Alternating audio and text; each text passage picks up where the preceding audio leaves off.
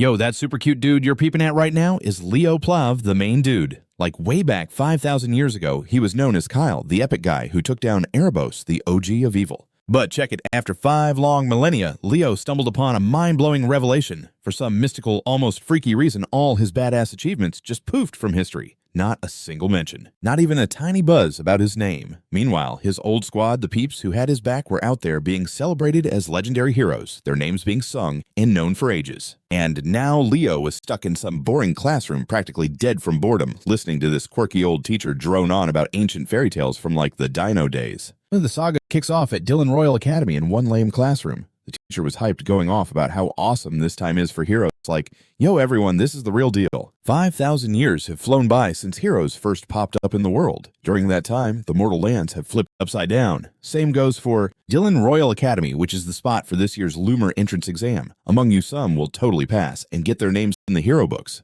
I seriously think the future legends are chilling right here with us. And to snag that you gotta, the teacher was all fired up, but then suddenly there was a ruckus that made him pause, leaving him looking super annoyed as he shouted, "Yo, everyone focus up in class." He directed his gaze toward a white-haired kid snoozing away. The noise was all him, face planted on the desk from dozing off. "Leo, if you think you've got this lesson down pat, then let me hit you with a question. What kind of rituals were done 5,000 years ago for someone to earn the title of hero?" In response, Leo just scratched his head, stood up and said, well, kinda. If you make a name for yourself, people will definitely give you mad respect. This is Leo Plav, 15 years young, from the PLO clan. Across the room, when the teacher caught that answer, he felt his blood pressure rising to crazy levels. Then, as if he'd dealt with this too many times, he sighed and turned to the rest of the class, asking, "Anyone else want to take a swing at it?" A red-haired dude next to Leo raised his hand, all eager to answer. In the ancient days, there was no way to get the gods to notice you. Heroes were picked through sacred rituals like blood rites and stuff. Once he finished, the teacher couldn't help but dish out some praise. "Awesome job, totally the most magical genius in our kingdom, Gilliver Tradin." After a brief moment, he continued to hype up the students. "We've got high hopes for this year's Lumen entrance exam." Ignoring the teacher's praises, our main guy, Leo, jolted back to reality from the teacher's questions, opened up the book in front of him, and thought, back then, meeting the gods was a total breeze. The holy rites to honor the epic heroes who battled against Aribos. The gods dropped a miracle on the lower realm. That was the legendary Chronicles. But seriously, why does everyone act like I'm invisible? He mused, folding the book in his hands out of sheer boredom.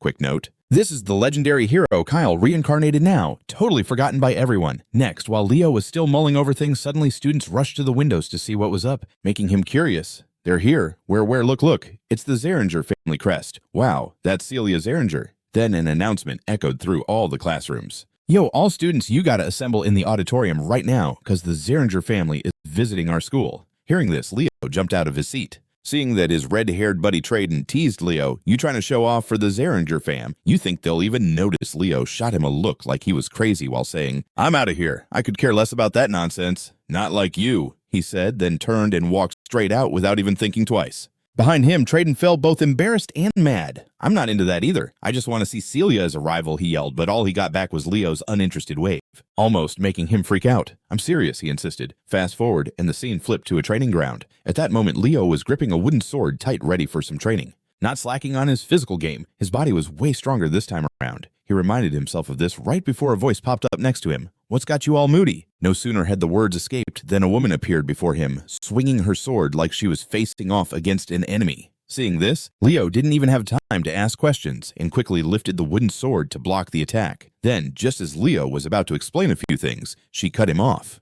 "It's been way too long since I practiced swordplay. If you've got just basic talent, you won't make it into Lumen. This is going to be the final test," she said, then raised her sword and charged at Leo again, making him grit his teeth as he took the solid hit from his mom. On the other side, the woman noticed her son shivering a bit from the single strike, caused his jaw to tighten while he took the hit from his mom. On the flip side, she was like seeing her kid shake like a leaf after just one whack. She teased, "Should I step it up a notch?" Then she cranked up the power behind each hit. Her strikes got way faster, making Leo sweat just to keep up. Even after a few dozen seconds, he was panting like a dog in the heat. "Mom, you're not going too hard on me, are you?" Leo grumbled. Sadly, that didn't faze his mom at all. Actually, she fired back. "You're in a fight and still find time to chat," while effortlessly blocking all his moves. "What's up with that?"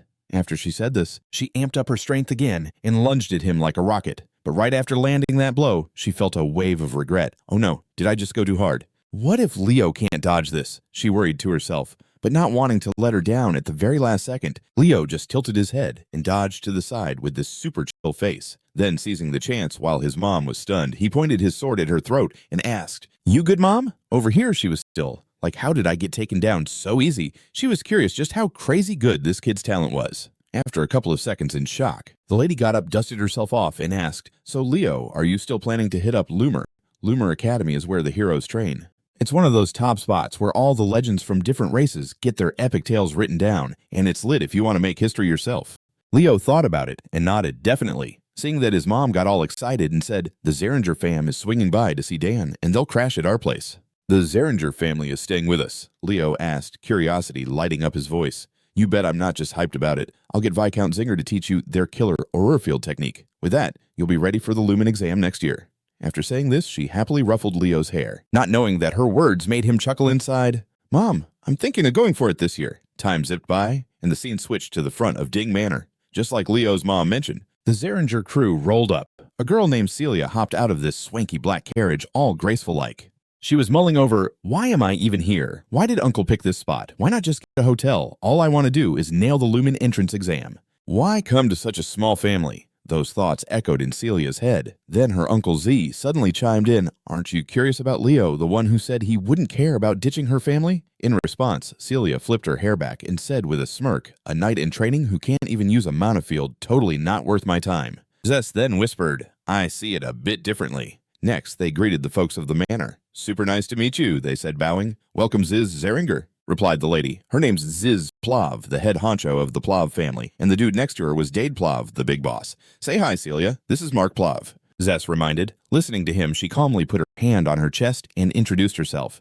"I'm Celia Xaringer, looking forward to your guidance," she added. "Great to meet you, Celia," Rhea said with a smile, thinking how much she looked like her dad and uncle. Staring at her closely, Celia's eyes widened for a sec. Wait, black hair, red eyes. Could she be family too, she wondered? And as if to read her mind, Uncle Z nodded and said, "That's Rain Plav, she's your aunt." Fast forward to the reception room. Raina and Ziz were happily sipping tea and chatting it up. Zess was talking about checking out the school Leo went to. They had just stopped by Dan Royal School, and it was packed with students. "But I heard Leo said he wasn't interested in us and headed home." Upon hearing this, Lady Raina burst out laughing. "The legendary Xaringer family's reputation is kinda weak lately. If that bummed you out, sorry for my kiddo's attitude. He's just laser-focused on his training." Hearing that, Ziz got intrigued and asked what Leo was like. Lady Raina confirmed that Leo had some seriously insane talent. At that, the Viscount's face turned serious, and he asked firmly, "Do you really think Leo has what it takes to carry the Zinger flame?"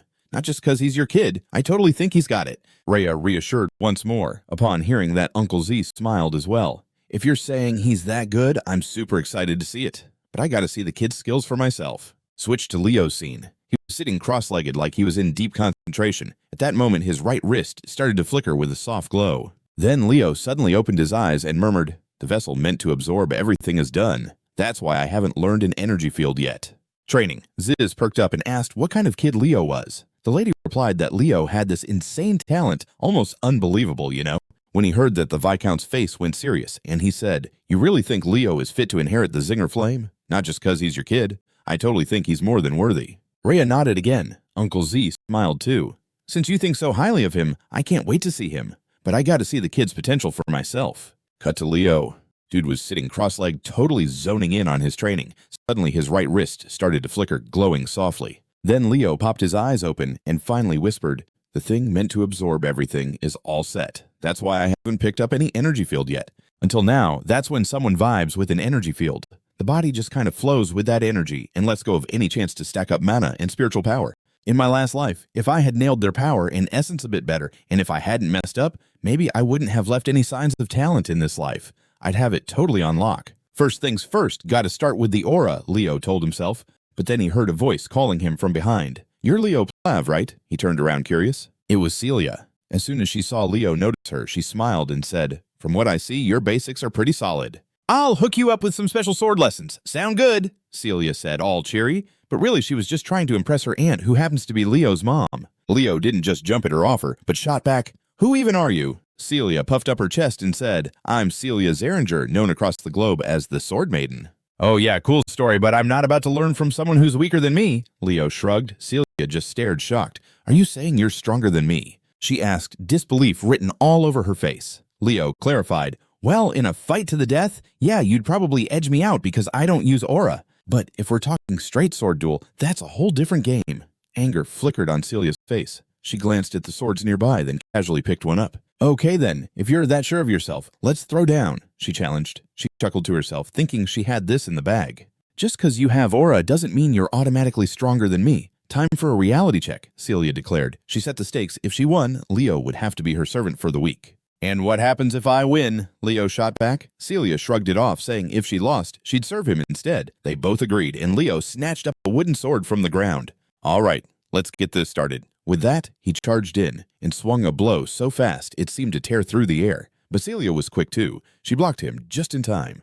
After the clash, her expression changed a bit. His speed was pretty decent, but that alone wasn't enough for her. Taking the initiative, she lunged forward to attack, while Leo mirrored her move. This time, Leo was a heartbeat faster since he struck first. Celia had to raise her sword just to stop the blow. After their second hit, she felt like she'd been hit by a truck. What kind of strength is this? Celia gasped inwardly and jumped back to ease the force of his strike. Good call, because right after that, Leo's sword slammed into the ground, shattering it into a million pieces. As soon as Leo saw her back off, he surged forward, giving her no chance to push back. With Leo's overwhelming pressure, Celia figured she couldn't block that attack. Leo swung his sword straight at her, but it was stopped by an aura barrier. Isn't this supposed to be a straight-up sword duel? Leo asked coldly. I just reacted without thinking. Celia stammered. Doesn't matter. I'm still winning. Leo shot back totally unfazed, leaving Celia stunned. The difference between having aura and not having it is like day and night, she yelled. Leo tilted his head and asked if she wanted to feel that difference, then pulled off a bracelet from his wrist and tossed it on the ground. When Celia saw it, she instantly knew it was a magic bracelet that upped your weight. That's wild! Seeing her jaw drop, Leo just smirked and dashed in, slamming the wooden sword down onto the aura barrier Celia made. With that hit, even the barrier shattered into tons of shards. What the heck? Celia thought. That's just brutal. Time flew by, and it shifted to Mrs. Reyna's perspective. Right then, she was walking around with her younger brother. When she spotted Leo chilling up ahead, she called out to him, Leo, come over and say hi. They're family friends.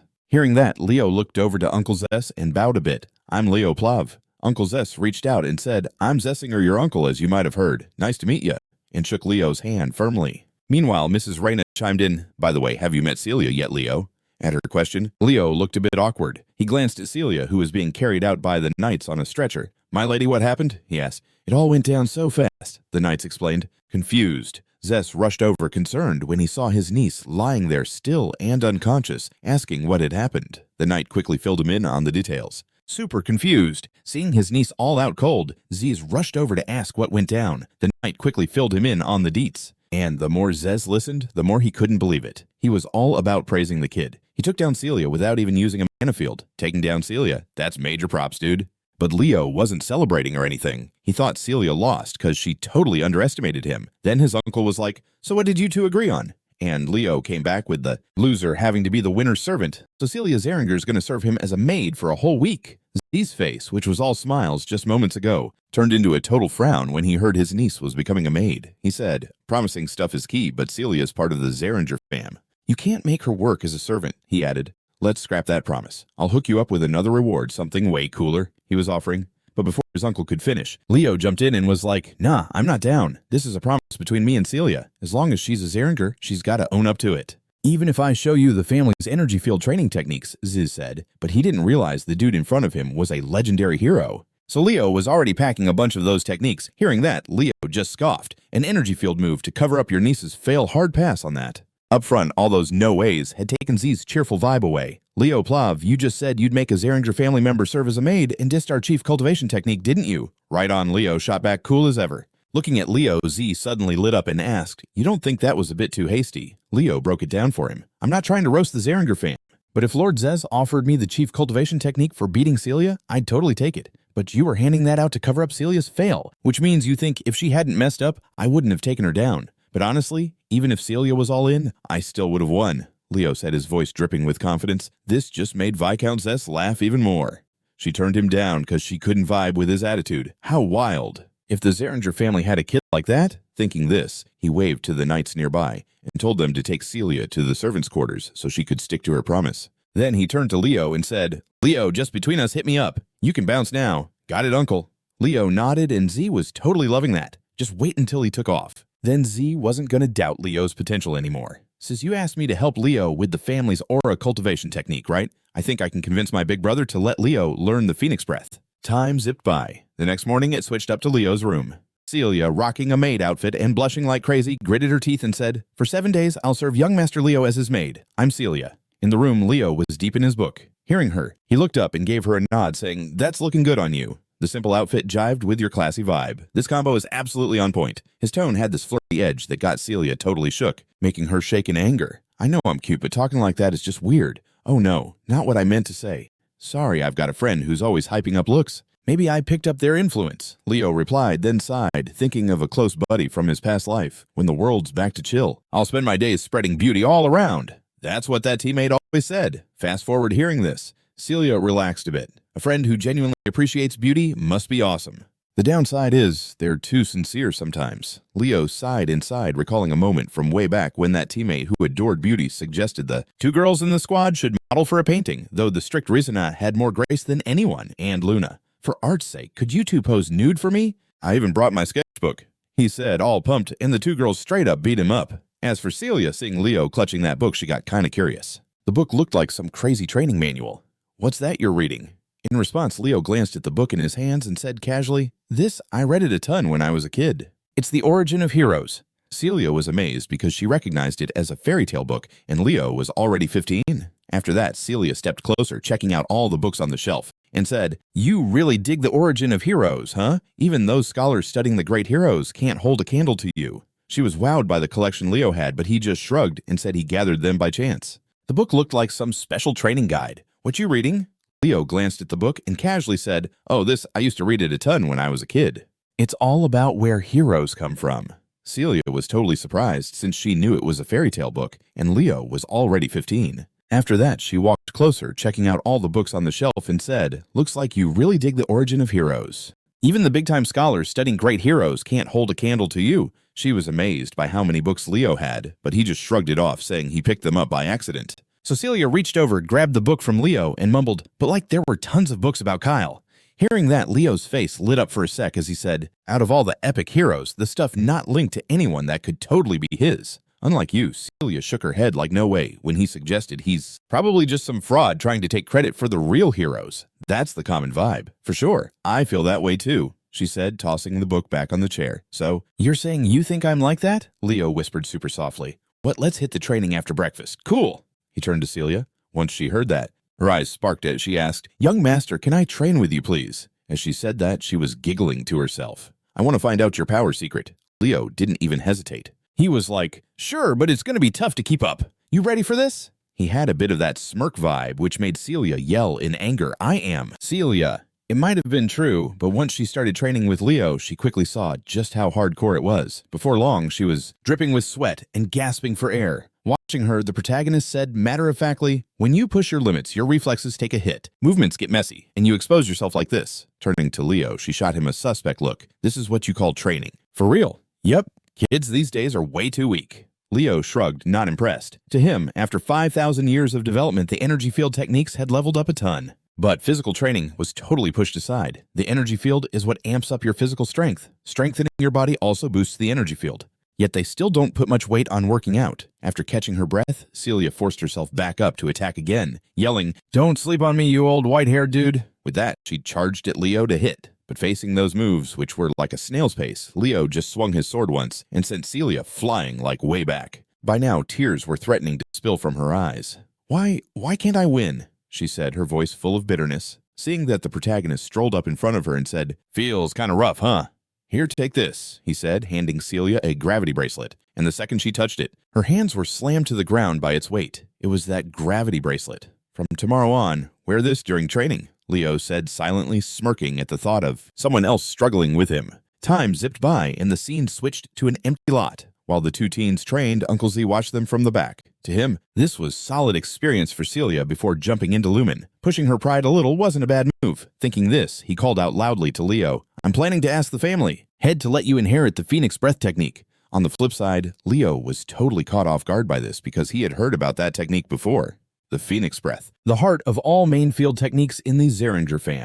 He remembered that only those who were recognized by the fam could inherit it. Leo thought to himself. Meanwhile, hearing this, Celia shot back quickly. Father's not going to agree that easily. Ziz nodded in response, explaining, yeah, there would be a catch. You gotta pass this year's Lumen entrance exam, he said, all chill. But when Celia heard about the catch, she couldn't help but feel uneasy, worried for Leo. What? The Lumen entrance exam is a legit combat test. You know that someone who's clueless about using an energy field like Leo would be in way too much danger if he gets involved. As for Leo, when it came to this condition, he wasn't scared at all. He was actually feeling some hype inside. A real fight, huh, right?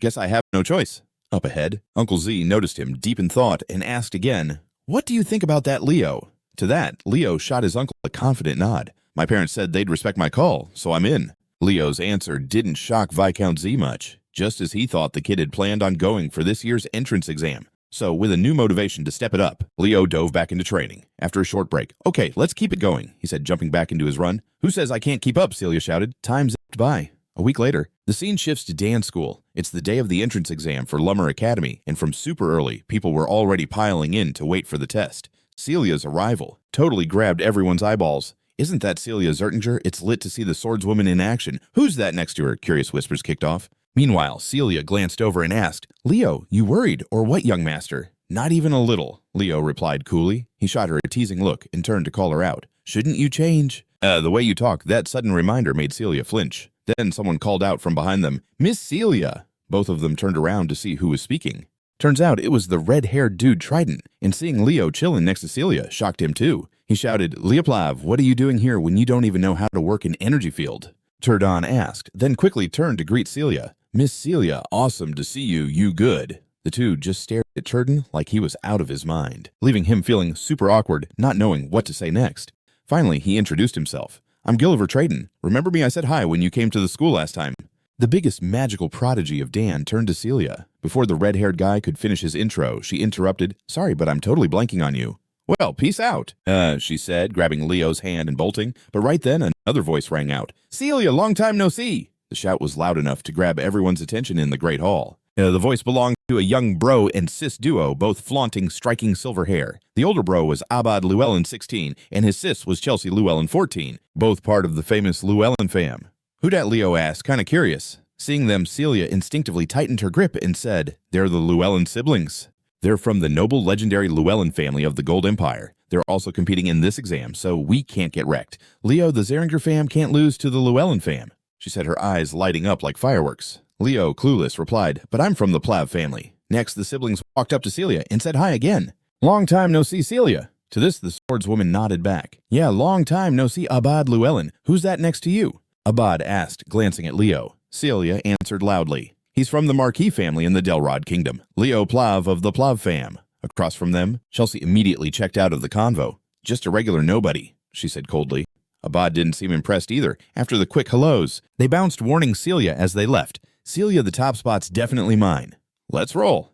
Yeah, bro, Chelsea replied, annoyed at their snobby vibes. The swordswoman grumbled under her breath. What a bunch of annoying people. I'll totally crush them. No sooner had she thought that a loud noise cut through the air, catching everyone's attention. Following their gazes, a young instructor appeared on the high platform. Looked like everyone had gathered. My name's Ali. This is Albie Garan, a professor at the Lumen Academy. Down below, Celia's face shifted at the name, and she whispered, Could that be Albie, the mage of the evil eye? Standing next to Leo, he noticed her surprised look and asked, Who's that? Hearing this, Celia was shocked Leo didn't know the professor. You really don't know, she exclaimed. He's a hero in the heroic chronicle. Her voice had a tone of admiration, making Leo view the figure with more respect.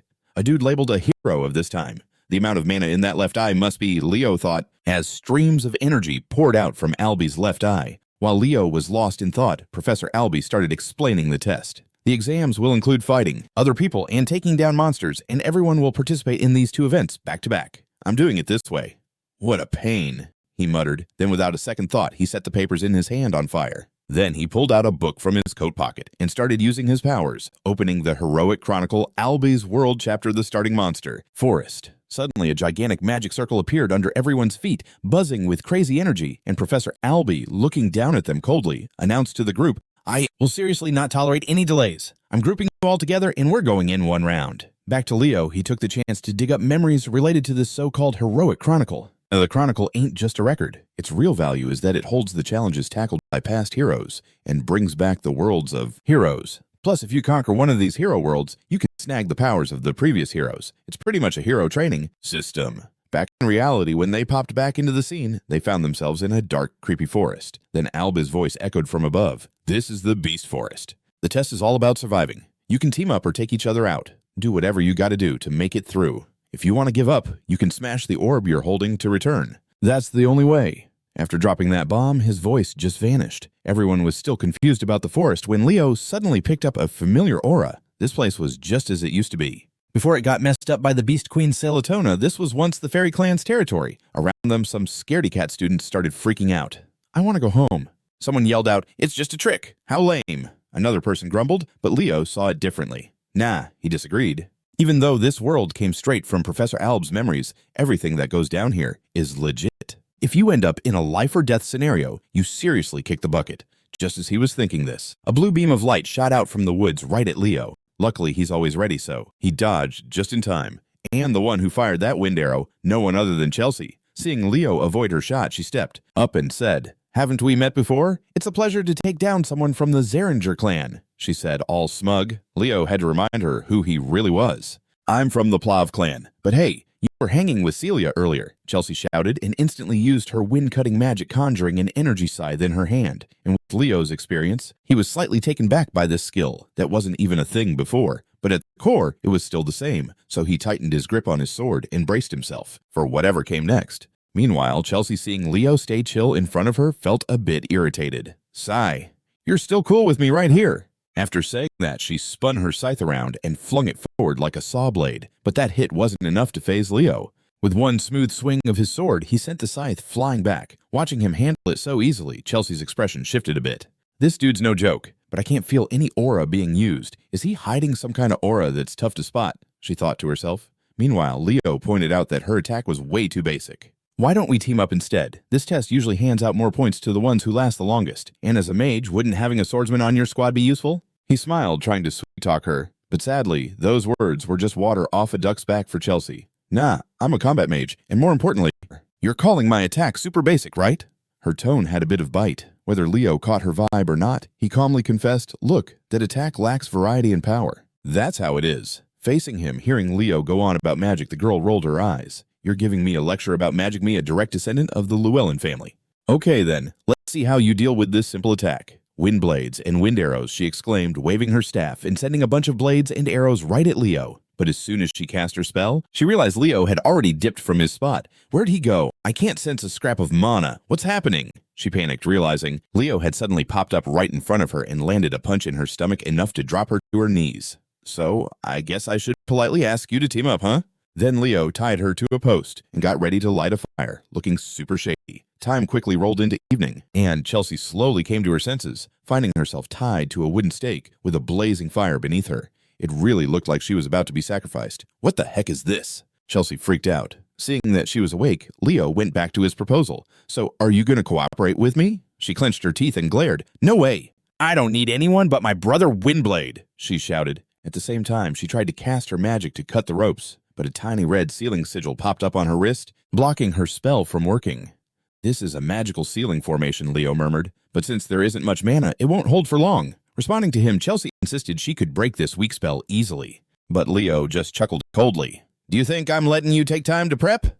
Just then, the flames began creeping up to Chelsea, catching part of her dress on fire. "Wait, stop! It's too hot!" she hollered. But Leo kept pushing for her to cooperate. With no way out, Chelsea grudgingly accepted his proposal. "Fine, I'll do it." And ahead, Leo wasn't foolish enough to let her off the hook. Instead, he made her swear on the honor of her family. "Okay, I swear. I swear on the honor of the Llewellyn family that I will cooperate." "Please stop," she said, her eyes starting to water. Meanwhile, Leo was up front, grin like a Cheshire cat. "Too easy." She's definitely still a kid, thinking that he yanked hard on the rope in his hand, causing Chelsea to drop straight down. Then Leo gently reached out to steady her, and in a soft voice said, "Looking forward to teaming up with you, Llewellyn family mage." Switched to the outside. While the students were struggling to fight within, the teachers were watching them on screens to grade and evaluate their performance. But the more he peeped, the madder Professor Albie got. They're seriously bottom tier. Choosing to go head-to-head was such a dumb move. The ones who got it together real quick were those two Celia, Xaringer and Abed Llewellyn. This crew's got a major future ahead for real. The young prof was all praises when he saw them teaming up to take down the beast. Next, Albie checked out another screen and noticed Leo and Chelsea were squatting up to fight a giant troll. Hold up, isn't that Leo Plav? What he pulled at the campfire earlier was kinda sketchy. But getting Chelsea Llewellyn to vibe with him was already a major win. He ain't got the muscle or smarts like Celia or Abad, but he's definitely an unpredictable wild card. The young prof muttered, watching Leo's screen with curiosity. Back at Team Protagonist, even though Leo had kind of forced Chelsea to team up, she couldn't help but be like, wow, after seeing him in action. Having a night with me is legit chill. But I gotta know one thing. What kind of mana field you rockin'? I ain't felt any mana coming from you at all. She asked, all curious and stuff. The main dude didn't hold back and shot straight. I don't know how to use a mana field. Hearing him, Chelsea's mind started spiraling. Wait, what? How can you roll without a mana field? The core of things is what matters. You know, that goes for wine magic too. What do you think the essence of wind magic is? To hit you back. Chelsea let loose a bunch of wind-splitting spells, making mad sharp blades fly right behind them, and shredded a monster that was planning to sneak up. Then, she smirked and said, Leo talking magic in front of the Llewellyn fam is kinda silly. Hearing that, Leo wasn't mad at all. Instead, he kept schooling her. I dig that power, but your approach is totally off. While he said that, Leo picked up his pace and moved ahead, and his teacher vibes kinda annoyed Chelsea a bit. You really are.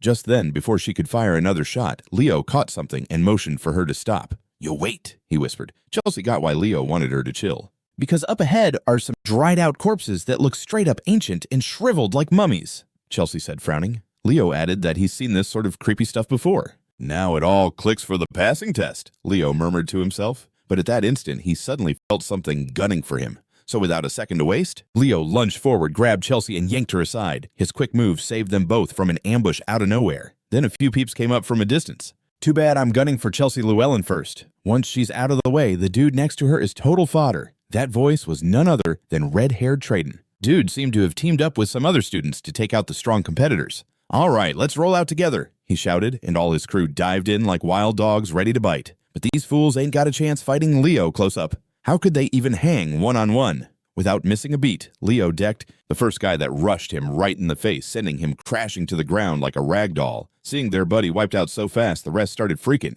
and didn't want to charge in recklessly. Back me up, Chelsea, Leo urged. Oh yeah, all right, Chelsea replied, still shaking from the earlier scare. As for Trajan's crew, after being stunned for a hot second, they snapped back and yelled at each other, What are you waiting for? Attack now! With that shout, the whole crew jumped in recklessly again. They didn't even realize the mastermind behind all this was Trajan. While they were busy fighting Leo's squad, he quietly ghosted. Ain't no way I'm going down like this. Gotta find another crew, he told himself, and dashed forward. Meanwhile, Celia, not too far away, spotted him and headed in the opposite direction. So Celia and Llewellyn stumbled upon Leo and Chelsea with the group of students they had taken out sprawled on the ground. Seeing her big bro, Chelsea lit up and shouted, Brother, saying that she bolted over and hugged Abad.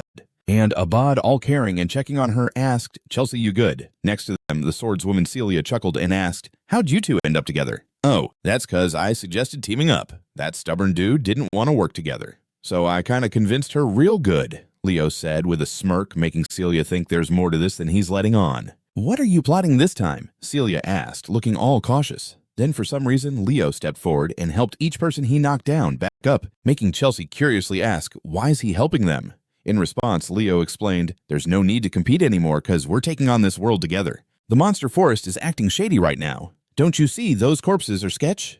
As if all the moisture in their bodies had been wiped out. That's not the only weirdness here.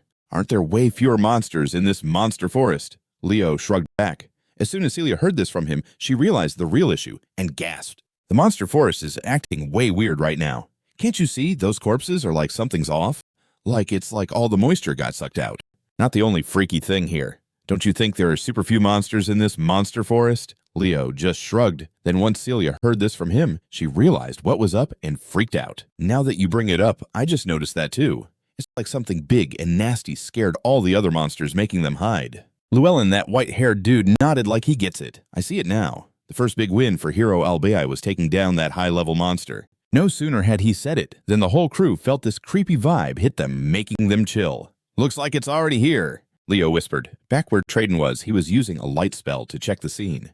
I'm gonna take you out for sure, Leo, he ground out just before spotting a shadow in his way. He got all curious and brought his staff closer to check it out. When he saw it was a corpse, he freaked and stumbled back. What the heck is this? He yelled. At the same time, something all slimy dropped from above onto his staff, sparking his curiosity. He looked up, and right above him was this gigantic spider eyeing him like it was ready for dinner. Switched to outside the Great Hall. A few students who had to bail early because it got too dangerous were bragging to each other. "I took down like 15 or 16 of them," the brown-haired guy said, all hyped up. The dude opposite him just nodded. Meanwhile, Professor Albee was giving them a major disappointed look. So far, about 500 had flunked, and all of them were out. Hearing this, another professor freaked out and quickly jumped in. "Professor Albee, you gotta pick about 100 like in the other zones. There are only 50 students left trying." But the handsome guy didn't budge. "If they can't cut it, I'm ready to fail them all. Principal Callion put me in charge of this test because he knows what's up."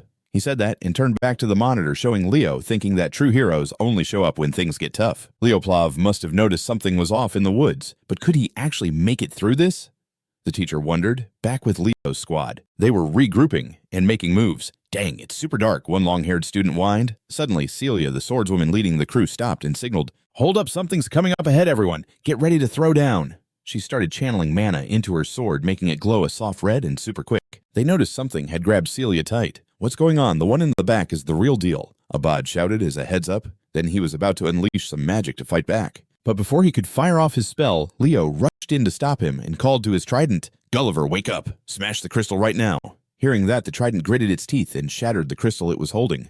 Right after, it turned it into this beam of light and zipped out of this world, leaving the giant spider all wailing in sadness. Who would have thought the meal would slip away like that? After that, since nothing was messing with them anymore, Abad could go all out with his magic. At that moment, he softly whispered, "Wind Fawn." And he launched a bunch of sharp wind blades straight at the giant spider, instantly soaking it in blood. But even with all that bleeding, its wounds were healing super fast. Watching that recovery speed made the group's faces twist in disgust. "Isn't this enough, just as I figured? This is the Tyrannia Spider Princess." Leo sighed inside. He clearly recognized what they were up against. On the other side, the student with the axe tightened his grip and charged in close, shouting, "Damn, take this!" But before he even got close to the spider, one of its legs sent him flying across the area. As for Celia, with zero time to worry about the guy who just got tossed, she forced herself to say, "I'll finish it in one hit." No sooner had she said that than she started gathering intense energy at the tip of her sword, and once it was fully loaded, Celia shot that energy ahead like a freaking laser beam, and it pierced right through the spider's head. But man, you gotta admit the spider's life force was something else. Even with a hole in this forehead, it healed up in seconds like it was nothing. Celia stood there stunned and blank-faced at the unbelievable scene. "No way," she mumbled, shocked, and seeing her attack didn't do jack, Mage Abad stepped in to show off his crazy power, proving how different mages are from knights. He said with confidence and cast a spell called Bombardment, launching razor-sharp wind blades with insane force that ripped straight into the giant spider's body. But for the queen spider, that level of damage was still weak sauce, and all it did was make her even more furious. Leading up to this point, Abad had dealt the most damage, leaving the spider in constant pain, so it started targeting him with all its rage. Seeing this, his little sister, "No way," she said, totally blown away. And seeing that her attack did nothing, the mage Abad stepped up to show some real power, demonstrating just how different mages are from knights. He confidently said and cast a spell called Bombardment, unleashing wind blades so sharp they could shred anything, and they went straight for the giant spider. But for the queen spider, that damage hardly fazed it, just made it even angrier. Right into the massive spider's body. But for the queen spider, that kind of hit wasn't enough, and all it did was crank up its rage even more. Abad had done the most damage up to now, leaving the spider in pain, and it turned its rage right at him. His younger sister watched. Chelsea at the back rushed to use her magic and swooped in to save her bro right before it got messy. In the end, he just got a minor scratch on his arm. "You good?" Chelsea shouted. "Thanks, Chelsea," Abad replied. The dude with the axe was freaking out because he saw that even Celia and Abad couldn't do anything about that monster. "What the heck is this thing?" he said, panicking. Leo, using his smarts, stepped up to break it down for the crew. "This thing has some crazy regeneration skills. It's the daughter of Salatna, the Queen of Tatars, a beast from Arios' army that wrecked the fairy forest." Everyone turned to Leo like he was some sort of alien. Meanwhile, the main guy was lost in thought. "That mana in Alb's left hand, yup, that was totally the Fairy King's mana. The giant spider that ruled the cursed wilds messed up the Fairy People's forest and munched on the Fairy King's arm during their fight. Thought Luna killed it, but turns out the king's right arm, chilling in its stomach, kept it alive. To be real, it was that infinite life energy from that hand, the ring of life." Turning back to the gang, they were all pumped up, ready to fight. "If this monster is the key, I'm taking it down," Abad yelled. "Who said that?" Celia shot back. Then they both started firing off their skills at the giant spider like crazy. But Leo knew it was a waste of time. "It'll just keep healing until you run out of mana." Leo shot back coolly. "So what's your plan?" Celia asked, and Leo told them they needed to work together. Hearing that from the clown, Abad straight up refused. Nah, I'm gonna score the highest. No way that's gonna be me, Celia chimed in. Watching these two argue instead of dealing with the monster, Leo yelled, if we don't beat this hero world, we're all getting kicked out. Hearing that, they both snapped to attention, realizing the situation, and stepped back from their bickering. Next up, Abad laid it down. Even if we team up, it's going to take ages to set up an attack strong enough to drop it right away. Only Celia and I can hold it back long enough. Hearing this swordswoman, Celia also went quiet. While everyone was still clueless, Leo stepped up to take charge. I got this, he said, confidence all over his face. But Celia wasn't buying it. What? That's basically asking for trouble. You don't even know how to use an aura. I know, but I can still keep it busy for 5 minutes, Leo replied chill like it was no biggie. From behind, the Majad asked nervously, what if the attack flops? Hearing that Leo was like, nah, that won't happen. Fire and wind are always tight. They vibe so well together. His words made Celia and Abad look at each other like a light bulb went off. Then, while they were still brainstorming, Leo charged at the spider. He gripped his axe and swung it right into its mouth, making the spider scream in pain. Back to Leo, he noticed the monster could bounce back in no time, and thought to himself, just as I figured, this is my limit. What if I don't use the aura? With that thought, he needed a better way to stall, called out to the sorceress behind him. Chelsea, blow all those weapons around me with wind magic. As he said this, he dodged the giant spider's leg that had just aimed for him. Chelsea quickly shot back, if you move that fast, you'll seriously get hurt. No time to explain, Leo insisted. I'll catch them, don't worry, just hurry. Which weapons? Chelsea asked. Any of them, Leo answered. At his shout, the sorceress quickly used her wind magic to send some weapons zooming his way. Based on the sounds around him, Leo could tell that was either a short curved blade or a long double-edged sword. With that in mind, he powered up his legs and jumped high in the air to grab two weapons coming at him. Then, using the momentum, Leo unleashed a flurry of strikes, severing the giant spider's legs. But under the pressure, the sword shattered into a bunch of pieces. Realizing this, Leo immediately called out to Chelsea for more weapons. Then he shouted. Without needing to explain more, the sorceress smoothly orchestrated more weapons flying his way. From that moment on, the protagonist started to show off his mad skills. He hit the spider over and over, giving it no time to react, and Chelsea was left stunned. He looks our age, but this is like watching a war god, Chelsea thought to herself. Meanwhile, their mage buddy Abad saw the action unfold and was done underestimating Leo. So he's not just some joke, he mumbled. Back with Leo, what if the attack flops? Hearing that, Leo was like, nah, that won't happen. Fire and wind are best buds. They team up perfectly. His words made Celia and Abad share a look like a light bulb just went off. Then while they were brainstorming, Leo charged at the spider, gripping his axe and swinging it straight into its mouth, making the spider scream in pain. Back to Leo, seeing that the monster could bounce back super fast, he thought to himself, making the spider howl in pain. Back to Leo. Seeing the beast bounce back so fast, he went, just like I figured, this is the limit. What if I ditch the aura? Thinking that, and looking for a better way to stall, Leo called out to the sorceress behind him. Chelsea, use your wind magic to fling all those weapons over to me. As he said this, he dodged a giant spider leg that just swung at him. Hearing his shout, the sorceress quickly warned, if you move that fast, you'll get wrecked. No time to explain, Leo insisted. I'll catch them, so no worries. Just hurry up. Which weapons? Chelsea asked. Any of them will do, Leo replied. At his shout, the sorceress quickly used her wind magic to send some weapons flying toward him. Based on the sounds of the weapons moving around, Leo could kind of guess what they were. From the sound, it was either a short curved blade or a long double-edged sword. Thinking that, he pumped power into his legs and jumped up fast, reaching out to grab the two weapons that zipped toward him. Using his downward motion, Leo went all out with a series of sword strikes, chopping the giant spider's legs into pieces.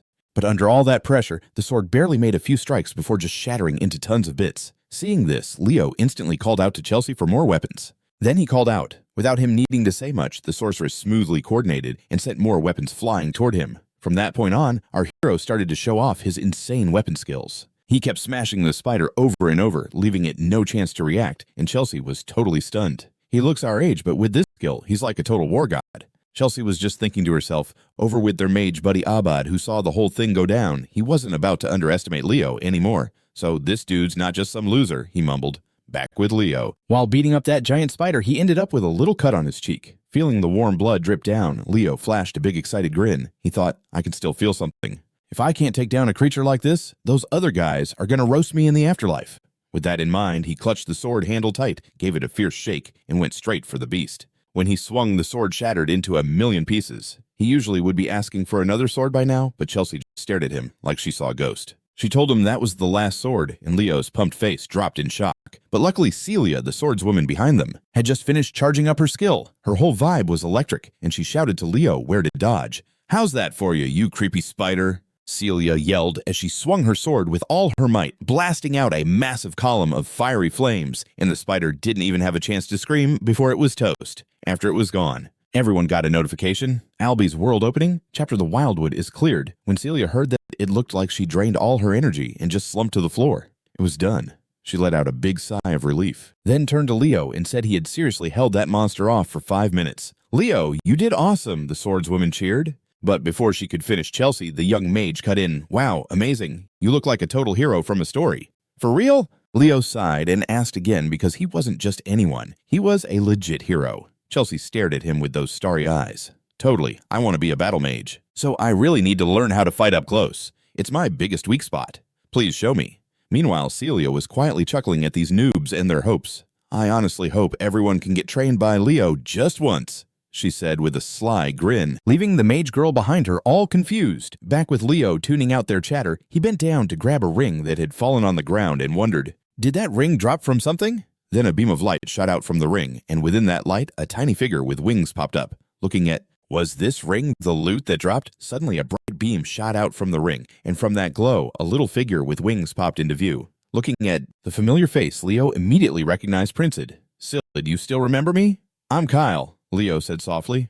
The prince smiled faintly like he was saying yes. Then he turned into a beam of light and vanished into the ring. From Leo's point of view, seeing his buddy come back with the ring, it looked like his friend had become the Fairy King, thanks to all the treasure he found and gotten the mana eye. Just as he thought that, the whole space started collapsing, and a weird noise kicked in. A countdown to get back from the experiment area started. 5, 4, 3, 2, 1. The prize for clearing it was the Oath of the Fairy King. A mysterious dark figure suddenly popped up in front of Leo and whispered to him. The shadow's face was hidden by the hood, but when Leo laid eyes on it, he looked spaced out like he knew who it was. Time flew by and the scene switched to a busy town district. An old dude was squinting at the report in his hands, mumbling that it seemed the exam in the Western Territory was wrapped up. The old guy was named Alien Bedian, a swordmaster and the head of Lumen Academy. Next to him, a woman who looked like a secretary was also fretting about the news and asked, "It's over already. There are still so many peeps in other regions. How many did the master let through?" Hearing that, Alien took another look at the report and exclaimed in shock, "Oh, if that's the case, the number's probably pretty high. 40 people made it through." The secretary sighed, but the headmaster had already set up plans to handle it, so no need to sweat too much. They thought maybe only around 10 people would get through. As he said that, Alien broke out laughing so hard that the secretary didn't know how to react. Then she curiously asked, "I bet Celia or Abad would be the one leading, so who actually got chosen?" In response, Alien said he heard it was tough to decide, and that someone had been picked to represent the freshman class. Hearing this, the secretary was taken aback, because she knew how picky Albie could be. Professor Albie picked someone. What a shocker. So, was it Celia Xaringer or Abad Llewellyn? That's a name I don't know. Didn't see Albie thinking so highly of him. I'm curious what kind of student he is. I was going to send Leo Plav as the freshman rep. The reason is he's got talent to become a hero. Time flew by fast, and the scene shifted to this massive bathhouse. At that moment, our dude Leo was chilling back and soaking in the bath. Pains like these need some TLC to heal. "This is bliss," Leo muttered, leaning back. And just then, the voice of that mysterious shadow he heard before echoed in his head again. The reward for beating this thing was the Oath of the Fairy King. As he was passing through in the life of a living legend, you rarely score a prize. But somehow, only Leo got one. He was like, what the heck? But before he could dive deeper into thought, out of nowhere, Mrs. Rhea dashed into the bathroom, leaving him kind of stunned. "Yo, Mom, everything cool?" he asked. Rhea's face turned super serious in response. "Leo, do you know why your mom got kicked out of the Xaringer fam? It was when she stepped up to save a buddy. That's how she lost that Xaringer spark. But she never looked back on that choice." "Leo, I need you to use your power and skills for the right stuff, and congrats on getting into Lumen Academy," she said, smiling all relieved. Time flew swinging to a bougie city. "Welcome to Lamria, home of Lumen Academy. Right now." Leo's crew had just rolled in through the teleportation gate. "Welcome to Lamria. Make sure you've got all your stuff before you bounce from the gate," someone reminded them. Leo's eyes immediately locked onto a bunch of buildings across the river, whispering, "This is the heart of the world, Lamria, and over there is Lumen Academy." Meanwhile ahead, Uncle Ziza's voice boomed out, "Leo, how's been the last month for you?" "Big props for nailing that entrance exam," he said, reaching out to give him a fist bump. Leo quickly matched the vibe. "Thanks, Uncle, but what brings you here?" Instead of spilling the beans straight up, Ziza threw a question back at him. "Our clan's been stuck in a never-ending debate for a month." Any idea why? Realizing what was up, Leo guessed. Have they figured out the drama with the Phoenix Breath inheritance? Bingo! "Even though my sister ain't in the clan anymore, you're still her kid. Plus, the elders were totally impressed that you crushed that tough exam in the Western region. With that, he pulled a shiny golden key from his coat pocket and handed it to Leo. He added, "This is a subspace key. Go ahead and pop it open." Hearing that, Leo held the key out, twisting it like a door key. Suddenly, a super mysterious grimoire popped up, glowing with some next-level vibes. When Ziza saw that, he told Leo to drop the drop of his blood on the page. Following the cue, Leo bit the tip of his finger and let a few drops fall. Instantly, the book exploded with blinding light. Then strange symbols no one could read showed up on the page. Now only you can read this book. Mastering the Xaringer family's secret trick ain't a walk in the park, but I bet you'll crush it fast. As he said that, he gave Leo a comforting pat on the shoulder. Congrats, you're officially a Xaringer now. The scene flipped to a roadside tea house. This is where Leo and Celia had planned to meet. While he was busy looking for her, he accidentally bumped into a girl around his age, making her books go flying everywhere. The girl freaked out, apologized for not watching where she was going, and scrambled to pick up her stuff before bolting out. Maybe because she was in such a rush, she left behind a student ID card. Leo caught it just in time. He mumbled while checking the card. Chloe Muller, a freshman at Lumen Academy. Putting that aside for a sec, he dashed into the shop where Celia had been chilling for a while. Seeing Leo finally roll in, she couldn't help but complain about him being late. They still had uniforms, textbooks, and a ton of other stuff to buy. "Sorry, had to check in with Uncle Z," Leo said awkwardly. Chloe Muller, a newbie at Lumen Academy. Putting that thought on pause for a sec, he hustled into a shop where the sword girl Celia had been chilling for a bit, spotting Leo, when Celia heard that her face lit up with excitement. "So any news on what they decided?" Across from her, Leo wasted no time and showed off his skills.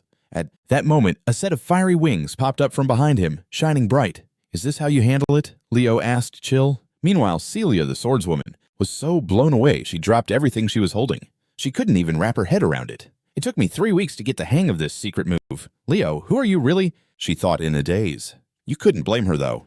After all, Leo was a legendary hero, and with his crazy skills, he was all about picking up new techniques in no time. Time sped by, and the scene flipped to a dock. Surprisingly, it looked like a modern motor-powered ship. At that moment, the new students had gathered there ready to bounce. Staring up at the gigantic ship, the whole crew couldn't help but gawk in awe. "Whoa, that thing is massive!" A wave of amazed voices erupted until a professor stepped forward and welcomed the new students. "I'm Professor Anandu, and I'll be in charge of the freshman ninth class." He announced they'd be leaving for Lumen right away and urged everyone to hop on the ship, showing them the vessel behind him. With that, the group of new students quickly hopped on board in an orderly line. Inside, a sweet spread was already laid out for the students to enjoy. As everyone chowed down happily, the crew of fresh students hopped onto the ship, all organized and stuff. On board, a delicious spread was already laid out for them to munch on, while everyone was just vibing and eating. Yo, all of a sudden, this dude shouts at Leo and Celia. "Hey, you guys got a sec? I'm Car Thomas, repping the Kingdom of Moira. I got everything from meds to weapons. Hit me up if you need anything while you're at school," he said, handing them his business card like it was no biggie. "Nice to meet you. I'm Leo Plav from Dad's Kingdom." Leo shot back. Car's eyes went wide when he heard that. "D-lad, so you aced the Western Regional exam. Total props, man." But then Leo felt like something was kinda off. He looked around and was like, "Is it just me, or is this whole vibe a bit weird? It's way too chill. Something doesn't sit right."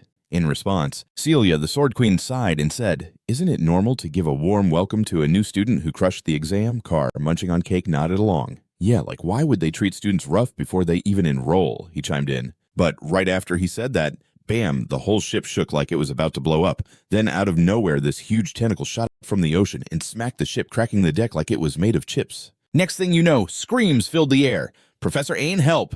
In another corner, Professor Ain was chillin', watching the chaos while sipping his drink like nothing was going down. "Help you!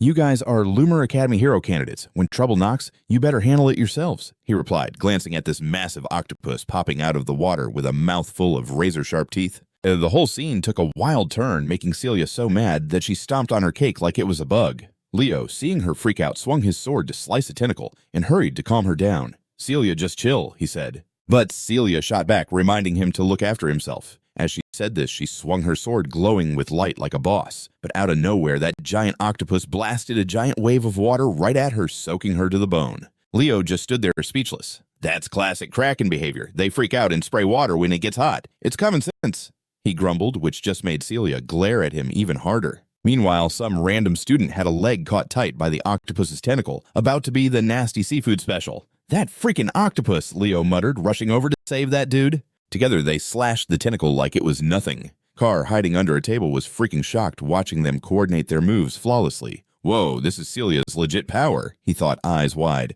"But what's up with Leo?" Before he could finish that thought, a frozen tentacle came flying at him, almost knocking him out. "Hey, watch it!" He barked at the girl who just froze the tentacle, catching Leo's attention. It was the girl he had bumped into earlier. Judging by her ice magic skills, she was definitely not basic. "Why don't you chill in the back if you can't hold your own?" she snarked. Carr could only sigh at his own weakness. For real, the strong just ignore us when they're duking it out. Just then, as if he were a magnet for trouble, another giant tentacle shot out towards him. This time, the siblings Abad and Chelsea swooped in. "Ain't done yet, Celia Xaringer!" Abad shouted. "Yeah, it's a mess over here too," Celia shot back, annoyed. While the students went nuts trying to attack the monster, Professor Ain was just sipping his wine like he was at a picnic. He even casually mentioned there were lots of monsters in the lake leading to Lumen Academy. A Kraken would be a perfect welcome, he said, eyeing the promising students like he was in a reality show. Those standout team captains were all there. Chania from the east, Celia and Abad from the west, Chloe from the north, Walden from the south, Duran from the center.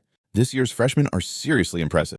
But the one who's got me hyped is that mystery freshman. His sword moves were on point, nothing wasted, and it looked like he could see the Kraken's next move. He couldn't wait to meet him in the night class, feeling a little excited. Before long, the ship that brought them to Lumen Academy docked, and as everyone stepped off, they started hurling like they'd just done a roller coaster. Carr's face went white, thinking he'd used up all his remedies. "You guys are gonna need to cross that lake a bunch more times," the professor said as he hopped down from the bow like it was no big deal. Another massive tentacle flew at him like he was a magnet for those severed limbs. And this time, the ones stepping in were the sibling duo, Abad and Chelsea. "The competition ain't done yet," Celia Xaringer called out as a reminder. "Feels like the same on our end," the annoyed Celia shot back. And while the students were battling it out against the monster, Professor Ain over here was just sipping on his glass of wine, enjoying himself. As he poured some more, he muttered about how there were tons of monsters in the lake leading to Lumen Academy. A Kraken would totally make a sick welcome party, saying that the young professor squinted a bit and scoped out the notable figures just like he thought. The star team captains, Chania from the east, Celia Xaringer and Abad Llewellyn from the west, Chloe Muller from the north, Walden Titan from the south, Duran from the central area. This year's freshmen are seriously impressive, but the one who blew my mind the most is that unknown dude. His sword skills had 0 wasted moves, and he moved like he could see what the Kraken was going to do next. I got to meet him in night class. Thinking about that made him break into a slight grin. Not long after the ship that brought them to Lumen Academy docked, and the second they stepped off, everyone started hurling like crazy. His face turned ghost white, thinking he had used up every fix. Carr quietly said to himself. Next, the professor jumped off the front of the ship and told everyone, "You're going to have to cross that lake a lot, so get used to it, fam." Now we're rolling to the matriculation hall. Cut to inside Lumen Academy at the ELO training grounds. Right now, the new kids were all huddled here, and a few peeps around the edges were checking out the fresh faces, trying to spot the standout ones. "Told ya, I said there won't be any basic ones here. I'm hoping for some cool people this year." Whispers and chit-chat started getting louder. Ignoring the noise, Professor, I was like, "All right, let's kick off the matriculation ceremony now. Get in line by area. Highest scores up front." The principal's got some words to drop first. At his cue, the students jumped into neat lines real quick. Once they were set, old Mancallion stepped up to the mic. "You all came here aiming to be heroes. I've just got a few words for you. If you want to be heroes, always put yourselves first and push past your limits. If you can't handle that, you don't belong here." And then whether it was excitement or something else, he straight up raised his hand and smashed the podium, shattering it into a million little pieces. This sudden move left the students below totally dumbfounded. Not a peep came from anyone. No applause or anything. He scanned the crowd. Noticing the silence, old dude felt a bit awkward. Did I say too much hearing that? The newbie snapped back to reality and all cheered loudly, lighting up his face. But since the applause still sounded kind of weak, the principal casually said, "Can't hear you." Hearing him, the professors chilling behind went silent. The longer they taught at Lumen, the more they saw the legendary engineer image fading. Forgetting the principal's jokes, the host then said, "Now we'll hear from the new student rep. The rep is Leo Plav." When called up, Leo was totally surprised to find out he was the rep. He turned to look at Professor Albee for a bit of guidance. Catching his eye, the handsome prof just smiled and nodded slightly, giving Leo the green light. With no choice, Leo stepped up to the mic. Thankfully, they had already prepped a speech for him. "We, the new students, are pumped to enroll at Lumen and be proud members of this academy. Thanks, that was Representative Leo Plav, everyone." After saying that, Leo folded the booklet in his hands. Then the host, not really letting him bounce just yet, turned and said, "Thanks, Leo. Now, tell us your goal as the new student rep over here." When Leo heard it, he instantly figured out the school's game.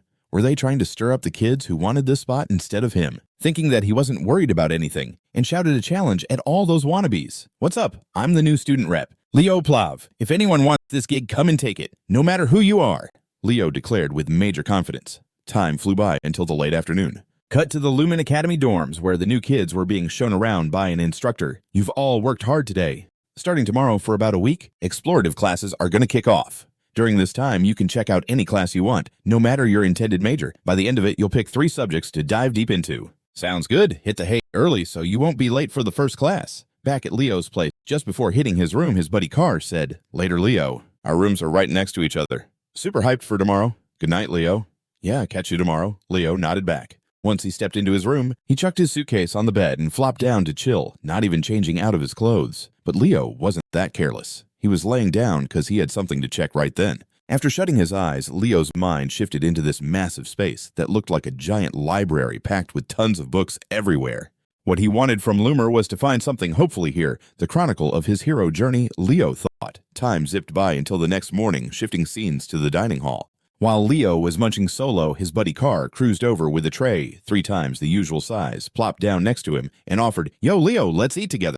Seeing this, Leo didn't mind, so he shot back, "Sure, let's do it." No sooner had he said that than trouble rolled in. A huge tray of food was dumped right in front of Leo with a shout from the freshman rep. "You're serious about that speech from yesterday? The guy was one of the notable peeps who caught Professor Ain's eye. Duran, Moira from the Central District." Across from him, Leo kept munching like he didn't even notice Duran's irritation. "Seems my words yesterday stirred the pot too much?" Oh, well, they did. If some random stranger barged in and caused a ruckus like that, nobody would be shocked at all. Leo said chill.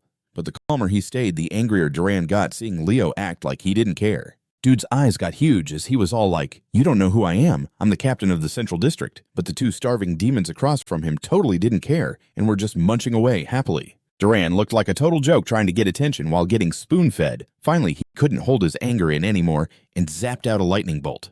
With a quick flex of his leg, he sent all the others' food flying into the air, including Leo's tray. But for our hero, that was no sweat. His arms moved like they were on a mission, catching every single piece of food right back on the plate without dropping a thing. He even helped his buddy Carr next to him by snagging Carr's food like a pro. Plus, Leo stuffed a little extra in his burger, crafting the ultimate double cheese masterpiece like the king of all burgers. "Wasting good food is totally uncool," Leo said with a little laugh. Across from him, Duran saw his attempts to rattle Leo were pointless and flipped out. "I'm gonna drag you down from that golden spike right this second. I can't take it when someone weaker thinks they're hot stuff," he growled, but before they could throw down, a massive arm swung over both their shoulders, holding them back. Professor Ain showed up, eyeing their chaos in the dining hall. The teacher was all cold. "Let's see. One of you is a Central District captain and the other's the freshman rep. Arguing on the first day at Lumer? You ready for what's coming?"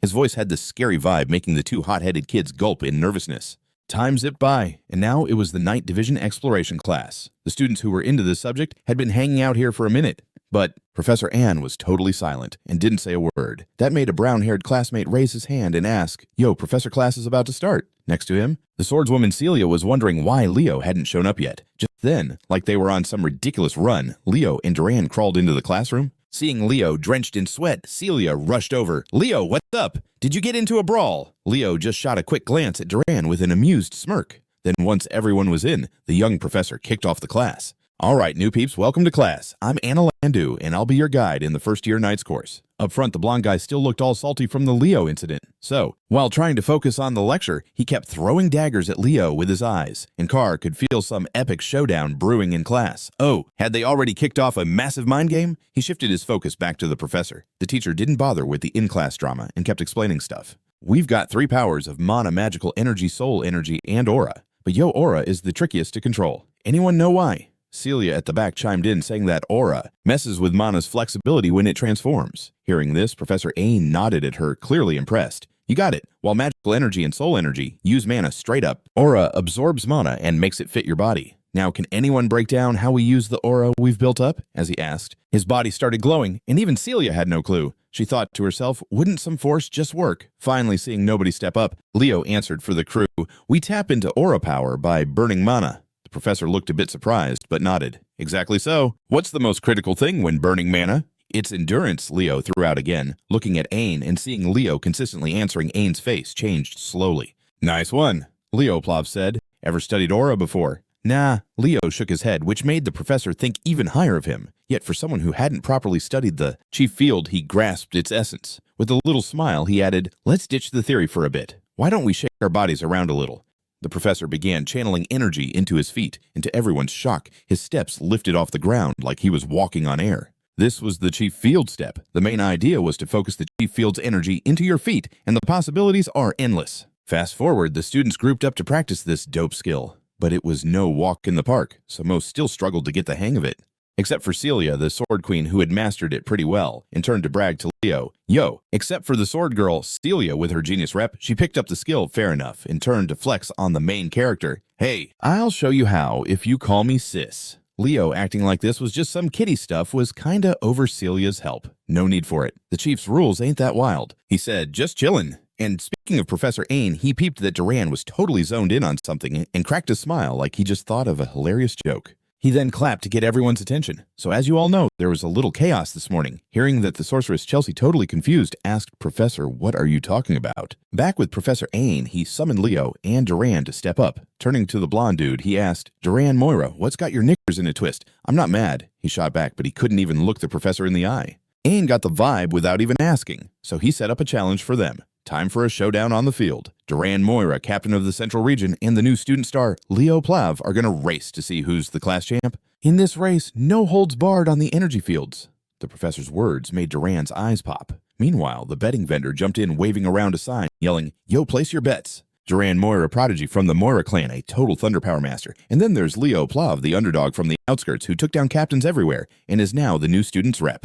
The other students were watching the duo and gossiping. I mean, he's the freshman rep. He should do something big, right? But when he spoke to Celia Xaringer, it looked like he can't even do the aura step. And did you hear about what he pulled yesterday? I can't with this dude. Captaining the Central Region is a big deal, yet this freshman hasn't shown anything. Whispers of doubt started rising, but Ain, ignoring the chatter, saw both guys getting ready and said, all right, first one to the finish line wins, and whoever wins, keep it cool about it. That's what chivalry is all about. Get in position. Celia, the swordswoman, even though she knew Leo probably couldn't win, her gut was telling her otherwise. Honestly, he really shouldn't win. But that dude always pulls off surprises. Go, Ain yelled, and as soon as he did, both Leo and Duran took off like rockets. Duran, with his aura advantage, shot ahead right away. I'll lead the way, rookie, he taunted. He zipped off like a jet, and everyone gasped, wow, that's Duran for you, so dope. But the new kid, as everyone looked at Leo, they shook their heads in disbelief. He was just pathetic. Just like they thought him being the rep was a total joke. Totally not cool. Next to him, Chelsea yelled out to cheer Leo on. Come on, Leo! Meanwhile, Duran was halfway through the track with his insane speed. Carr was low-key freaking out for his new buddy. Duran was already past halfway. Leo noticed too. As he came to the curve for some reason, he slammed his brakes hard. Then, using all he had, he shot right off the side of the track. Celia was utterly confused. No one could figure out what Leo was doing. Then he leapt up onto the viewing platform. Pausing for a sec, he spotted Duran ahead. With all his might in his legs, he launched himself like a missile. His stomp was so intense it busted the ground into chunks. He launched forward faster than a rocket. As he zoomed past Duran, he couldn't resist sneering, "See you later, slowpoke!" Just like that, before Duran could even catch on, Leo crossed the finish line. And it wasn't just Duran. All the students who'd been dissing Leo were left stunned mouths wide open. Like for real, Duran, the fastest of the whole year, went down to him, and we all know this guy hasn't even learned the aura step. Everyone exchanged shocked looks as they saw Leo speed up like that, but Celia, unlike the rest, recognized the move Leo just pulled. It wasn't the aura step, it was the phoenix step. Over in one corner, the airhead duo Chelsea and Carr were just stoked for Leo because he totally won. And Professor Ain, with his keen eye, caught on to everything. Celia was left looking totally puzzled. No one could figure out what was up with Leo. Then, he jumped back onto the viewing platform. He took a short pause while watching Duran run ahead. He focused all his strength into his legs and blasted off. His stomp cracked the ground like crazy. Then he launched forward like a rocket. Even as he zoomed past Duran, he couldn't help but throw shade, saying, "Catch you later, slowpoke." Just like that, before Duran even realized what hit him, Leo had already crossed the finish line. And it wasn't just Duran. The whole squad mocking Leo looked totally shocked. This ain't a joke. Duran, who's supposed to be the fastest of the year, actually lost to him. And there's no way he hasn't learned the aura step. The entire group exchanged bewildered glances as Leo suddenly zoomed ahead. Speaking of Celia, she figured out the trick Leo had just used. It sure wasn't the aura step. That was the phoenix step. In one corner, the airhead duo, Chelsea and Carr, didn't think too much about it. They were just super happy for him because Leo took the W. And Professor Ain, with his experience, he saw it all. Duran totally cranked his lightning aura to max to speed things up. I saw that coming, but dude, his speed was mind-blowing.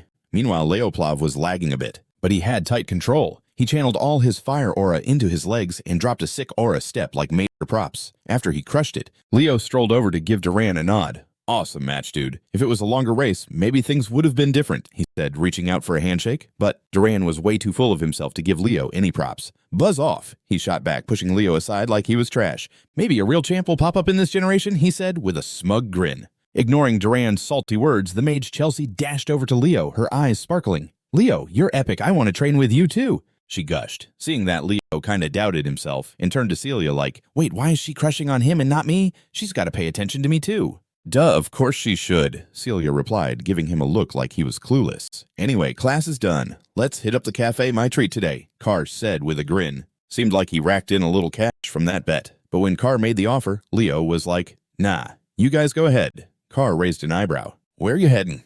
He asked. I'm off to the summoning class, Leo said, keeping it real. When Carr heard that, he was totally stunned to see someone from the night class roll into summoning. Like, why would a swordsman care about that? Celia just sighed. I give up. I can't even guess what he's thinking anymore. Back to Leo. As he made his way to class, he was zoning out, still tripping on one thing. Why did the Fairy King hook him up with an oath as a reward like some epic hero thing? The prize I snagged was about summoning, but Master Albie just does straight-up mage stuff with no summoning skills. Normally, I'd get a magic skill. Plus, to get cozy with the fairy, I'd need to hit up their land. Right now, that's kinda pointless. Leo was mumbling to himself before a girl's voice jolted him back. So, you showed up for summoning class too, she said. Turning around, Leo saw it was Chena, the captain of the East, looking all cute at 17. Chena noticed Leo spotting her and gave a little nod. Hey, nice to meet you, Leo shot back with a smile. You too, Chena. Just call me Sia, she added, waving her hand. Just as he was about to ask why she was there, he realized he thought he was all swordsman, wasn't expecting her to vibe with summoning. Oh, I'm into spiritual stuff, Leo said, brushing it off. Guess we'll be seeing each other a lot, Chena said softly. Then Leo asked her which spirit she had made a pact with. In response, Chena didn't keep it secret and summoned her spirit right away. It looked like a water-type spirit. Then Chena was like, show me your spirit too. Sure, but I haven't made a pact yet, Leo explained, which caught Chena off guard. No way, if you ever need help, holler at me. I can drop some wisdom on summoning spirits. Cool, I'll keep that in mind. But how old are you anyway? Leo asked, curious. I'm 17. You're 15. Yeah, I caught you chatting with Celia. When Leo heard her age, he thought 17. She looks way younger, almost younger than Chelsea. As he thought about that, he noticed Chena giving him a side eye. Then with some girl intuition, she said, you were just thinking something shady, weren't you? Nah, Leo replied, trying to look away. Then she smirked and said, anyway, Leo, I was super impressed by your match with Duran. Please accept my challenge someday. Leo grinned, never one to back down from a duel. For sure. Fast forward to the summoning class. When he arrived, Leo was kind of surprised by how tiny the class was. This is it, Chena said, looking a bit embarrassed. Yeah, true. Summoning isn't exactly a hot elective, he replied, and this is just the exploratory course. Still surprised they're holding it out here, Leo said, pointing out the meadow where the class was happening. Suddenly, a massive shadow loomed over everyone, causing the crew to freak out. A black dragon! Where'd that come from? A student screamed like he just saw a ghost when he spotted the dragon eyeing him. Seeing how shaky they were, a girl's voice rang out. It's only checking you out, kid. Chill. Nice to meet you, freshies. I'm Yura Marine. I'm your summoning teacher for this school year. The guys in the class were totally crushing on the young prof, who had mad looks and a wild vibe. Their hearts were racing with hype. I want to be the teacher's spirit beast too. Even Leo had to admit she was straight up gorgeous. If Dueno were around, he'd be losing it for sure. Leo whispered to himself, thinking about how his homie was a total player in his last life. Shifting back to Professor Yura, he waited for the crew to quiet down a bit. She jumped in to kick off the lesson. All right, recruits, your presence here shows you've got some skill in summoning? Yeah, the whole group yelled back. Yeah, she was totally stoked by that. Super awesome, nice and loud. Now let's bounce to the practice area, she stated. Then she turned to her right-hand dude, Carlo. Carlo was this young, respected dude helping out with the griffin for everyone. He was the TA for the first-year summoning class. When the ride showed up, Yura added, you two will team up. Now, hop on the griffins. As soon as she said that, a student spoke up, looking a bit anxious. Professor, this is our first time riding a griffin, he said, his eyes practically begging for help. Too bad for him, his request was shot down. All he got back was an annoyed glare from Yura. Are you saying you don't want to hear my lesson? If you think you can't handle it, then just bounce. With that, she jumped on the back of her black dragon and soared away. The students were left there totally shocked and confused, still trying to figure out what just happened. Eventually, Carlo stepped up to calm the chaos. All right, chill out, everyone. Just follow the professor quick. After that riding, those griffins was way easier than the students thought. Shayna went ahead and teamed up with Leo. Leo, can I grab the reins of the griffin? When he saw this, the main dude looked a bit surprised, but he was cool with it. She could hold them for as long as she wanted. So after getting the hang of it, the crew zoomed after the professor, and as the sea breeze hit their faces, they realized how epic it was to have a mount. They never even imagined they'd be riding griffins. Lumen was straight up lit. Yo, switch it up with me. I want to try flying too.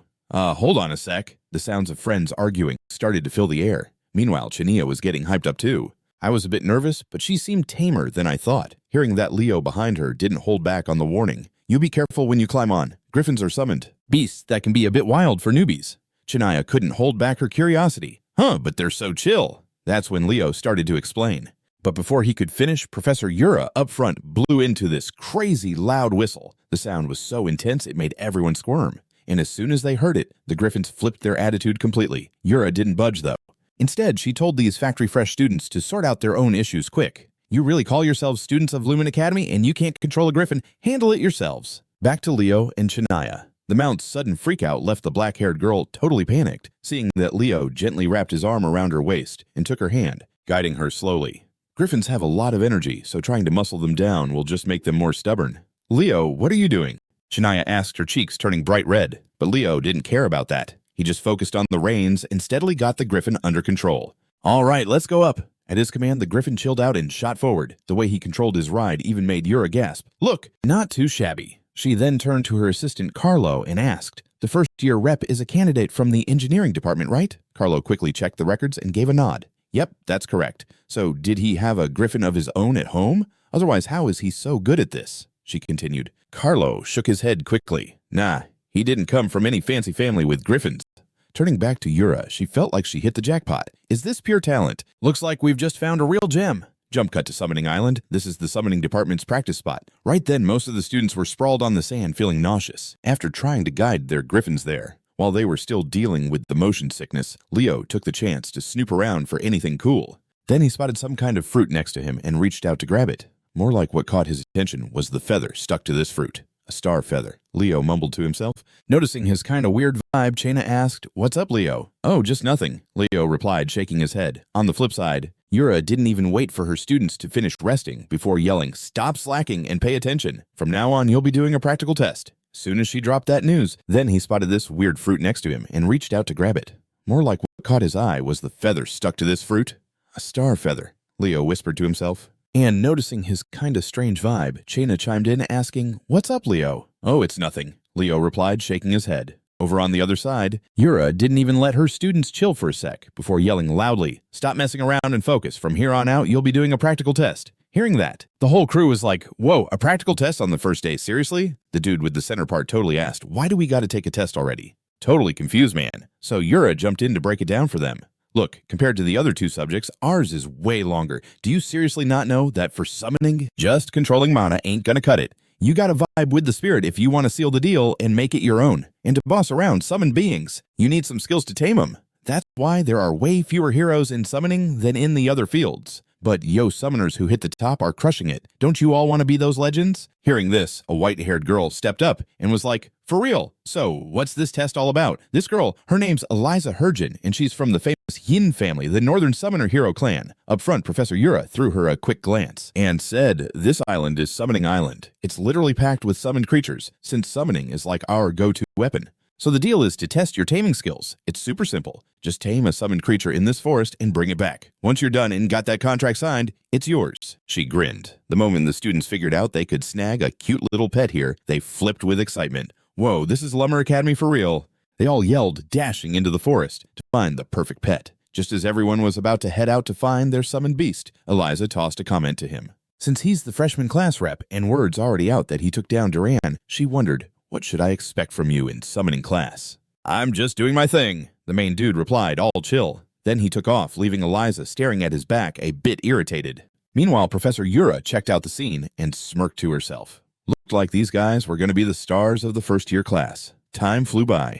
A few students had already started vibing with and taming their summoned creatures while a few students had already started getting the hang of and bonding with their summoned creatures while Leo was just wandering around without a target in sight. Oh snap, that's the freshman rep totally tamed. But dude, he's way too deep in the woods, someone said. And some other peep shrugged like whatever. Let him do his thing. If he flops on taming and scores 0, he's just going to bail back to the cavalry squad. Does he really think summoning's that easy? No one was even paying attention. Ignoring the chit-chat, Leo kept pushing deeper into the forest. Once he was sure he was alone, he pulled out that feather he found when he first rolled up on the island. He started to use his fire aura to roast it. Ha ha, just like I thought, Leo chuckled. But before he could keep smiling, boom! A loud explosion blasted behind him. Somewhere at a camp, Mrs. Reyna was stressing about her kid. "Is Leo all right?" she whispered. Seeing this, someone brought over a plate of food and shook their head. "It's just the first few days of school, Reyna," they said. "You worried that much? Well, nothing should go down, right?" Rhea nodded and took the cup of water from their hand, but she had no clue that her son was really in hot water. Not just any trouble, but a major crisis. This intense heat was coming from one of the 3 legendary summons the Phoenix Leo thought, looking all dazed. Right in front of Leo, someone's voice rang out. "Oh, just Zinger's kid. Huh, I can smell Rain's flames." Hearing this, Leo got all curious and asked, "You know, Mom?" The other voice softened a bit. "Your mom? I must have been right then. Yeah, if she had a kid, they'd be around your age." "Are you saying you know my mom?" "For sure, I owe Reyna big time." The voice belonged to a phoenix surrounded by flames. Her name was Fina, one of the 3 legendary spirit beasts. At that moment, she looked at Leo with a kind of warm gaze and introduced herself. "Yo, I'm Fina, Reyna's kid." Opposite her, Leo said, "Hey." "What's up, Phoenix Fina? I'm Leo Plav. What's your deal with my mom? You said you owe her." When he asked this, Fina's eyes got all nostalgic and she started spilling the tea. "Rhea saved the life of my summoner, Ellen Lunda. Back then, Ellen was deep in a dungeon in Syrian, lost all her crew, and was in serious trouble. Then your mom swooped in and saved her. And while doing that, Rhea lost her blazing aura. If that hadn't happened, she would have for sure been a hero." Back to Leo's angle, hearing this made him a bit sad for his mom. But then he straightened up and said, "My mom said she doesn't regret what she did that day." "Oh, fair enough. She's totally that knight type." Fina agreed with a smile. Then Leo asked why Fina was chilling on this island, but the Phoenix didn't spill it and only said she couldn't tell Leo. Then she flipped the convo toward him. "But aren't you a knight? What's your game on this island?" Leo said he was taking a summoning class, which totally blew Fina's mind. She was like, "Wow, how interesting." "Leo Plav, finally, I can pay back your mom's debt. Reach out and take this, Leo. This is my son. One day when you become a dope summoner, I hope you'll bond with it. Too bad for the summoner who was supposed to get it." Saying that, she handed Leo an egg glowing bright like gold. Back to Leo, hearing that made him say, "Can I do it right now?" Seeing this, Fina looked a little shocked for a sec. Then she rushed to dissuade Leo. "Not yet. It's too soon. You could end up in serious trouble." "Wait, oh no, it's too late." His eagerness to take on the impossible reminded me of Reyna. Good luck to him. Back to Leo. Now his consciousness was yanked into a dark space, and in front of him was this tiny flame giving off a warm glow. Seeing that, Leo reached out and lightly touched the flame, and the moment he did, the flame flared up and whirled around him like a firestorm. The heat was insane. This was the Phoenix Flame. To create such a fierce flame by burning its own body, it had to brave this pain daily. A creature surviving through the constant rebirth of its burnt flesh. "I feel your pain and share it with you," Leo whispered. Right after that, like it felt his vibe, the flame softened and calmed down. At the same time, outside, the eggshell started cracking like crazy. Then it popped off Leo's hand and floated slowly in midair, pulling all the flames around Leo into the egg. "Did you do it?" Fina asked. "I did it," Leo replied with a big old smile, making Fina all hyped for him. "You're a prodigy, Leo Plav. You're going to be the best summoner ever." "Congrats on sealing the deal. The little one's name is Fiora.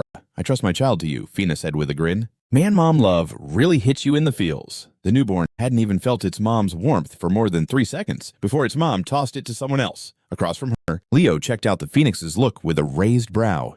"Is this really a phoenix? It looks like just a chick," he thought to himself. Then the little chick cutely chirped, "Cheep, cheep." "Yo, congrats on sealing the deal. The kid's name is Fiora." Fina flashed a smile as she handed her baby over to you. For real, a mom's love can hit you right in the feels. That newborn didn't even get a taste of its mom's warmth for more than like 3 seconds before she tossed it to someone else. Leo looked at the phoenix and was like, "Is this even a phoenix?" It totally gave off chick vibes, he thought. Then the little chick popped out with a cute cheep cheep and gave him a curious look, which just made Leo even more sure that this was definitely a girl. Jumped to where Professor Euro was chilling. The students had finally found their partners and were back to fill her in. After checking out the students, the professor turned to her assistant Carlo and asked, "What time is it?" The assistant got it right away and answered, "Only 5 minutes left." Those 4 were the only ones left. No sooner had the words left her lips than heavy footsteps echoed from a distance, grabbing her attention. Coming towards them was a massive black bear. "That's Chinsa's summon, Professor. You're not done yet, are you?" she said, looking a bit messy. It looked like she had to put in some serious effort to tame the bear, but the result was lit. Even Professor Euro was impressed. "You tamed a water bear as a squire. That's dope." At the same time, the big dude Walden was hanging onto the leg of a giant bird as it landed a shadow raven. "That's a spirit beast even the top summoning families struggle with," Yura commented. "But I still haven't made a contract," Walden explained further. "That's already a big deal. More than a big deal. Honestly, the professor waved her hand dismissively. Next, Eliza rode in on a giant white serpent back to the crew, making everyone gasp. I've already made the contract. My fam doesn't even have this one, the girl said chill. Meanwhile, Yura recognized the summon and hyped her up. A Gorgon serpent. That's awesome. Next to them, Assistant Carlo chimed in to remind her. Professor, time's up. The last student is rolling in right now. Everyone turned to see Leo strolling out from the forest. What was even crazier was the little chick chilling on his head. The students couldn't help but crack up. Huh, what's that? He tamed a chicken. What a loser. He must have given up when he realized he couldn't summon anything cool. But totally against what those kids thought, Professor Yura's eyes went wide as soon as she felt the vibe coming from the little chicken. No way, bro. That's a phoenix. Time zoomed by, and the scene switched to Professor Yura's office. At that moment, Leo was called in for a private sit-down outside the door. After straightening his outfit to look sharp, he knocked lightly on the door. Inside the room, Yura, knowing he was there, said, "Come in." "I heard you wanted to see me," Leo asked, super curious. "Now take a seat." You know, to be real, this is actually the first time I've seen a phoenix.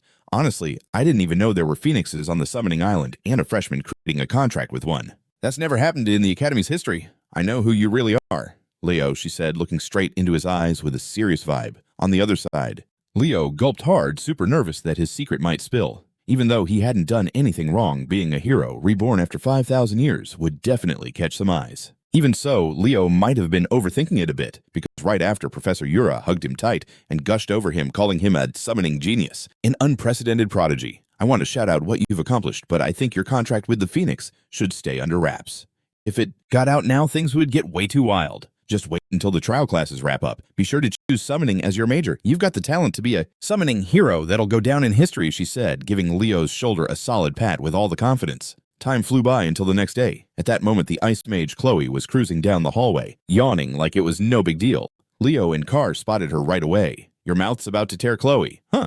You look wiped," they said. Hearing that, Chloe turned back and said she had been pulling all-nighters to cram magic stuff. Meanwhile, Leo remembered her student ID and spoke up. "You're Chloe Muller, right?" Leo said as he handed her the card back. Looking at the card, Chloe realized she had seen Leo before. "Ah, it's you. Thanks, new student rep." With that, the three of them strolled into the classroom excited. Today's the trial lesson for the magic course. "But yo, Leo looks like you'll be in magic class too. Since we're still in the testing phase, I want to hit up as many classes as I can."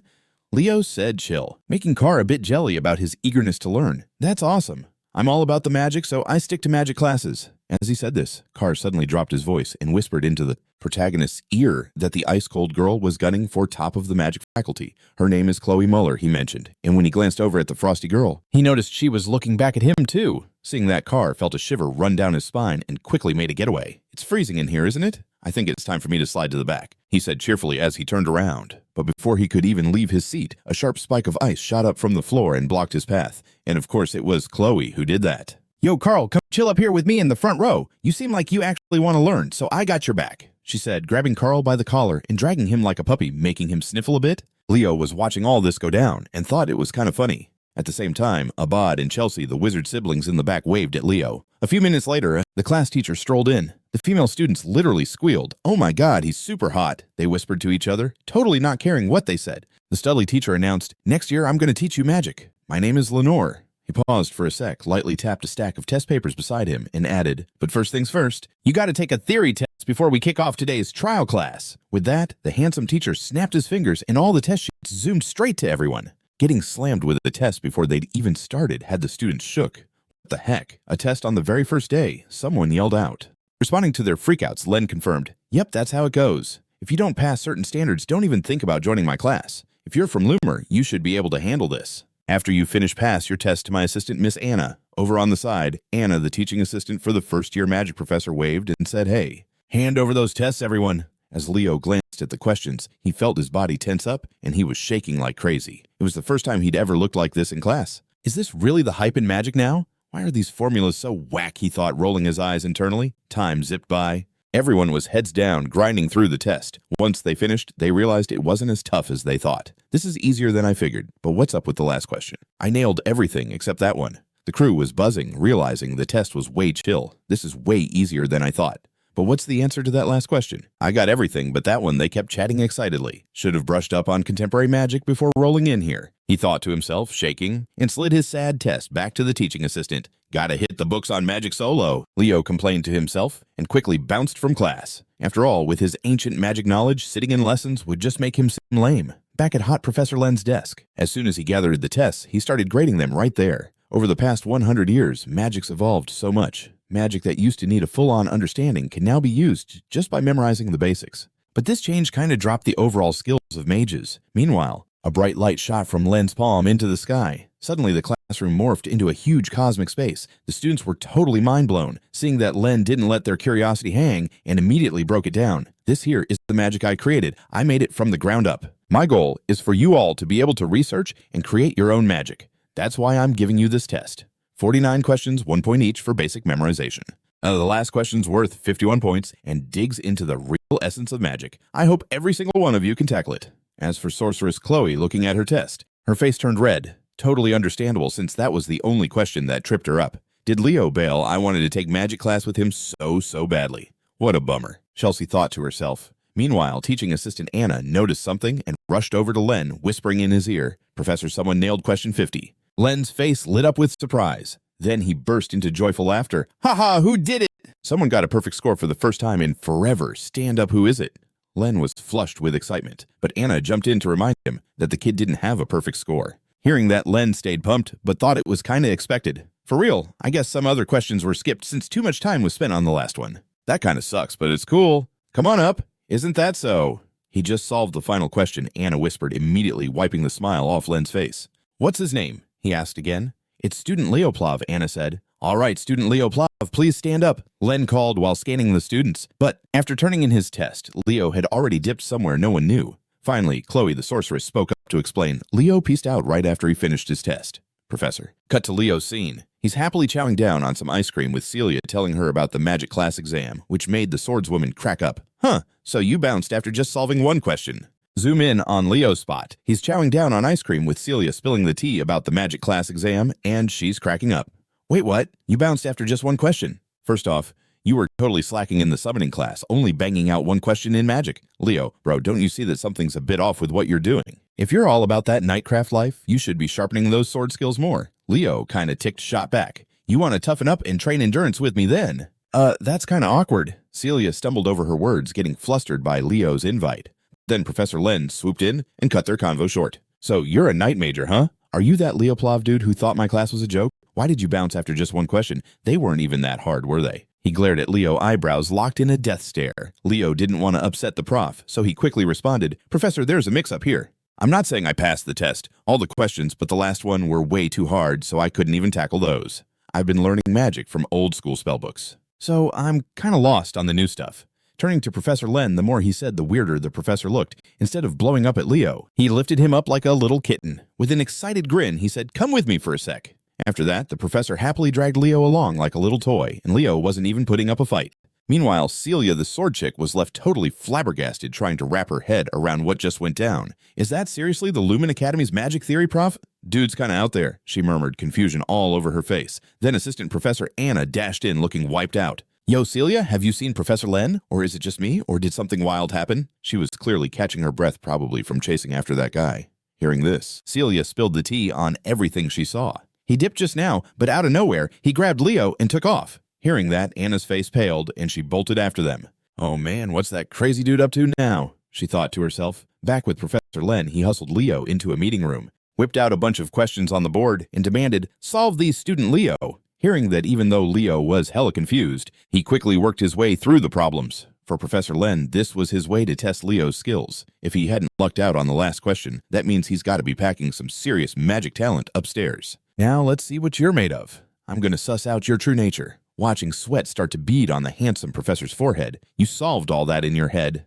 Yeah, pretty much. Leo shrugged back. It made Professor Len so pumped up he could barely hold it together. Finally making his way back to Professor Albie while cruising down the hallway. Out of nowhere, he spotted Professor Len barreling toward him with a face like he hit the jackpot. Seeing that look on his buddy's face, Albie felt a weird twinge of panic in his chest. He instantly tried to bail, but Len wasn't letting him slip away that easily. A second later, Len dove forward, grabbed Albie's ankles, and with a face full of gratitude said, "Thanks a ton, Professor Albie. You're the best." In a snap, Albie used his magic to lift Len up in the air and warned, "This isn't the first time I've seen you act like a fool, but dude, you've gone too far today." Len, though, just kept that smug grin on and gushed, "He's a magic whiz, Leo Plav, the student you picked as the freshman rep.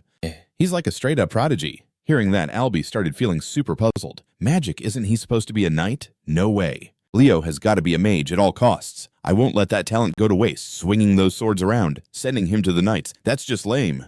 Len shouted angrily. At the same time, Assistant Anna came rushing over. Seeing this, Albie dropped his magic, causing the rookie mage to come crashing down. But Anna was ready and swooped in at the last second, catching him just in time. "Thanks, Anna," Len said, his face lighting up with a huge smile. "We've got to bounce back to class," the assistant shot back, every word oozing with frustration, a vein popping out on her forehead from being so mad. She promised herself she'd deal with that crazy dude one day. Meanwhile, Leo strolled up from behind. When Professor Albie heard Leo's steps, he turned to check him out and nodded, making Leo feel a bit flustered.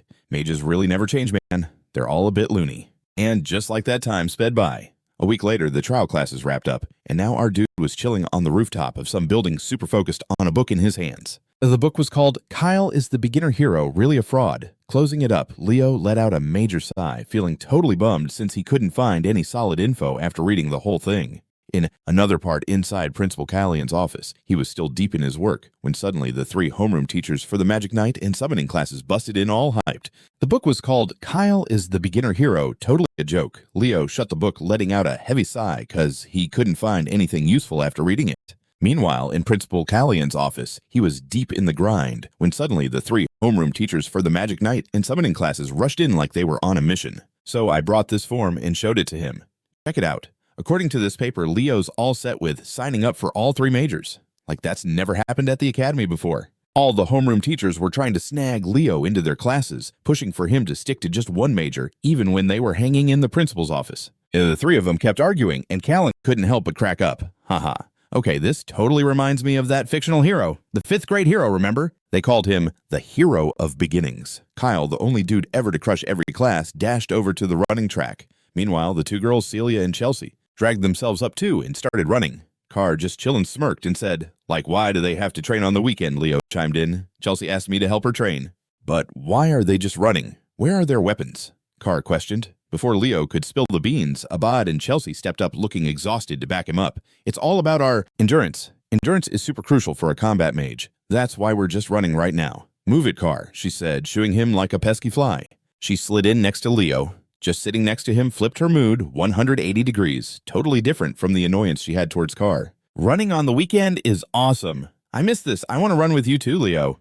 "For real?" Leo asked, totally surprised. Meanwhile, Celia, the sword chick, heard this and spit out her drink, making Chelsea side-eye her like gross. "What's up with you?"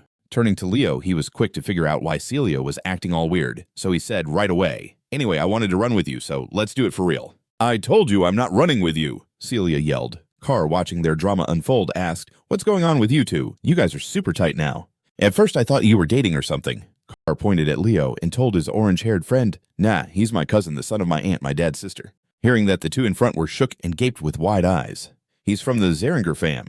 "Not really. It's complicated, but whatever." Celia waved her hand like she was over it and didn't want to explain anymore. She probably didn't even get why herself. After letting the girls chill for a bit, Leo stood up and was like, "Okay, let's get serious now." Chelsea the sorceress perked up. "All right, let's do this." Carr the alchemist didn't want to be a bother while they were training, so he said, "Then I'll go check out the city of Ramria." Hearing this, Celia turned to him practically begging, "Take me with you." But before she could finish, Leo pulled her along like she was a little chick. Carr was just standing there thinking, why has he never met a legit noble in his life? Time zipped by until the class placement day came for classes 1 to 5. As the protagonist walked in, his buddy Carr waved him over. "Leo over here." So Leo strolled over and asked, "You already know you're in class 5. "Dude, I know everything," Carr said, puffing out his chest all proud. Then Leo spotted the mage Chelsea asleep at her desk and exclaimed, "Whoa, Chelsea's here too." Noticing how exhausted she looked, Carr shot Leo a suspicious look. "What did you do to her over the weekend?" "Just some basic training." Leo shrugged. Chelsea, overhearing this, swore to herself she'd never join that kind of training again. Out of nowhere, some upperclassmen started mocking them from the back. "Oh wow, so this is class 5, the class of misery. I wonder how many of you will still be around after the first semester. Poor freshies. Condolences." They were saying condolences, but their faces were like stone. But they shouldn't have poked fun because right after the homeroom teacher for this class rolled up. You poor souls. I feel way worse for you. Do you agree? The guy talking looked like a homeless dude. This was Herod Edmund, the homeroom teacher for year 1 at Lumen Academy, known as the Weeping Wall. He just muttered, "Chair." Right away, the 2 students in front of him stiffened up like chairs, and the homeroom teacher just plopped down on him while dissing the students in front. "Hey there, you useless losers. This is the class for failures the bottom of the freshman ranks. I bet you've heard all about me." "So, does anyone know why I was picked to be the homeroom teacher for this class?" When he asked Carr, the chatterbox nervously raised his hand and said, "Is it to help us boost our grades?" Professor Herod shot him a look of pure disdain. Carr Thomas, classic answer from the class dunce. Like, does anyone in this totally lame class get what it means to be a student at Lumen Academy, Chelsea? The sorceress popped her hand up, saying, "We gotta conquer the hero game through real missions, you know." Herod nodded clearly, vibing with her. "For real? That's it. But all I see are peeps who'd get wrecked the second they step into hero mode. Seriously, it's better to kick out those sorry souls that just drag their teammates down and meet their end too soon. That's why I'm taking over Class 5, and they call me the Wailing Wall." As he said that, he spotted Leo's super chill face and thought, yeah, that dude might actually make it. To whip these factory-made chickens into shape, Professor Herod told them to swap into their gym gear and hit the training grounds. Combat class was kicking off. Time flew as we shifted to the training ground. Soon enough, everyone was ready to roll, while Herod was just chilling off to the side like he was on vacation or something. All right, let's dive into this class. This is the spot to fix the busted mindsets you've built since you walked into Lumen Academy. What do you think will save you in a real world where lives are lost like candy? A pink-haired girl freaked out and shouted, "Aren't teammates supposed to protect you like right next to you?" That's Nella Carvin for you, all about that nightlife. Special note healing aura vibes. Herajid shook his head, saying, "Nah, it's all about your own skills. Only when you polish your abilities can you really help your crew. But are you sure you can keep them safe?" From another corner, a hand went up all eager like, "I'm totally confident, Professor." That caught Harid off guard, letting out a surprised, "Oh," saying, "All right, let's see what you got as a magic knight. Show me a fireball, Ileliana." Ileliana jumped right in, forming a fireball like it was no big deal. But Harid looked a bit let down and teased, "Is that all you got? With that fireball, you couldn't even squish a bug." But Ileliana was not about to let that slide. She dumped more mana into it, and boom, it split. Everyone gasped as it turned into 2 massive fireballs that radiated heat like a furnace, forcing the nearby students to leap back. They couldn't help but murmur in awe. Not only did it split, but it grew huge. Even Harid had to admit, "Whoa, that's pretty epic. Why not try smacking that little guy with your fireball?" He summoned this tiny sprite that looked human, but was like doll-sized. The little dude zoomed straight at Ileliana like he was racing, and for some weird reason, he just tapped the tip of her nose and burst out laughing. Ileliana, totally confused as to why the tiny dude was roasting her, felt her rage build up. She was swinging those fireballs, but they couldn't even touch the little sprite's cloak. The sprite zipped back to Herod's side, cackling at Ileliana like it was the funniest thing ever. Nearby Prof. Herod was loving that she flopped, throwing shade. "What's the point of doubling down on those fireballs if you can't even hit it? You get it now." What you need is to level up your skill game and bust past your limits. Don't forget, until you catch this wind sprite, we aren't done here. Show us everything you got, kids of Lumen. Looking at Leo, even though Prof. Herod's words were harsh, Leo was all in. The man's blunt, but he speaks the truth, no doubt.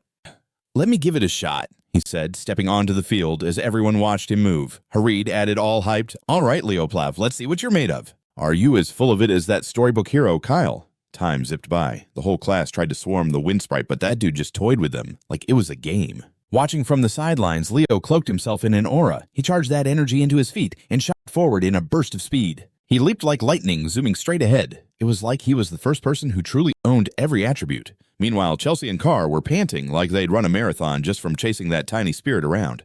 "Man, he's way too fast. How are we even supposed to catch him?" Carr huffed. At the same time, Leo used the air up skill and shot right up into the air.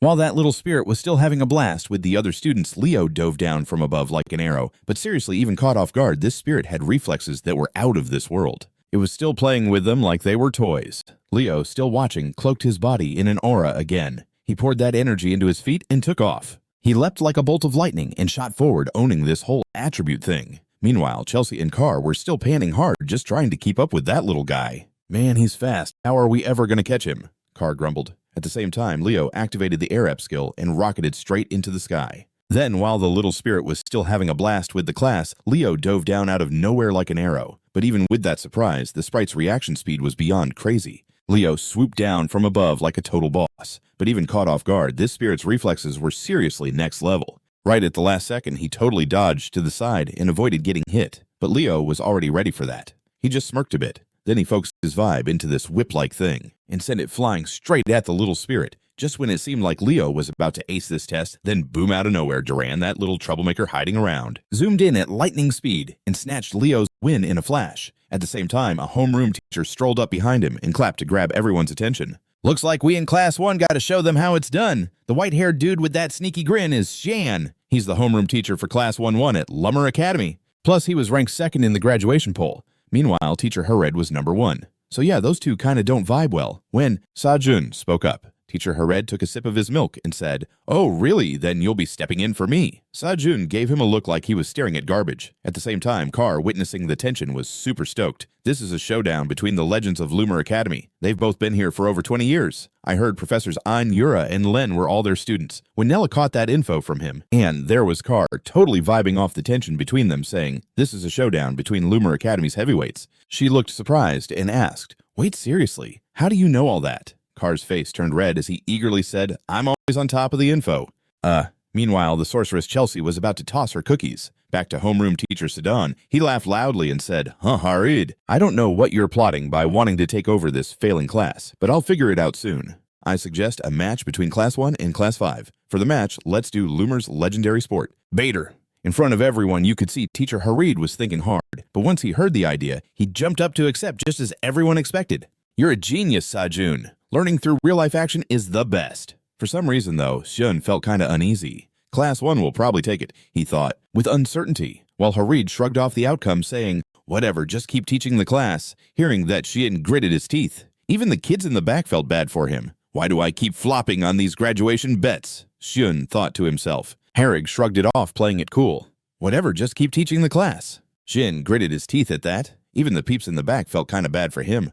"Why do I keep losing bets in the graduation vote?" Shun thought to himself. Professor Xian looked a bit sad for some reason. The students thought silently. Then Harid deadpan told his students, "Class 5, you now have a chance to show what you can do. You're going to have a Bader match against Class 1, and if you lose, all of you are getting expelled," the teacher said, not even cracking a smile. When everyone heard these words at first, they were just stunned. Then right after, they started asking him again like, "Sir, are you for real? This is just the first match and their class has 3 captains." In response, Professor Hared was all chill about the difference in strength between the teams. "If anything, you should be pushing yourselves harder. Don't sweat it. The first-year team's already in your class. Pick 6 people to compete in Bader Leo," he said, glancing over at the main dude. And right then, he started to catch on to what this teacher was really up to. This was a straight-up test, but Professor Hared's stare wasn't out of dislike. Some students had already lost interest after just 1 week at Lumen Academy, and that was no surprise. Maybe Professor Hared wanted to spark some fire in the 5th-year students who were about to give up. So there's got to be a way in this Bader match to pump up the vibes of the 5th years? Leo thought to himself. Quick as a flash, both classes began picking their reps for the match. Sure enough, Class 1 went for their captains, the strongest fighters, as their picks. Seeing the other team's power, the sorceress Chelsea was already stressing about how to tell her family about getting expelled. "All right, focus up," Leo told himself. Both classes were quick to pick their representatives, and of course, Class 1 was all about picking their strongest fighters as captains. Noticing her panicked face, Leo couldn't help but ask, "What's up? You look spooked." In reply, the sorceress spilled the tea to Leo. "Looks like you've never heard of Bader. Probably because you chill in the outskirts, but Bader is like a combat sport and a long-standing tradition at Elmon Academy." Hearing this, Leo couldn't help but raise an eyebrow at her. "Isn't it just a ball game?" he asked innocently. Right then, Carr butted in to clarify. "Dude, it's not just any ball game. It's nails on a chalkboard dangerous." Back to Celia at the front. Seeing everyone's confused faces, she covered her mouth and laughed like she owned the place. "Hey, Chelsea, why do you look like you're about to faint?" "Haha, did you already just accept you're gonna lose?" Celia's teasing voice made Chelsea's eyes pop with rage. "Who's scared of who, huh? You think I'd ever lose to someone from the Xaringer family?" she yelled angrily. Celia's snarky voice made Chelsea's eyes flare up with rage. "Who's scared of who? You really think I would lose to a Xaringer?" she yelled, fuming. To hype up the squad, Leo threw his arm around them and said, "Chill, our class is totally gonna win." Celia, right in front, clicked her tongue in annoyance and shot back at Leo. "It's Leo, you too. I'll show you what my epic training has done. This time, I'm not losing to you, Leo Plav." And about Professor Sidon after letting both sides banter a bit. He stepped forward and said, "All right, contestants, it's showtime. Get in the arena." Leo turned to his crew and asked, "Who's rolling with me?" The group flinched in fear, but thank goodness not everyone was a scaredy cat. So the 2 mages, Chelsea and Aleliana, stepped up to take on the challenge. I'm going to teach them a lesson, Chelsea said while cracking her knuckles, and Eleliana, eager to impress, Harid piped up, if we lose, we're out of here. So, I'm bringing my A-game to win. I'll show Professor Harrod what I've got. Over on the flip side, Nella, along with a shy dude from class, took a timid step forward. Lastly, Carr, who had been chilling in the back, got dragged out by Leo. Carr, you know that last spot's yours, right? But why Carr freaked out, but Leo had already locked him in place. After getting everyone together, Leo turned to report to the professor. Class 5 is all set, sir. Sajun nodded. Sweet. Let the match kick off. He tossed the ball he was holding up in the air, making everyone on both sides lock their eyes on it. Without warning, Leo and Duran both zoomed forward at max speed to grab the ball. Duran, with his thunderous vibe, was a step quicker and snatched the ball right in front of Leo. All right, my class is going first, he said coldly. Meanwhile, as soon as Leo landed, he quickly asked his blonde friend Tide, Yo, break down the game rules for me quick. Tide, realizing time was tight, started to summarize everything. Oh, the rules of Bara are super simple. You just channel energy into the ball and shoot it at the goal without using your hands or feet. First team to score 11 points wins. Just so you know, Tide Marcoa is Leo's blonde-haired buddy from the summoning department. On the flip side, you got to score without using your hands or feet. First team to hit 11 points takes the W. By the way, this blonde dude is Tide Marcoa from summoning and across the way. Duran started focusing his aura to get ready for an attack. Someone in the crowd shouted, Here it comes, get ready. No sooner had they said that than Duran channeled energy into his fist and slammed the ball, deforming it and sending it flying at lightning speed. Leo, standing in front of the ball, was taken aback by its speed and dived to the side to dodge. The rubber ball smashed into the ground and zoomed straight toward the goal. Carr, staring in stunned confusion, was totally lost. The first-year students yelled, Duran Moira, you rock. Meanwhile, the fifth-year students were already sweating it, totally confused by what just went down. The first years started cheering, Duran Moira, you're killing it. Meanwhile, the fifth years were starting to get anxious. Their faces going white. Even Tide wasn't feeling confident at all. It looked like Professor Harrod aimed to boot all of us. But Leo kept his cool instead and turned to ask, How do we take control of the ball? Tide answered, There are 3 ways to do it. First, if the ball goes out on the opponent's turn. Second, if we catch the ball. And finally, before Tide could finish, Nella shouted anxiously, Dodge! And then when we catch the ball, and finally, Tide was about to spill more details when Nella's panicked voice shouted, Dodge! Both Leo and Tide whipped around and saw the rubber ball smack into the Magiana, making her cry out in pain. And it was Celia, the swordswoman, who made that move. Hey, what are you two whispering about over there? Focus on the match. Celia giggled as she said that. That made her cry out. The swordswoman Celia was the one who just acted. Hey, what you whispering about over there? Can't you pay attention to the match? Celia giggled as she said this. Leo and Tide rushed over to check on their teammate. At this point, Tide also laid out the third rule. You can't attack directly or block an opponent's path. What we just saw is Rule 3 when a player gets knocked out after being hit by the ball. The only way to attack is with the ball itself. After hearing that, Leo totally got the rules. That was what just went down when a player gets knocked out by the ball. The only way to hit them back is to use the ball itself. Once Leo heard that, he was like, got it? He reached out, grabbed the ball, and nodded his thanks for the explanation. Now it's our turn. As for Professor Sedan, even though things were looking decent for his class, he couldn't shake the feeling that something was off. Invader teams with fire wielders legit have an insane advantage because of their crazy destructive power. And among the houses, the Xaringer fam has the hottest flames. Thinking about this, he turned to the laid-back professor beside him. They had an edge thanks to their insane destructive power, and among all the houses, the Xaringer flames were on fire. Thinking about it, he turned to the chill professor next to him. He still went ahead knowing Celia Xaringer is in my class. I don't know what he's scheming, but it's going to be tough for his class to snag a win. Next to him, Harid didn't even respond, just yawning a series of short yawns that only made Sajun even more irritated. Speak normal, he reminded him. Only then did Harid finally speak up. Hey Shun, you remember your first student, that kid from Xaringer House? Hearing this, an image flashed through Sajun's mind, and he nodded. For sure. How could I forget the Queen of Bara? Seeing Sajun still remembered that person, Harid smirked and said that the Queen's daughter is in 5th grade now. As for the 5th graders, they were already feeling down since their class was kinda weak, especially after losing Eleliana to an injury. They were just like, we're totally done for. How could we ever get into Lumen Academy if it ends like this? Meanwhile, Celia, the swordswoman, shot a sympathetic look at Leo. Looks like the deal is sealed, huh? In her eyes. Leo's whole body lit up in flames. Watch out! Someone shouted. Right after that, the dude gathered all his energy and sent the ball flying toward the opponent's goal. But Class 1 wasn't messing around. Before the ball could even touch the goal, Chloe the Ice Mage raised an ice wall to block it. Leo, as long as I'm here, you ain't scoring, she said with a smirk. But then out of nowhere, Leo popped up right next to her and whispered, I can score.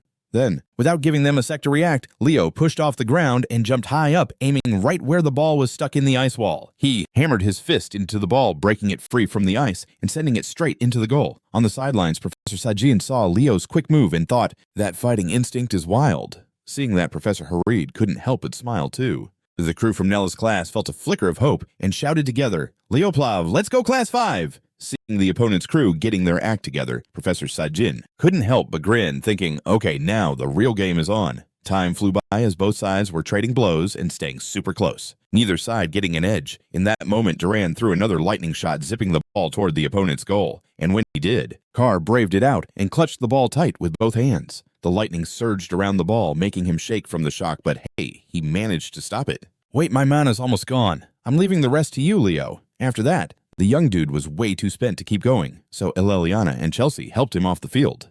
Outside, the crowd peeked at the score and frowned. It was a tie at 10-10, and this next play was critical, but they were up against the top 3 students. And all we have is Leo, which is a massive disadvantage. Across the court, the Ice Mage realized that the next serve was going to be the game changer. So, she decided to unleash everything she had. I might have flunked the magic theory exam, but today's not going to be my loss. With a flick of her wrist, she cast a bomb spell, making 4 clones pop up around her. Not to be left behind, Celia and Duran wrapped themselves in energy and braced themselves to take on Leo. Let's go, Leo! Celia roared. In response to their hype, Leo zeroed in on the ground. Suddenly, he vanished right in front of the 3, leaving them totally shook. He's way too fast, the trio whispered. Then, with a crazy burst of speed, Leo shot past Celia, making her jump, realizing he wasn't going for a hit. He was all about scoring. Chloe behind was catching on to the situation. Was this some kind of trick? Just how shallow? Where is he for real? As she was figuring this out, she focused on her magic, trying to spot Leo's real form, but every single Leo looked like the original to her. She couldn't figure out which one was the real deal, leaving Chloe completely dazed. And just like that, the Laos cruised past her. They nailed the score. It was the magic from the Star Clan. How could a human even pull off that kind of fairy magic? Chloe thought stunned. Meanwhile, the ref saw the outcome and declared Class 5 the winners. Seeing that, the 5th graders embraced each other and wept tears of joy. We made it. Thank goodness we're not getting expelled. I was freaked out about getting sent home right away. Hearing this, Professor Sedan turned to Harid curiously and asked, expelled? What are they freaking out about? Uncle Harid burst out laughing, saying, haha, you could call that some serious motivation, right? Across the way, the trio, Celia, Chloe, and Duran, were hiding their faces in disappointment. Seeing this, Stune sighed and walked over to comfort them.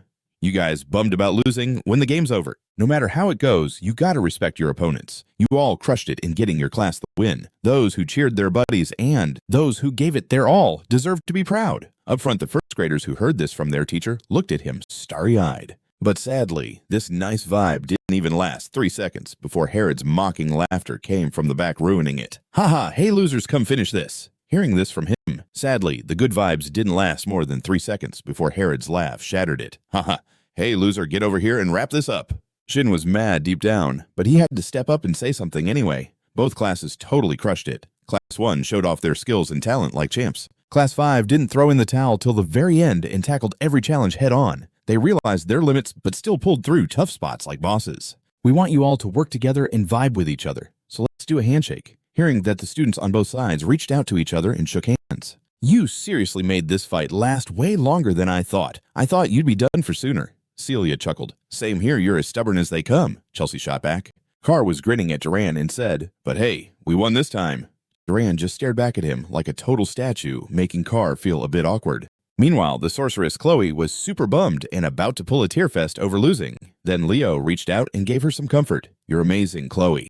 With just a bit more practice, you're going to be something special. Chloe locked eyes with him and asked, are you seriously messing with me? One day I'm going to totally take you down. She silently promised herself as she grabbed Leo's hand, and just like that time zipped by. A month later, Leo's crew was chilling sipping tea while their buddy Carr, looking like a total zombie, asked them, so which club are you thinking about joining? Seeing him scarfing down food like a wild beast, Fancy Chelsea couldn't help but say, chill and eat properly. Then Leo shared that he was thinking about starting a club, and Carr's jaw dropped. Chelsea, pumped up, shouted, if Leo's starting a club, I'm totally in. Wait, what's the club about? Carr asked. Leo casually said he wanted a club for researching heroes. I want to learn about the forgotten hero and the OG hero, Kyle, Leo said. Carr and Chelsea exchanged looks and shook their heads. Wait, Kyle's not a forgotten hero. He's made up. Looks like no one's joining your club. Carr chuckled. Chelsea suddenly thought that if that was the case, she'd get to hang out with Leo in the club alone. Count me in, Chelsea yelled. Just then, the whole vibe changed when everyone started shouting, "Whoa, they're back!" Carr seemed to remember something and jumped up like he just saw a ghost. "Oh snap, it's today! The day the fifth-year students come back from the hero dungeons," he blurted out, running outside to see the action. Hero chronicles are all over the place. They sometimes act all weird and spawn dungeons. Those are the hero dungeons. And the upperclassmen at Lumen Academy usually bounce for at least 2 weeks, or sometimes even over a month to clear these hero dungeons and grab those chronicles. Leo thought my mom probably had to do something like this, too. Next to him, Plav was staring at the seniors like they were rock stars. Wow, this is peak Lumen Academy. Carr couldn't resist bragging and started showing off each of them. The beefy dude in the east is Lai Jamua, the chick from the south is Miss Toru Yen, and the pale dude in the hood, that's Ulta.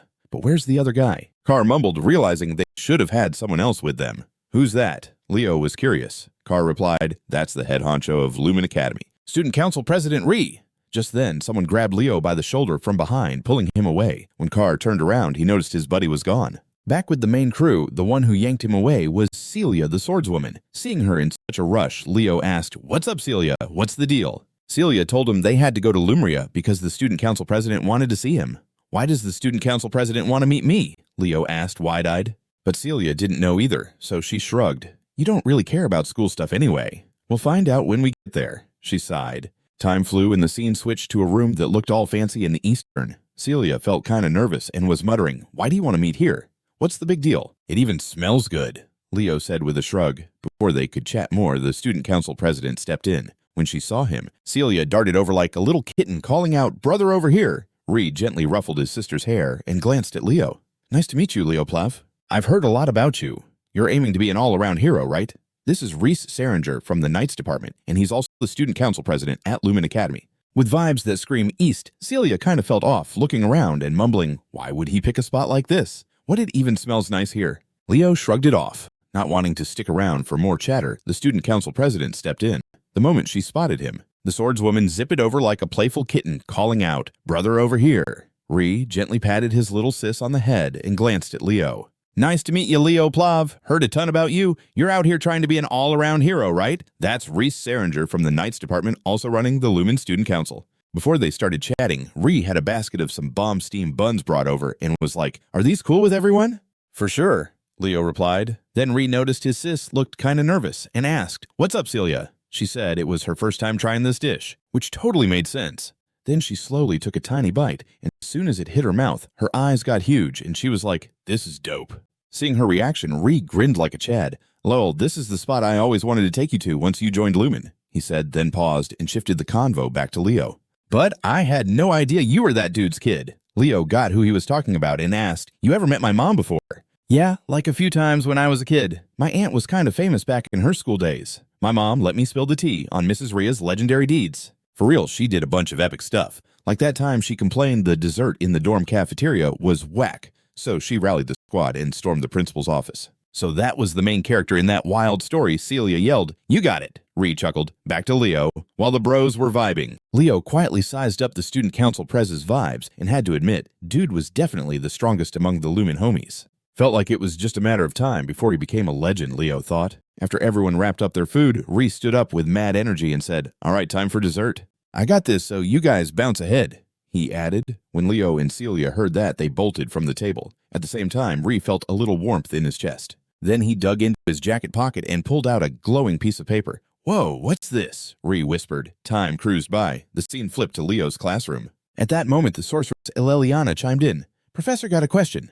The tiger-esque prof kicked back with his feet on the desk, tilted his chin up, and asked, "Eliana Layden hit me with your pointless question." Eliana didn't get mad, though. She raised her hand and yelled, "Why haven't we picked a class president yet? I heard all the other classes are already done." "Oh, right." Their bro tie nodded along. Only when she brought it up did the professor remember the class president thing. "Oh, snap, forgot about that." He turned to Leo and said, "Yo, you do it," without even waiting for Leo's okay. The other two instantly protested, "Dude, how can you do that? Aren't we supposed to vote for our class rep?" To respond, Harid tossed a mountain of papers onto the teacher's desk and demanded, "Class president, sort this madness." Seeing that giant pile, Eliana stepped back and decided not to say another word. Then the loudspeaker crackled to life, blaring, "First-year students, get ready to head to the auditorium for a joint lesson." Hearing that, Leo shot the professor a look and said, "Should we gear up and split? That's classic class president energy." Harry nodded in agreement. Scene shifts to the auditorium. According to the announcement, students were slowly filtering in. Leo and Harid spotted the sorceress Chloe. Her vibe had them both kind of curious, and someone shouted, "Hey Chloe, you look wiped." Hearing that, Chloe's face lit up a bit, and she quickly asked, "Got any healing potions left? Can you sell me one?" Carr didn't hold back and tossed her 2 healing potions, saying that's all he had for now. Leo's voice showed some concern. "Dude, it's just the start of the year. You're already grinding this hard." Once she grabbed the potion, the sorceress chugged it down right away, claiming she was all good. Seeing that stubborn look on Chloe's face, Carr couldn't help but say, "Whoa, she's a beast, top in magic theory." Next to him, sorceress Chelsea chimed in, "But I guess Chloe has to worry about this stuff. The moment Leo learns the latest magic trends, he could totally crush her in the magic theory exam." "So what if I'm second?" Carr asked, a bit thrown off, prompting Chelsea to look at him like he was crazy. "Are you really that clueless? She's a tower sorceress. We're combat mages, so it's chill to be a little behind in theory, but digging into new magic research is the mage tower's heart, and her rep is on the line. You really are a mage, huh?" In response, "What?" Carr asked, looking puzzled, and Chelsea shot him a look like he's lost his marbles. "Are you serious? Isn't she a tower sorceress? We're combat mages, and we ain't tripping over falling a bit behind in theory, but figuring out new magic stuff is the mage tower's jam, and her reputation's on the line. You sure you're a mage?" Then responding to that, the alchemist dude was chill about it. "First off, duh, I use magic to make a living. Survival magic is my jam." Meanwhile, as soon as the student council pres, realized the paper in his hand was glowing, he was like, "I gotta go tell Headmaster Kalian about this." And after hearing him out the headmaster's expression, when he noticed the paper glowing in his hand, he quickly headed over to Headmaster Kalian to spill the beans. After hearing what went down, the headmaster's face went all serious. Things got real heavy. The messed up hero shard totally reacted. "Wait, this shard actually did something?" he asked, and Ree was all in with a big nod. Yep, this slice was so wrecked it shouldn't have been able to respond at all, but it did for real. And there were no artifacts around either. Hearing that, Headmaster Kalian probed more. "Did it do anything later?" "Nah." Ree shook his head. Scanning the room, the headmaster was like, "With so little info, I can't figure out this weirdness. Let's investigate more. You must be worn out after coming back. Good job." With that, he called his secretary, Elena, into the room, asking her to take this over to the Hall of Beginnings in the lecture hall. The freshman joint class was about to kick off. "Got it." Elena nodded and dashed off to the hall, leaving the old headmaster deep in thought. Sometimes those small shards can react. If the peep recorded in the Hero Chronicle comes into play, that shard will light up. Zoom in on the lecture hall at Lumen Academy. Right now, the freshman hero studies class was happening, and the lecturer was Professor Arshanir, who taught classes 1 through 8. Since all the classes were crammed in together, it was loud F like a busy market, making the tiny professor super frazzled. "Yo, chill out, guys," Arshan pleaded, but the students were still yapping like non-stop. This was pushing Arshan's patience to the edge. Out of nowhere, a unicorn shadow popped up behind her, and just like that, the professor switched from nice to fierce in a snap. "Shut it, you crazy bunch, if you don't want to catch these hands. Who am I going to deal with first?" she yelled. Her vibe was totally different from just a moment ago. Seriously, they weren't listening at all, but it was like some magic switch flipped. Suddenly, Arshan was back to her sweet self. "Oh, it's finally quiet. Thanks," she said, all cheerful, leaving the students frozen in shock. "So scary, OMG. No matter how many times I see it, it's still a freakout. Our professor is next level scary," the 8th graders thought, shaking inside. Meanwhile, Leo was wide-eyed at her crazy personality change. Turns out she was a spiritual mage. Even back in his past life, spiritual mages were like unicorns, super rare. Back to Arshan. Once the entire class quieted down, she pulled out a dagger and kicked off the lecture. "Let's get this!" First-year Joint Hero Studies class started. With the Hero Chronicles popping up, this is exactly why hero families even exist. To unlock a hero's world, you need something that's tied to that hero or super connected with them, so hero kids can open the hero's world a whole lot easier. That's why Lumen Academy holding the Hero Chronicles is so connected to those families, even if it's kind of political. You could say it's like a key fitting into a treasure chest. Now, do y'all get why hero studies are a big deal? Hero studies matter because they help us find the keys to open a hero's world and just understand them better. In your last year, you get to pick a hero to inherit their powers and challenge yourselves with their pages from the Hero Chronicles. Meanwhile, Secretary Elena stepped into the lecture hall handing Professor Arshan the earlier paper. Just as promised, the professor excitedly told everyone, "Check it out. This is a piece of the Hero Chronicle that the 5th-year peeps from Lumen Academy scored." Hearing that, everyone was like, whoa, in awe. Not wanting to keep the students hanging for too long, Arshan carefully opened the box. In that moment, the students were holding their breath, wide-eyed and staring at the small box. But just before she could open it fully, Arshan suddenly snapped it shut again. "All right, before we check out this Hero Chronicle fragment, everyone share your goals as a hero." The students looked super bummed on the other side. Then the swordswoman Celia raised her hand. "I want to be a knight who goes beyond my family's legacy." "Oh, that's an awesome dream," Arshan said, giving her props. Elsewhere, the mage Chloe jumped in. I want to write a grimoire filled with my own spells. I want to be someone who supports heroes, Carr said with determination. This made the female professor smile. Looks like Carr dreams of being a solid hero supporter. Fantastic. As for Leo, he also chimed in at that moment. My goal is to wipe out Aribos. His words dropped a massive silence over the hall. Then, after a moment of stunned silence, Professor Arshan awkwardly responded, Oh, wow, that's quite the ambition. Okay, next. Ignoring the weird look, the secretary Elena slid into the lecture hall and handed Professor Arshan the paper from earlier. Just as announced earlier, the professor excitedly shared it with everyone. Yo, this is a fragment of the Hero Chronicle that the 5th years from Lumen Academy brought back. Everyone gasped in awe when they heard that. Not wanting to keep the students hanging too long, Arshan carefully opened the box. The students held their breath, staring curiously at the little box. But before she could crack it open fully, Arshan suddenly shut it back up. All right, before we dive into this Hero Chronicle fragment, everyone spill the goal you want to chase as a hero. On the other side, the students were totally bummed out. Then the swordswoman Celia shot her hand up and said, I want to be a knight that totally crushes my family's past records. Oh, that's an epic goal. Arshan gave her mad props. In another spot, the mage Chloe also chimed in. I want to whip up a grimoire that's all my own spells. I'm aiming to be someone who backs up heroes, Carr declared strong. His ambition got enough. I'm going to be the knight who kicks butt way better than anyone in my fam ever did. Dude, that's a sick goal. Arshan hyped up. Meanwhile, the mage Chloe chimed in. I want to drop some serious heat with my own grimoire filled with my dope spells. I'm all about backing the heroes. Carr declared like a boss. His ambition totally earned the female professor's respect. I've got this sick grimoire packed with my own spells. I want to be that dude who backs up the heroes, Carr said, dead serious. The lady prof totally vibed with that dream too. Looks like Carr's got his sights set on being a hero's sidekick. Awesome. Speaking of Leo, at that moment, he decided to drop his dreams too. My aim is to wipe out Aribos for good. His statement slapped the whole hall with a heavy silence. After a couple of seconds of awkwardness, Professor Arshan cleared his throat and said, Oh wow, that's a wild goal. Okay, next. Leo didn't even flinch at the weird stares and just chilled as he sat down. I'm gonna wipe Aribos off the map. His bold words made the whole hall go super quiet. After a couple seconds of awkward silence, Professor Arshan cleared his throat and said, Oh wow, that's quite a goal. Okay, next. Leo shrugged off the side eyes and coolly sat down as the upperclassman sneered at his dream, teasing him about aiming way too high. Man, that's a wild goal. All right, moving on. Leo just chillin' ignored all the weird looks plopped back down while the older kids started roasting him, throwing shade about his lofty dreams. So the first-year reps got this epic goal, right? And when Leo dropped that line about the two professors, Harid and Sajin just shot a look at each other, and Sajin asked, What's your take? This is kinda eerie. He ain't the type to just spout nonsense.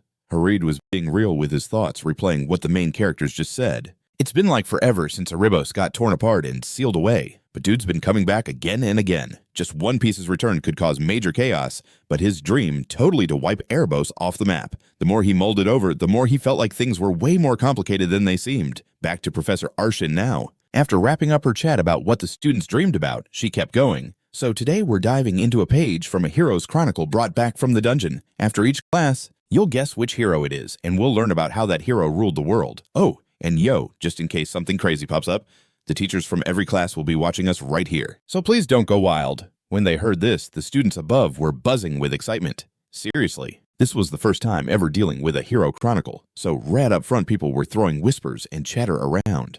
Not wanting to keep her squad waiting, Professor Arshan jumped in. All right, class reps, come on up. As soon as she said that, Leo and the familiar class reps took off to the stage. Right then, Arshan added, This time we brought back 2 pages from the Hero Chronicle. But don't trip, we're only using one for today's lesson. The other one's just a tiny piece, but we brought it out to show you that stuff like this actually exists, she said, dropping 2 boxes in front of Leo. Seeing that, Leo casually picked up the little scrap of paper in front of him. But right after that, something wild went down. Everyone got a buzz that the Hero Chronicle had opened up in an unknown realm in a random chapter. At that moment, a massive, super intricate magical array appeared above the stage. On the flip side, Professor Sajin saw this and yelled that things were spiraling out of control. No sooner had he spit those words out than the professors just vanished in the blink of an eye. When they popped back, they were in this bizarre world. The atmosphere was totally unfamiliar, the sky ablaze in red like blood. All around were tons of monster corpses, all sorts of shapes and sizes. At the scene, one girl in the group freaked out.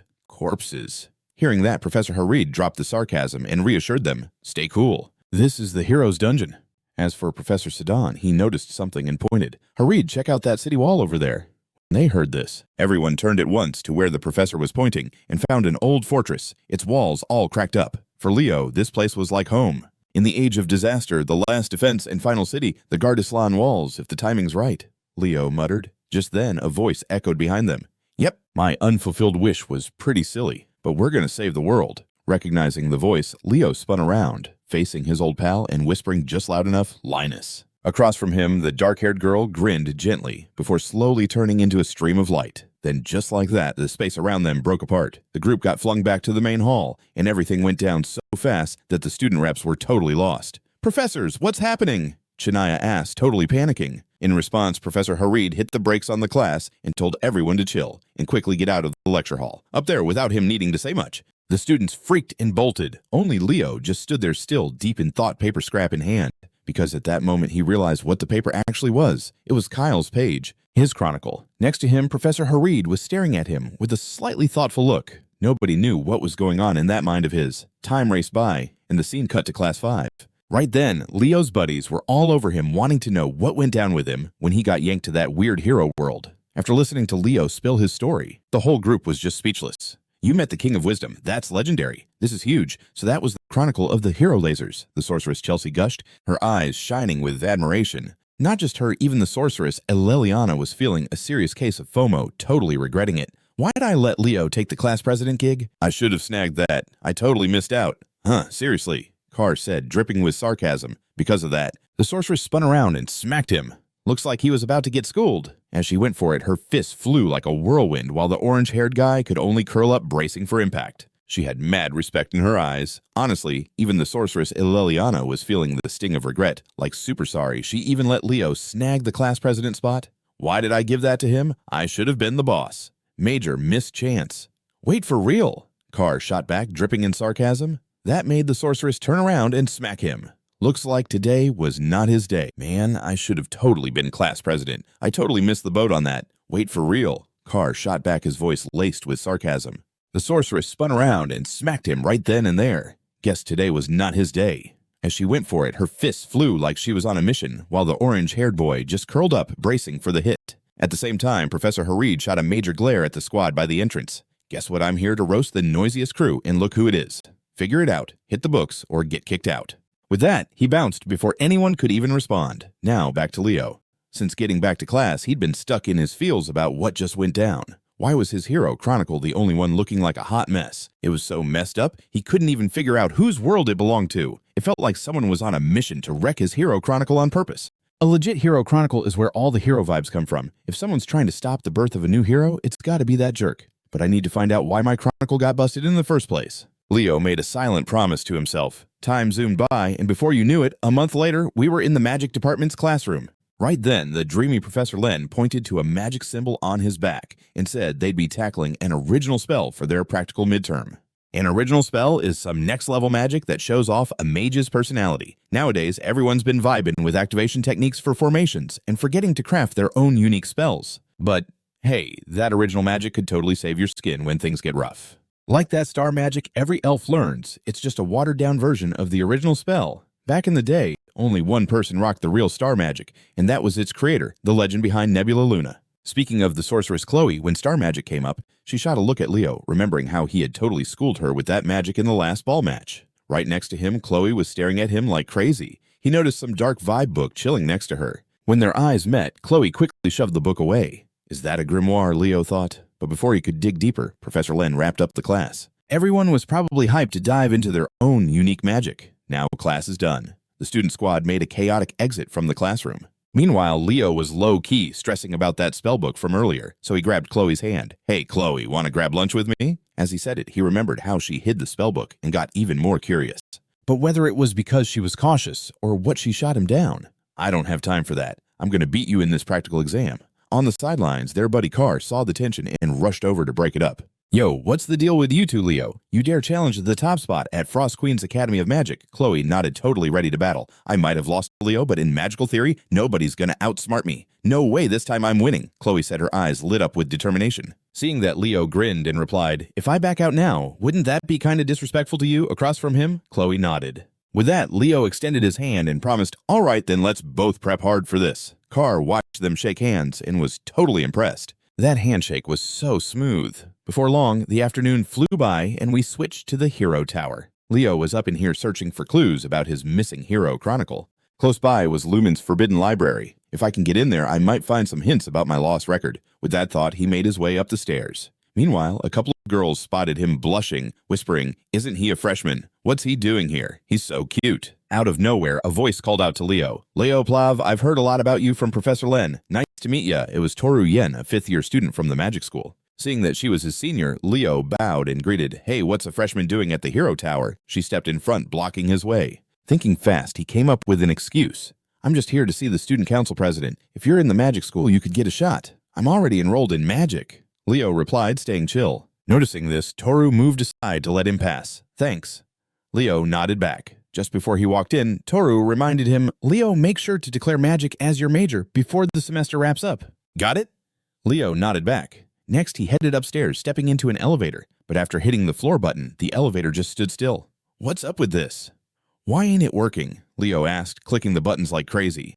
To clarify, a voice chimed in. "You gotta channel your mana into it. That's how you activate it." "Nice to meet you, Leo Plav. So you're the first-year rep everyone's been buzzing about?" He quickly thought of an excuse. "I'm just here to chat with the student council president. If you hop into the magic school, you'll get a shot at it. I've already signed up for magic, though." Leo responded chill. The girl Toru stepped aside to let him pass. "Thanks." Leo nodded. Right before he stepped in, Toru reminded him, "Leo, make sure to declare magic as your major before the semester wraps." "Got it." Leo nodded back softly. Then heading upstairs, he hopped into an elevator. But Leo stayed chill, seeing that the girl Toru stepped aside to let him through. "Thanks." Leo nodded. Just before he headed in, Toru reminded him, "Leo, gotta pick magic as your major before this semester wraps up." "Got it."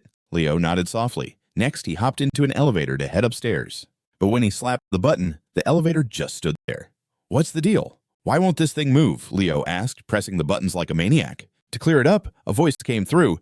"You gotta channel mana into it. That's how it turns on." "Nice to meet you, Leo Plav. So you're the first-year rep everyone's buzzing about." That voice totally belonged to Lee Zamua, this big dude who's like a fifth year in the Knights department. Realizing this was his upper-class man, Leo gave a low-key bow. Up ahead, Senior Lee Zamua looked kinda confused about why Leo was crashing here, and he asked, "Yo, what brings you to the Hero's Tower?" So our dude Leo just kept it real and said, "Oh, just need to chat with the student council president." Leo was super chill about it, which made the upperclassman chuckle and stroke his chin like he was thinking deep thoughts. He was like, "A freshman not scared of me. It takes guts to just waltz into the student council president's office solo." "Nah, that's not barging in," Leo shot back. But Big Guy was totally not listening, so he suggested Leo think hard about joining the night department. "What do you think?" Leo just forced a smile, feeling kinda overwhelmed since people kept trying to drag him into their department. "Am I worn out before we even start?" Leo thought to himself. Fast forward to the student council president's office. Leo got there, knocked, and called inside. "President Ree, it's Leo Plav. Can I come in?" Ray's warm voice replied, "Sure, come on in." Hearing that, Leo swung open the door and stepped in. The moment he laid eyes on him, the handsome dude asked straight up, "What's up?" Leo paused for a sec, gathering his thoughts before saying what he came for. "I want to get into the restricted library." The suggestion flipped the student council president's vibe right away. He gave Leo this serious look and said, Leo, I get that you're not messing around, but there are only two ways a regular student can access the forbidden library. First, you gotta conquer the hero dungeon. By tradition, the victor has to bring any pages they grab back to the hero chronicle. For the second way, I'll spill the tea once you join the student council. Ree added with a smile. Sounds like everyone in this council is trying to pull Leo to their crew. Time zipped by, and we cut to the training yard. Today was the night department's practical exam, and even though it wasn't Leo's department, tons of students from other departments came to watch. Carr, the kid who loves gossip, was totally there. The day had arrived for the night department's first practical exam, and people were flocking to see the action. "You can't watch this match without popcorn," he shouted, trying to get the students standing nearby hyped for his snacks. He'd still rake in cash even if he wasn't in Loomer. Over in another corner, Leo peeped around and noticed the sorceress, Chloe, wasn't there. Not wanting to keep everyone hanging, Professor A stepped up to announce the first one-on-one match. Hallel Snav from Class 1 and Leopla from Class 5 stepped up. Hearing this, both of them made their move at the same time. Meanwhile, Carr spotted a likely customer and darted over to pitch his product. "Professor Sajin want to snag some popcorn and soda today," he said, holding up his goodies with a big smile. But the teacher just rolled his eyes like he wasn't about to bite. You really think I'd buy that?" Harlan shot, but Carr wasn't fazed. Instead, he turned to his friend Celia. Celia nodded like she was in on a plan. In a super cute, kitten-like way, she turned to the professor with those puppy dog eyes. "Professor, could you get us some popcorn? It looks so tasty." It wasn't just Carr. He started shouting Sajin's name, getting a whole crowd to cheer. No way out for Sajin. Now he had to agree to save face. Fine. Back in the arena, looking at his opponent, Leo smiled and said, "Congrats and good luck. You're up first." His opponent, flashing a sly grin, shot back, "This is Hal from the Knights Department, a total hotshot from the Snav family. Looks like you don't care about me, huh? You'll regret that." Hallel replied, licking his lips. "And just for your info, the basic Lumen details are from Carr. To pass the Knights Department's midterm practical exam, you gotta snag 5 wins in duels." Up in the bleachers, lots of students tuned in to watch Leo, getting curious about what he could bring to the table. They wondered what skills this new kid from Class 5 had. One girl asked, while a guy next to her, acting like he had insider info, said, "Since Leo is juggling 3 subjects, there's definitely going to be a difference compared to those who just focus on one. And don't forget Hal's like the 3rd best in Class 1 right after Celia." The sorceress Chelsea let out a sigh. "Looks like Carr is mad into his hustle." Leliana burst out laughing super chill. "Haha, that's just Carr for you. He'd still make bank even if he skipped Loomer."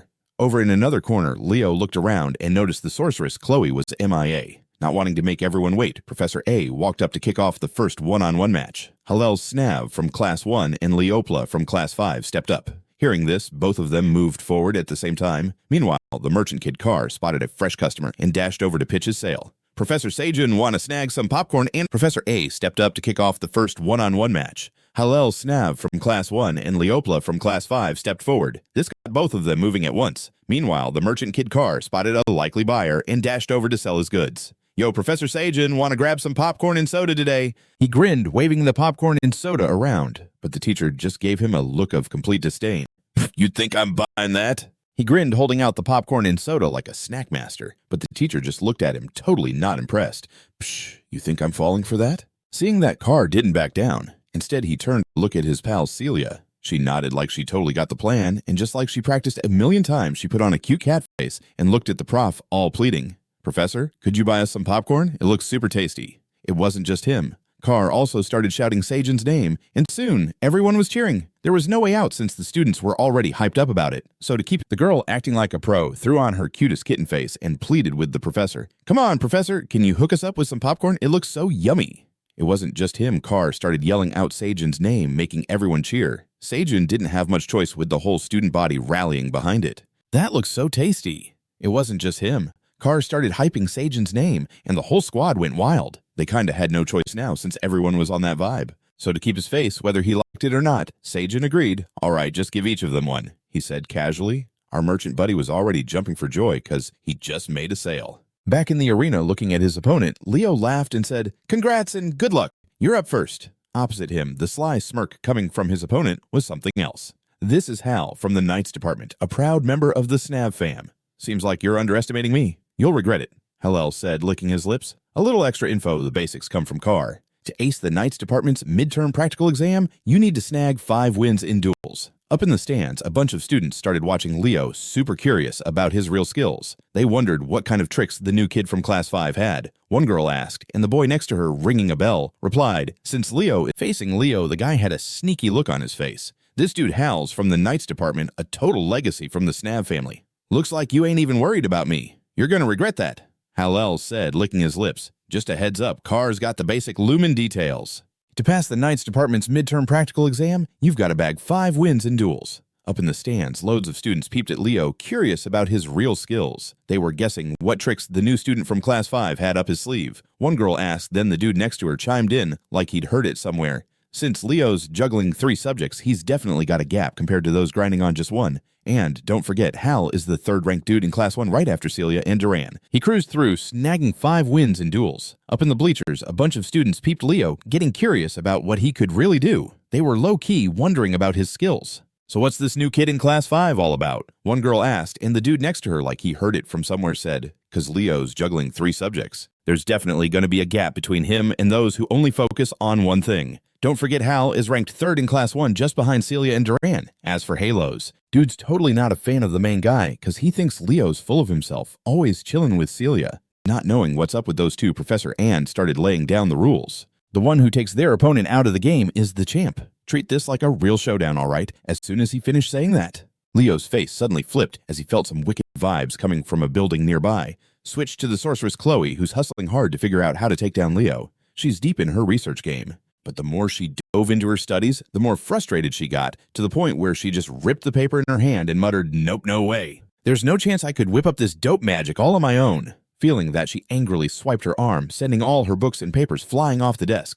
Chloe told herself there's no way she's losing to Leo in this exam. Then she zeroed in on that dark magic book from earlier, the one Leo totally freaks out about, and she whispered, "I can win. This time I've seriously got to win." As she said that, her vibe shifted a bit, looking all kinds of intense. Back at the training area, since he could feel that dark energy, Leo was just standing there, fixated on the building. Seeing Leo just chill like that after the start signal, how could Helios not seize this chance? He gripped his spear tight and bolted forward. "Too reckless, man. Gotcha now." With that, Hill jabbed the tip of his spear right at Leo's pretty face. But thanks to his battle smarts, Leo just tilted his head and dodged. But Hal's attack was just the beginning, right after he unleashed a move called Serpent Spear, making the spearhead twist and turn like a snake and aim straight for Leo's throat at warp speed. Still, that wasn't going to trouble Leo. With a casual reach of his hand, he snagged the spear's tip like it was nothing, stopping it in its tracks. The strength in Leo's arm was so insane, it made Halil rethink everything. He was like, where the heck did Leo get all that power next? Leo yanked the spear towards him, pulling Halil right along with it. Then, without letting Halos recover, Leo packed power into his fist and delivered a thunderous punch straight to the level 3 dude's face, making him spit blood and fly back like a silver bullet. After that, Leo shook his hand and taunted, "Who said I was careless?" On the other side, even though Leo's punch left Halil hurting, he still had enough left in him to get back up and keep fighting. "Don't get ahead of yourself. The battle's just getting started," Hill fired back. Suddenly, a weird blue energy started glowing from his body. Unfortunately for Leo, that vibe just made him feel kind of scornful. A dude who couldn't even control aura yet had mad strength didn't mean he was less weak. A poisonous aura interesting, Leo thought as he watched the blue energy head his way. Then he wrapped himself in a blazing red aura for protection. On the other side, the clueless Halil still didn't get how huge the skills gap was between him and Leo, so he stayed super cocky. "Unless it's something like Celia's fire aura, good luck pushing me back," Halos bragged. But just a second later, Leo, surrounded by that blazing red aura, broke through the smoke and was right in front of him. "You're the one who's always careless," the main guy said coldly, his stare sharpening and crushing the last bits of Halil's confidence. Above, the crowd was munching on popcorn like they were watching a real action flick. In one corner, Duran, who got wrecked by Leo, once frowned at what he was seeing. Meanwhile, Xaringer was thinking,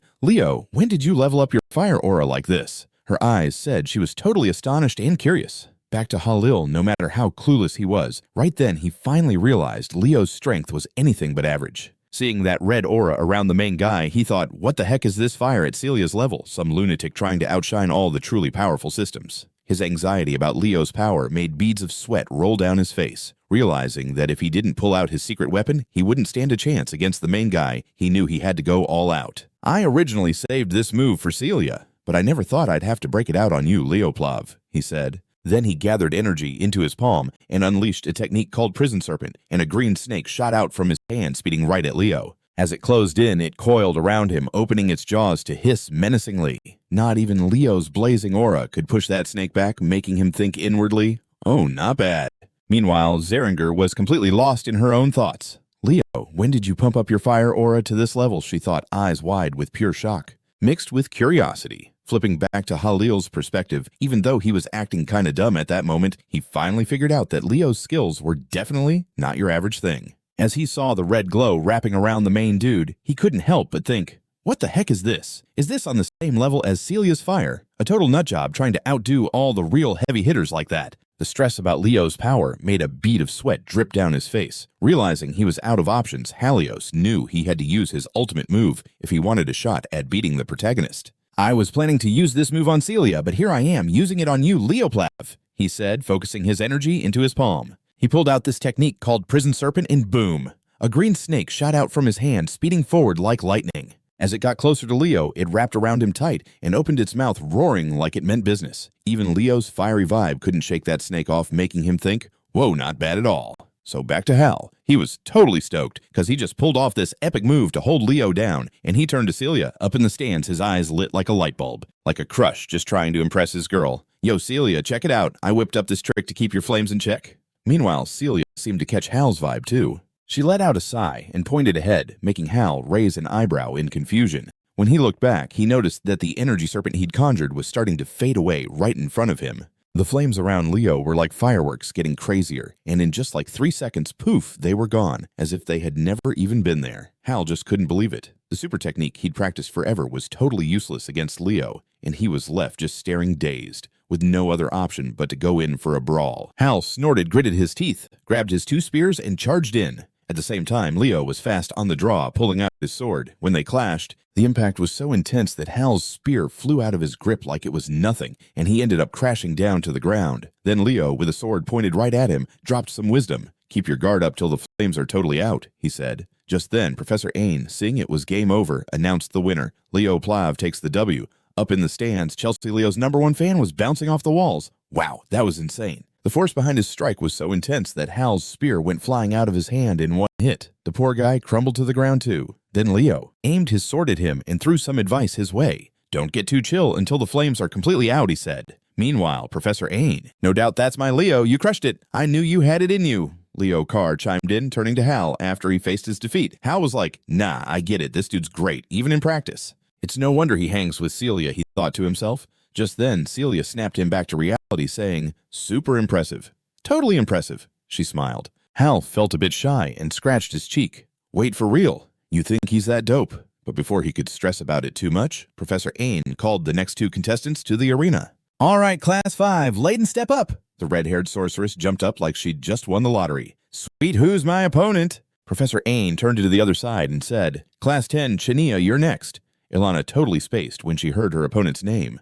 "Would I have to fight one of the 3 strongest this year?" she exclaimed, confused, but sadly, no one had the answers. Then the summoner, Chena, stepped up. Hearing this, Professor Ain turned and called out, "Class 10, Chania, step up." When Ilana heard her opponent's name, she just blanked. "Wait, what? Why do I have to fight one of the top 3? She exclaimed, totally puzzled. No one had answers for her, though. Across the way, summoner Chena stepped up. "Why do I have to square off against one of the top 3 strong guys this year?" she exclaimed, looking super confused. But sadly, no one had the answer. On the flip side, the summoner Chena stepped up next. She clasped her hands and asked her opponent, "Please take it easy on me." Eleliana, matching her vibe, replied, "Yeah, you too." Professor Ann nodded at both of them, agreeing they were set. And boom, let the match begin.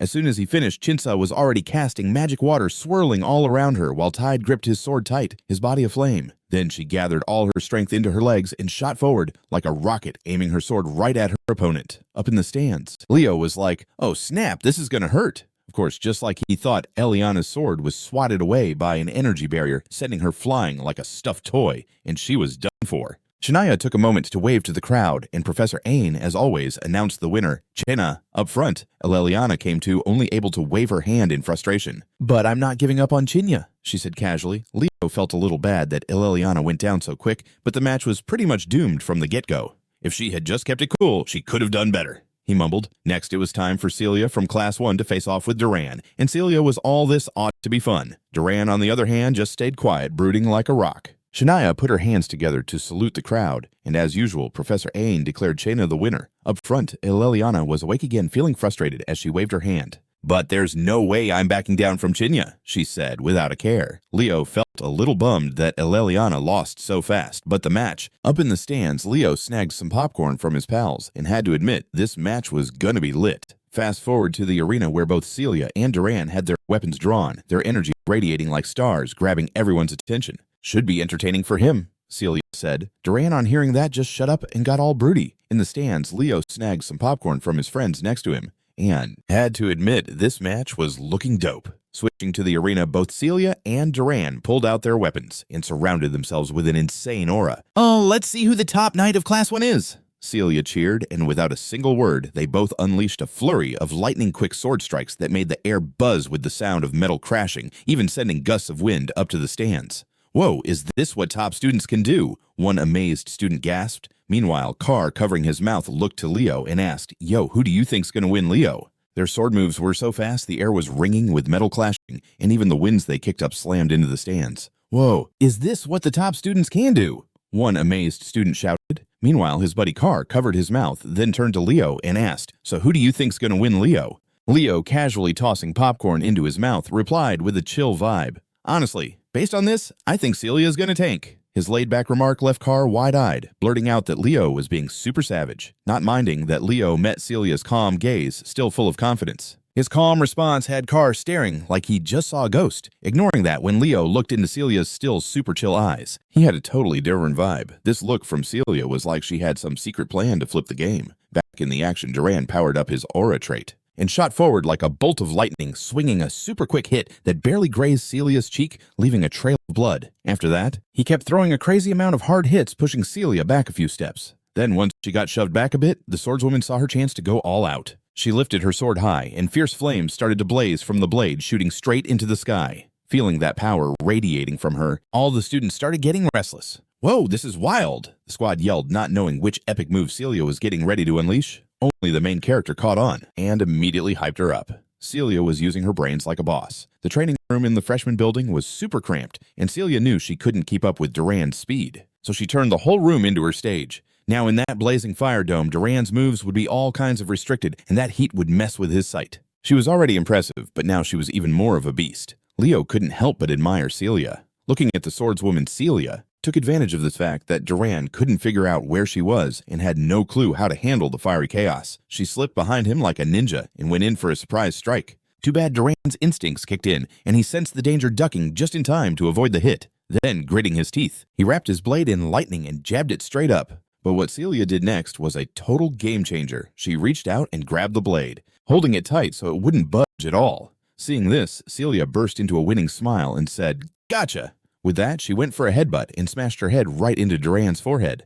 As a result, right after that surprise move, his eyes went blank like he was about to pass out. Dazed, he crashed to the ground. As for Professor Ain, after seeing Duran was out for the count, the teacher declared Celia Xaringer the winner. His words kicked off a wave of cheers from the crowd around them. Back to Celia. After watching Duran wake up, she offered him some friendly advice. "Why don't you work on your stamina a bit?" Saying that, she reached out to pull her blonde-haired buddy up. Up front, Duran didn't play it cool. He grabbed Celia's tiny hand and stood up. Seeing that epic sportsmanship, some students couldn't hold back their tears. That move was totally insane. "We gotta catch it on camera," one guy said while snapping pics. As for Leo, watching his close friend win, he felt pumped for her. "Your training totally paid off." "Celia, you're awesome," Carr shouted. Then suddenly Professor Sedan leaned over, grabbed some popcorn, and said casually, "Celia really crushed it. Thanks for the lowdown, class president." So the night's practical exam wrapped up with results like this. Celia Xaringer had 4 wins and 1 loss. Duran had 4 wins and 1 loss. Shania had 4 wins and 1 loss. And our main dude Leo was the only one to score 5 wins without a loss. Time zipped by. A week later, the linguistics theory exam just wrapped up. Looking at the pile of test papers in his hands, and after counting them, Professor Harid neatly stacked them and nodded at the students in front of him. You all crushed it. Don't bomb it and get kicked out. Hit the books hard." After that, he slammed the door so hard, it made an insane bang. As soon as the teacher took off, Leliana flipped out in frustration. "Oh my gosh, it's always expulsion, this expulsion that," she grumbled. Seemed like she didn't ace the test. Meanwhile, in another corner of the classroom, 2 dudes approached top student Chelsea asking, "Chelsea, can I see your answers?" "Who should I show first?" She shot back all smug, making the 2 wannabes' jaws drop. "Let me see first, please," the 2 way too eager guys begged, jumping to another corner of the room. Our dude Leo was sprawled out over his desk like a lazy cat. Suddenly, the pink-haired Nell leaned in and asked, "How was the test class president?" Hearing someone call him Leo, looked up and scratched his head, replying, "I don't think it was too gnarly." This made Nell laugh happily. He, the class president, always seems like he's got it all under control, but then makes a face like that. Responding, Leo looked dazed like he just woke up. "Did I really do that?" Sitting across from him and noticing his face, Nella found it so funny she ended up giving Leo a free treatment session. "If anything's bothering you, just shout, and I'll heal it with my magic." At the same time, their merchant buddy Carr popped up from nowhere and whined, "Oh, Nella, my shoulders and back are killing me. Help a dude out." No sooner had he finished speaking than their mage friend Chelsea started thumping his back like a machine, causing that orange-haired dude was in so much pain, he'd literally spit water everywhere. But hey, it don't hurt no more, right? Chelsea smirked and shot a question at Leo. "So Leo, how's the summoning practice treating you?" Tide chimed in, You barely ever show up to practice." Leo fired back, saying he's been grinding hard where no one could peep him. "About your shady remark, Chelsea totally trusts you, like 100% no cap. That's just classic Leo. What rank you shooting for in the summoning test?" "Definitely aiming for first." No doubt Leo replied with full-on confidence. And just like that, time flew by. Fast forward to the training grounds of the summoning department. Today's the big day for their practical exam. You know, even though it's a summoning department exam, loads of peeps from other deps came to check it out, as they all chilled, waiting for it to kick off. The announcer's voice blasted through the crowd. Hey there, it's that time of year again, the hypest event for all the freshmen. Welcome to the summoning race. I'm Run Bates. A third year from the summoning department. In the stands, cousins Celia and Ree were also there, ready to catch the exam. While they waited, Celia turned to her big bro and asked, "So is this actually an exam?" she asked, kinda curious. Ree broke it down. The summoning race is a total fan favorite in our department. Plus, it's one of the main events for the inter-departmental hangouts, so everyone's super hyped. And don't forget about the snack dude. He's always ready to hustle popcorn and soda when the students gather. Down on the practice field, the summoning students had all come together. That's when Eliza the summoner turned to stare at our main guy and said, "I heard you crushed it in the night department's exam. Have you actually prepped for our practical?" Leo answered, "Of course I've prepped," but Eliza didn't seem convinced. With a slight edge in her voice, she said, "You say that, but you haven't even shown up to any practice sessions. You looking down on the summoning department," or what her words got the other students all riled up, making them super salty at Leo. For real. If you're just going to be lazy, maybe you should just drop out. We've never even seen you summon a spirit. Frustrated murmurs started to rise. It just made everyone even angrier at Leo. Seriously, if you're going to slack off, just quit. We haven't even seen you make a summoning contract or summon a spirit. Sounds of frustration started to. In the end, Tide had to step in and chill everyone out, saying, "Chill out, guys." But let's be real, his words didn't help much. Everyone was still super frustrated. A blonde-haired trainee strutted up calling out, "Tide, don't stick up for him just cause you're in the same class.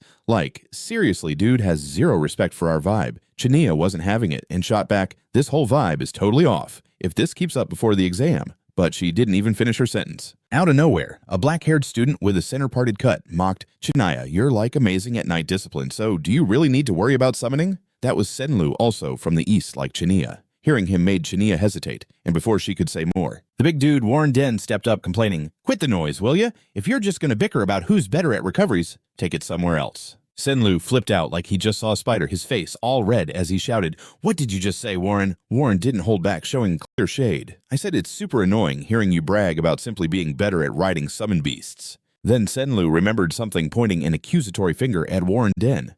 "Huh, are you guilty now? You barely ever show up to the summoning practice." Warren shot back all casual like, "That's because I don't think it's worth my time. I'm not dumb like you. You couldn't even tame a griffin," he sneered. By now, Senlu was about to explode with rage. He balled his fist and swung it at Warren Den, totally forgetting that Warren was the top dog from the South region, and Senlu was only hitting his chest. Lucky for him, before he could throw down, Leo grabbed his arm tight, warning, "If you start swinging before the exam, it's not just a warning, you'll lose your shot at the test." Leo's words hit Senlu like a bucket of ice water. Still, he just snorted, too annoyed to thank Leo. Tide wandered over to the main dude and whispered, "Honestly, the vibe in our summoning course this year is straight up rough." Leo was surprised, asking, "Why's that?" Tide's face dropped a bit as he explained, "Summoning is where the skill gap between the pros and the rookies is hella wide. But you and that buddy Tide are at the top of your game, and the second years are super salty about it. Plus, you two hardly show up for practice." Leo got what Tide was saying. He understood why everyone was harsh towards him, and it didn't shock him. Of course, people might think he wasn't serious, but he was far from letting his guard down, Leo thought to himself. Meanwhile, in another corner of the stands, some mystery figure in a black cloak was watching Senlu closely, whispering, "It's about to go down." With that, he opened a dark portal next to him and vanished. Senlu, for some reason, felt a storm of anger building up inside him. "Just wait, you cocky brat. I'm gonna crush you," he thought, his eyes fiery and kinda wild. Time flew by, and the moment of the exam was almost here. Host Rumba fired up once again. "Before we kick things off, I'll break down the rules. Freshmen in our summoning crew can only use summoning magic during the test. Even dual majors can't use their aura or any other magic. When it starts, tame the griffin right in front of you and cross the summoning island. Then head back via the silent lake. Who's going to be the star of the summoning department's midterm practical? We'll find out real soon." As he spoke, all the first-year summoning students lined up, faces tight with anxiety, staring straight ahead. Not wanting them to freak out more, Professor Yura raised her voice. "Yo, newbies, don't sweat it. Just stick to what you practiced. Anyone who can't hack the pressure can hang back after class." But her words only made the students tenser. They told themselves to chill, but their bodies were still shaking.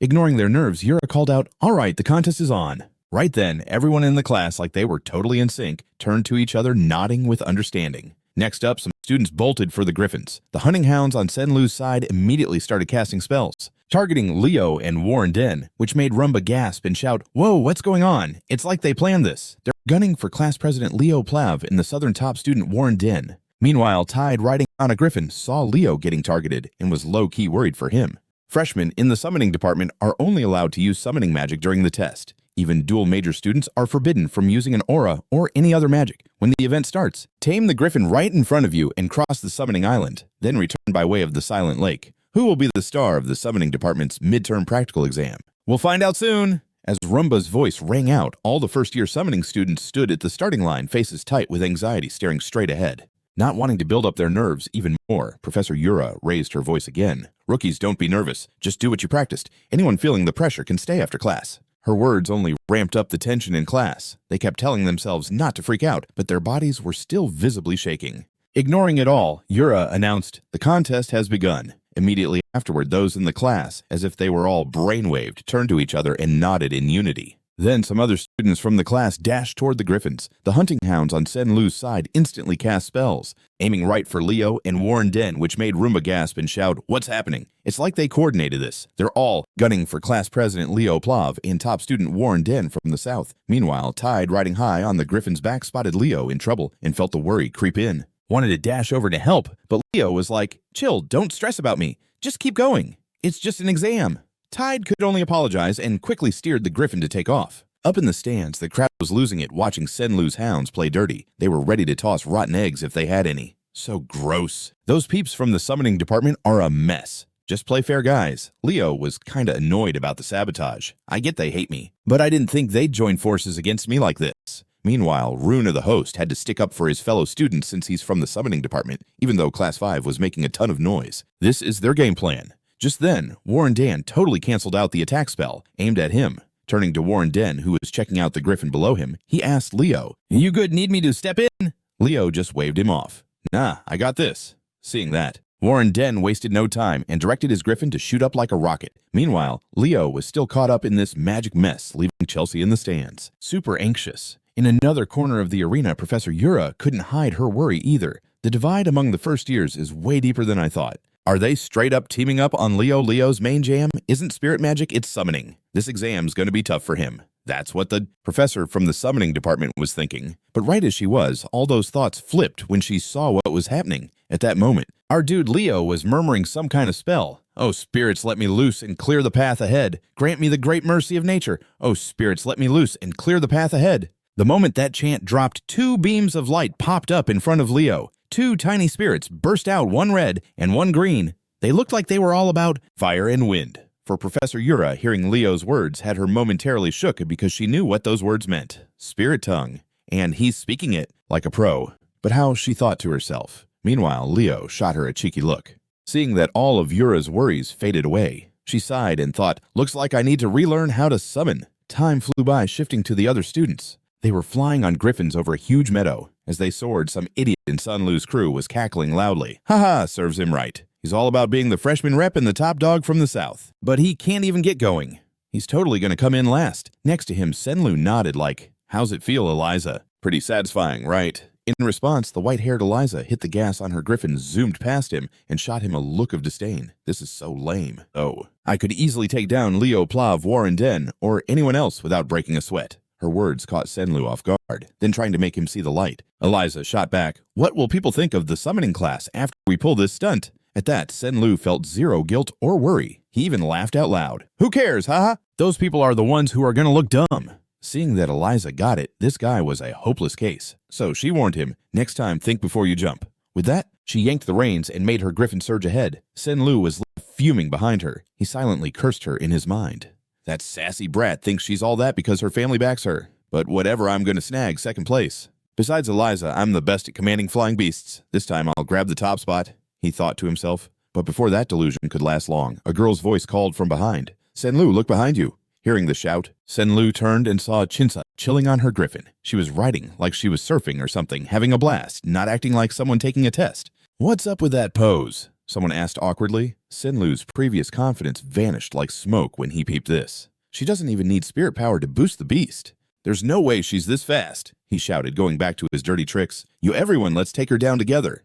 In response, an orange-haired girl was all pumped. "All right, check this out." As she spoke, she summoned a wind spirit to gear up for an attack. But Shania was onto their shady moves, so she was ready. The moment the wind spirit popped up, she directed her griffin in a quick arc back toward the others. The orange-haired girl was left speechless and confused. "What?" she gasped. Then Shayna leaped off her griffin and threw a kick aimed right at her.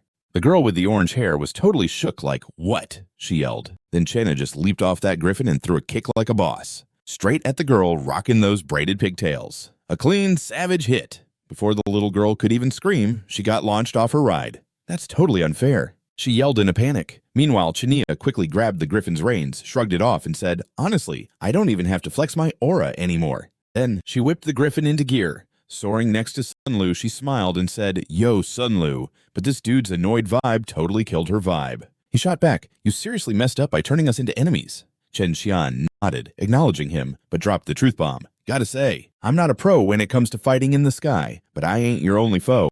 There are some peeps who are super mad about your lame tricks." Before Sunlu could even catch the drift of Chania's words, a massive explosion blasted behind them, snagging everyone's attention. But oh, it didn't stop there. A whole bunch of big explosions went off next to the mounts, causing pure chaos. Chania wasn't really surprised. Seems like Warren Den is the type to get back at you for every little thing. Then she checked out the big dude as he hit full throttle and zoomed up to the front of the competitor pack when he caught a glimpse of Senlu. Warren's face was all rage. "You garbage. Take this as my payback," he said. Then he unleashed his magic again, tossing a ton of fireballs ahead. The blast made Senlu's crew struggle just to keep their mounts steady. Meanwhile, in the arena, Leo had finally shaken off the annoying spells. And the host, Rumba, blared out, "First-year rep Leo Plav, known all over Lumen for wanting to roll with the Academy's top dogs, looks like he's here to steal the show today. But could his summoning be his Achilles heel?" All the fans snapped their heads to watch the main character, hyped to see what Leo would dish out next. Since, let's be real, he started way later than everyone else. Turning to see Leo's view, he immediately spotted a thorn stuck in the griffin's wing. Using magic to block Leo's way wasn't the only prank going down. This ticked Leo off, as a hero contender getting caught up in lame pranks was like really embarrassing. With that, he reached out to grab the bridle around the griffin's neck, but the mount went nuts, screeching like it was about to blow up while Leo tried to calm it down. Honestly, you shouldn't try to ride a griffin when it's all hyped up. His buddy Runa chimed in cheerfully. Meanwhile, up in the stands, the swordswoman Celia was all worried like, "Oh no, why does Leo have to push himself like that? He must have some solid reasons," Brother Ree added. Back to Leo, the griffin's struggle was definitely making things tricky for him, but super quickly. He started pouring all his strength into his hands and yanked hard on the reins to tame it down. "I get how you feel, but right now you gotta chill and listen to me." "Kneel," Leo said with a death stare. The griffin shivered. It totally got the vibe that if it kept acting up, it was going to be in major trouble. So it quickly settled down. As soon as Leo saw the mount had calmed, he hopped onto its back and officially took off. Oh man, Leo's griffin just joined the party. What a rough start, with challenges piling up. It looks like finishing last is totally unavoidable. Ignoring those comments, Leo checked out the wound on the griffin's wing and reassured it. "This is gonna sting. But you've handled it like a champ. You've been so brave. In the name of the Packmaker, I summon you." With that, a burst of flames shot up next to Leo. Then the Phoenix chick, Fiora, showed up. Right after it wrapped the griffin in its fiery blaze, making the griffin cry out like it was losing its mind. Meanwhile, the swordswoman Celia stared in shock and asked, "What the heck is that flame?" Without answering, Guildmaster Ree was also glued to the screen thinking, "Is that Xaringer's fire? No way. That's not right. It's not Aura's flame, so like, what even is it?" Back with the crew known as Sunlu, a girl behind him spoke up. "Their injuries are pretty bad. At this rate, we won't hit top speed." One of the group members replied chill, "But hey, at least we won't come in last, so just relax a little." Just when those words left his lips, they caught sight of a figure zooming past them like a rocket. And the dude was none other than Leo, boosted by the Phoenix flames. His griffin was now soaring like a missile. "All right, let's see. Time to crank it up a notch." Leo smirked as he noticed the shadows of the opposing crew. But at that precise moment, a massive roar erupted from up ahead, echoing everywhere. From a dragon. Spotting its form, Leo instantly recognized it and blurted out, "That's Fafnir." "Gotta pick up the pace." Leo smirked, spotting the other crew's shadows. But then out of nowhere, a roar blasted from the front, making the whole place rattle. It was a dragon, and the second Leo laid eyes on it, he just knew. "No way it's Fafnir," he shouted. To explain how this dragon popped up, we gotta rewind a few minutes. After seeing his bulky buddy Warren Den rushing in, Eliza pushed her mount into the attack. "This one's for you, Warren Den. I'm not giving up first place." Warren Den didn't say a word. Instead, he just flicked his fingers and a tiny spark popped out. Suddenly, it popped up next to Eliza. And out of nowhere, it blew up like, whoa, good thing Eliza was a pro with her mount so she didn't get tossed off. But that surprise attack really put her on high alert, blasting flames and wind spirits everywhere. This wasn't just some basic spirit control move. I've never seen this dude Warren Den take a magic class like that, but for real, no matter how gnarly the attack is, if it misses, it's useless, she said, weaving her mount in and out like a champ, dodging all the blasts Warren Den was throwing at her. Seeing this, her beefy friend figured his explosions weren't cutting it, so he switched up his attack style. All right, let's see if you can dodge this one. With that, he whipped out ice magic, summoning crazy sharp ice spikes in the air. Then he mixed that with wind magic and sent those ice bolts raining down on Eliza. A mega attack that left the white-haired girl with zero time to react. Out of nowhere, her griffin opened its mouth, blasting a massive stream of fire that obliterated the incoming ice bolts midair. This totally hyped up Runa the host, who chimed in, "What a wild battle." Warren Den went all out with 3 spirit forms to attack, while Eliza amped up her summoned beast. That's when Chen Xia saw her chance and zoomed ahead. "Well, thanks," the black-haired girl said with a grin. But no way Eliza was going to let her get ahead that easy. "Not going to happen, Chena." As she said that, Eliza shot out 2 whips that wrapped around Chenia's neck and yanked her back. At the same time, a little spark popped up in front of her. Seeing that Chenia was quick to figure out what was coming, so she jumped off her mount right away, and sure enough, a huge explosion went off where that spark was.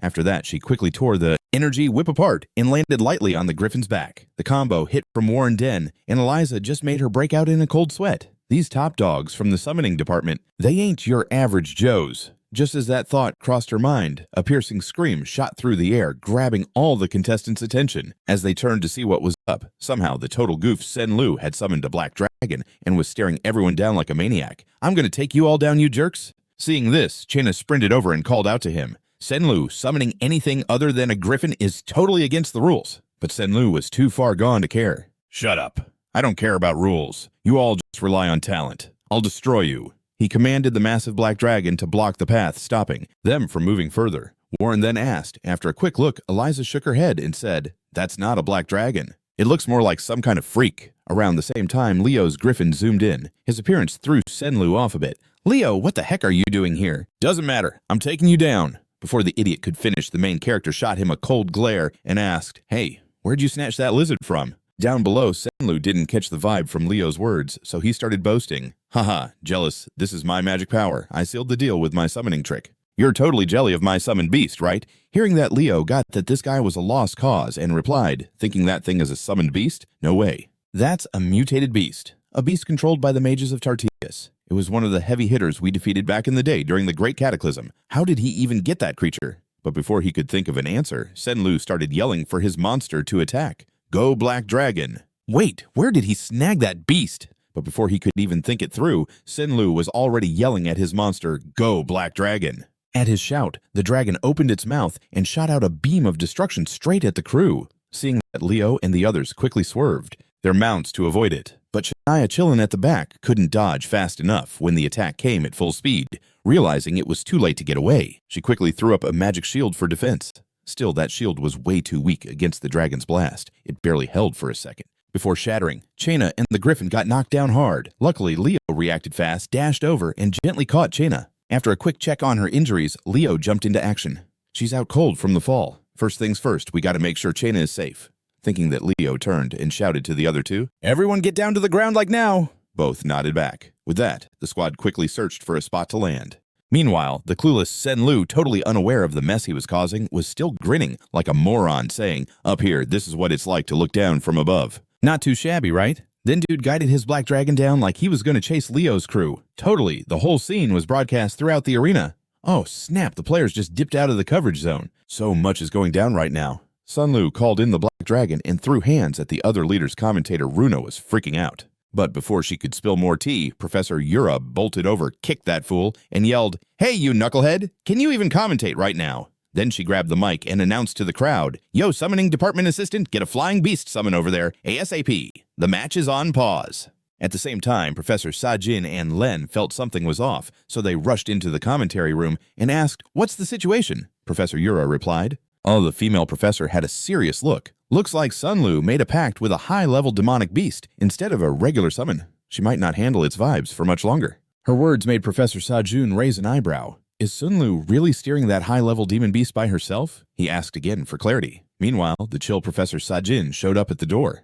"Could it be someone else pulling the strings?" he said. "I don't know, but it's definitely a possibility." Shun nodded, and seeing that the lazy head professor quickly took charge. "All right, Yura, you and the summoning squad go stop Sunlu. If you gotta take him down and take that beast out, the rest of you instructors spread out and keep the kids safe. And you, Shun, you're rolling with me." Hearing that, Seijin nodded too, like he already knew where they were headed next. Back at Leo's spot, the crew had just landed safely. But Sunlu was right on their tail. "He's coming in hot, big guy. Warren Den warned. Literally right after that, the giant black dragon swooped down in front of everyone. On its back, Senlu said coldly, "If you thought you could run away, maybe you should have hidden better, huh? Now, you all gather here again." Leo just shook his head cool as ever.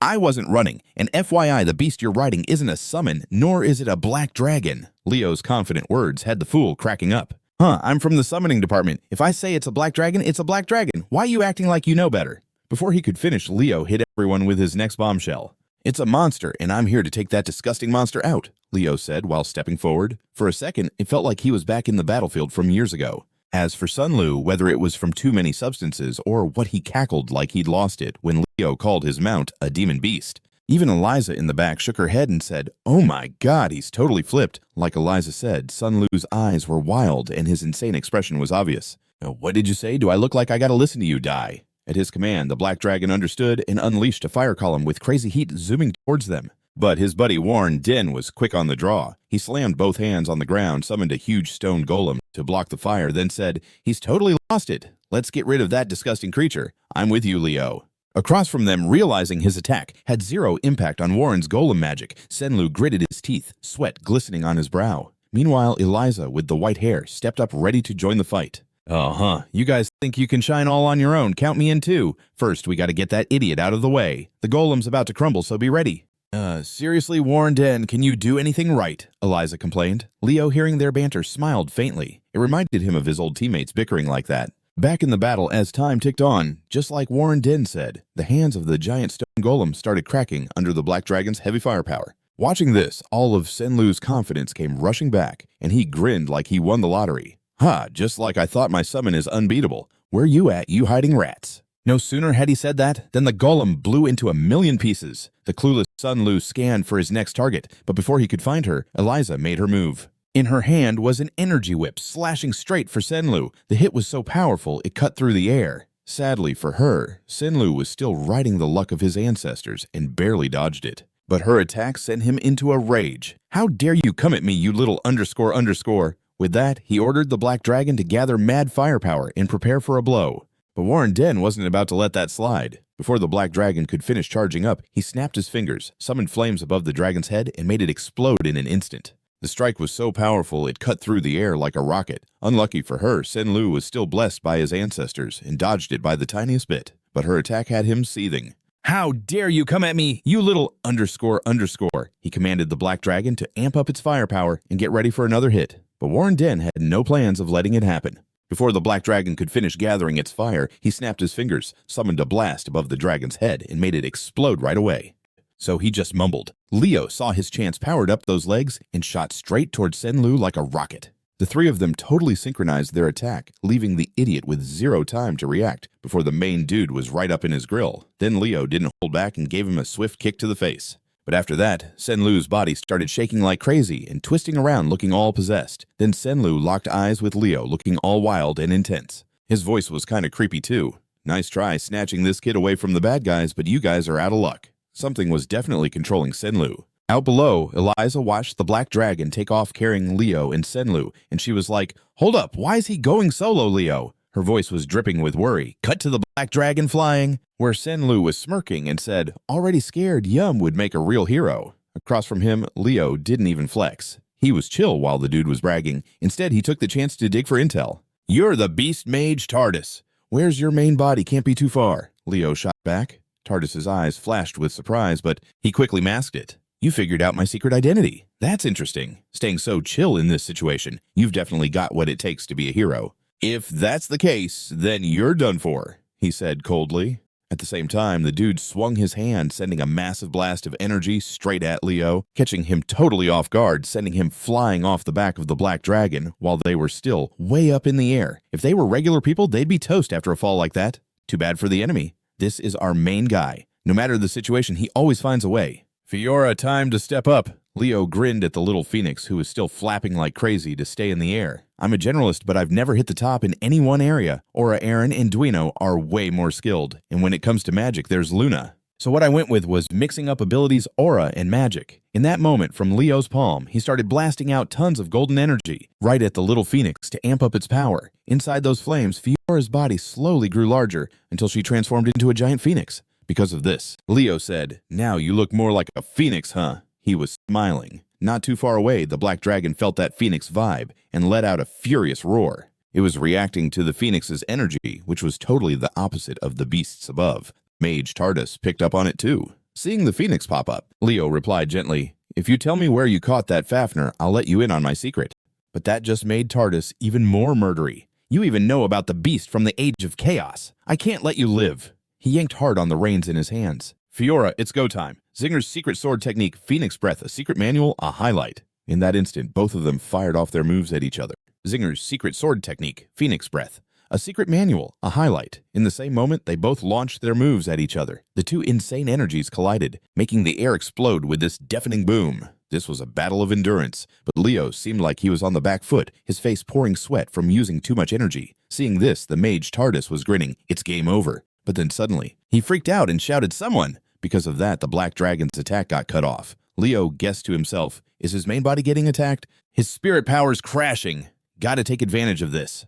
With that thought, Leo yelled and unleashed all his energy straight ahead, forming a giant column of fire that shot right into the black dragon's body. Then its body burst out with tons of golden light and finally blew up like a bomb in the sky. No clue how Senlu on its back was holding up. "Awesome job, Fiora. Now come back," Leo said with a grin. But things never go as planned. Suddenly, Fiora's body reverted to her baby form, leaving Leo totally shocked, so both master and servant started plummeting. Meanwhile, the sorcerer Tardis, who had been laser-focused on controlling Senlu, suddenly had a beam of light crash down from the sky, slamming his body with immense pressure. "Ahem. Who are you?" the newcomer asked, and it was Professor Sajin who had just rolled in. "This one's for you, monster sorcerer Tardis, the lazy teacher," Harid chimed in. Out of nowhere, Fiora's body transformed back to some kind of fresh state, leaving Leo looking like he'd seen a ghost. With that, they both plummeted down. Meanwhile, that sorcerer Tardis, who was all about keeping tabs on Senlu's body, suddenly found himself crushed under this huge beam of light coming down from the sky.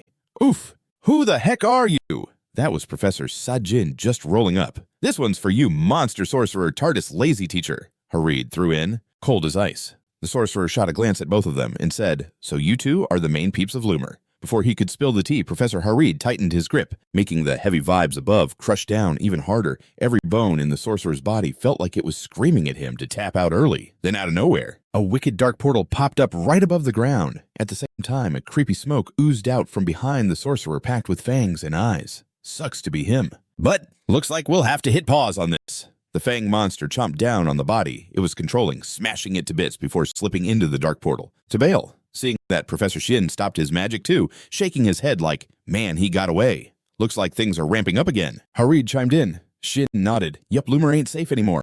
Back where Leo was, he was still dropping through the sky, bracing for impact. At that speed, even Leo was like, "Am I going to survive this?" So he called on his little buddy Fiora to bounce back to the summoned beast realm. Hearing this, Fiora spread her tiny wings, trying to stick to Leo. But before they could get all emotional, Leo's fall suddenly stopped midair because his cloak got snagged by a huge mouth. Then Professor Yura's voice broke in. "Yo, you good, Leo. Thank goodness we got here just in time." Time skipped ahead, shifting to some sketchy cave. At that point, the mage Tartius was sucking up the red energy from the monster's wounds like it was a snack. In front of him stood a cloaked figure who said, "Wow, this ain't easy at all. Didn't expect to be slowed down by some hero wannabe." His voice dripped with sarcasm, making Tartarus hurry to clarify that he's not just any hero hopeful. He's inked to deal with the Phoenix. Plus, he's figured out Fafnir's true colors. The cloaked mage's eyes widened in shock.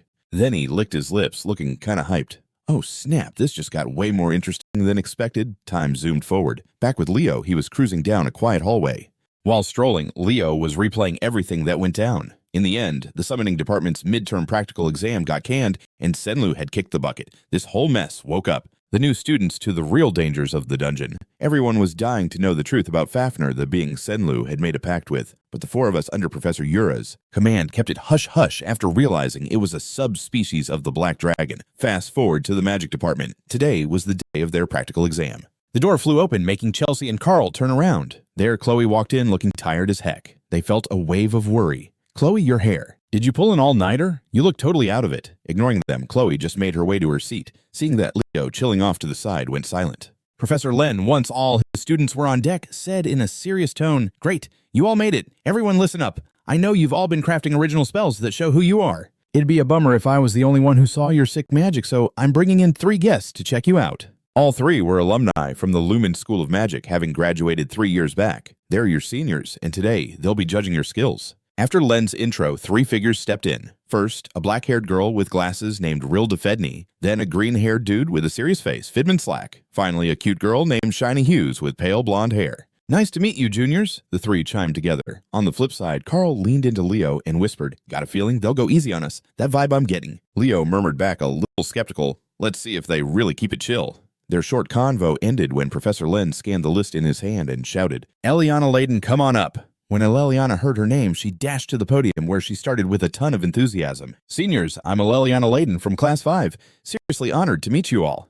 Her hype self-introduction made Carl's eyes go wide, but not even noticing that, Eliana kicked off her performance. A beam of light shot up from her palm into the air, exploding like crazy fireworks. Then she said out loud, "My main element is light. If I mix a spell with fire into my light magic, I can whip up some seriously powerful thermal magic." As she talked, a little flame danced in Eliana's palm. Then it merged with her light magic, creating a blazing flame that twirled around her. The power it radiated was anything but weak. However, a little flame popped up in Eliana's palm and merged with her light magic, creating this dope flame that swirled around her. The vibe it gave off was no joke. But Shin, sitting right across from her, was totally shook when she saw the spell and was like, "Whoa, isn't this kind of like the laser magic we already have?" Eliana's face went stiff at that. Meanwhile, the seniors who had graduated were quick to give their opinions. They scribbled some notes on paper, then passed it back to Professor Len. The results were honestly looking kinda rough. She got 2 C- and a C. Professor Len looked at the scores with zero surprise and coldly said, "Next up."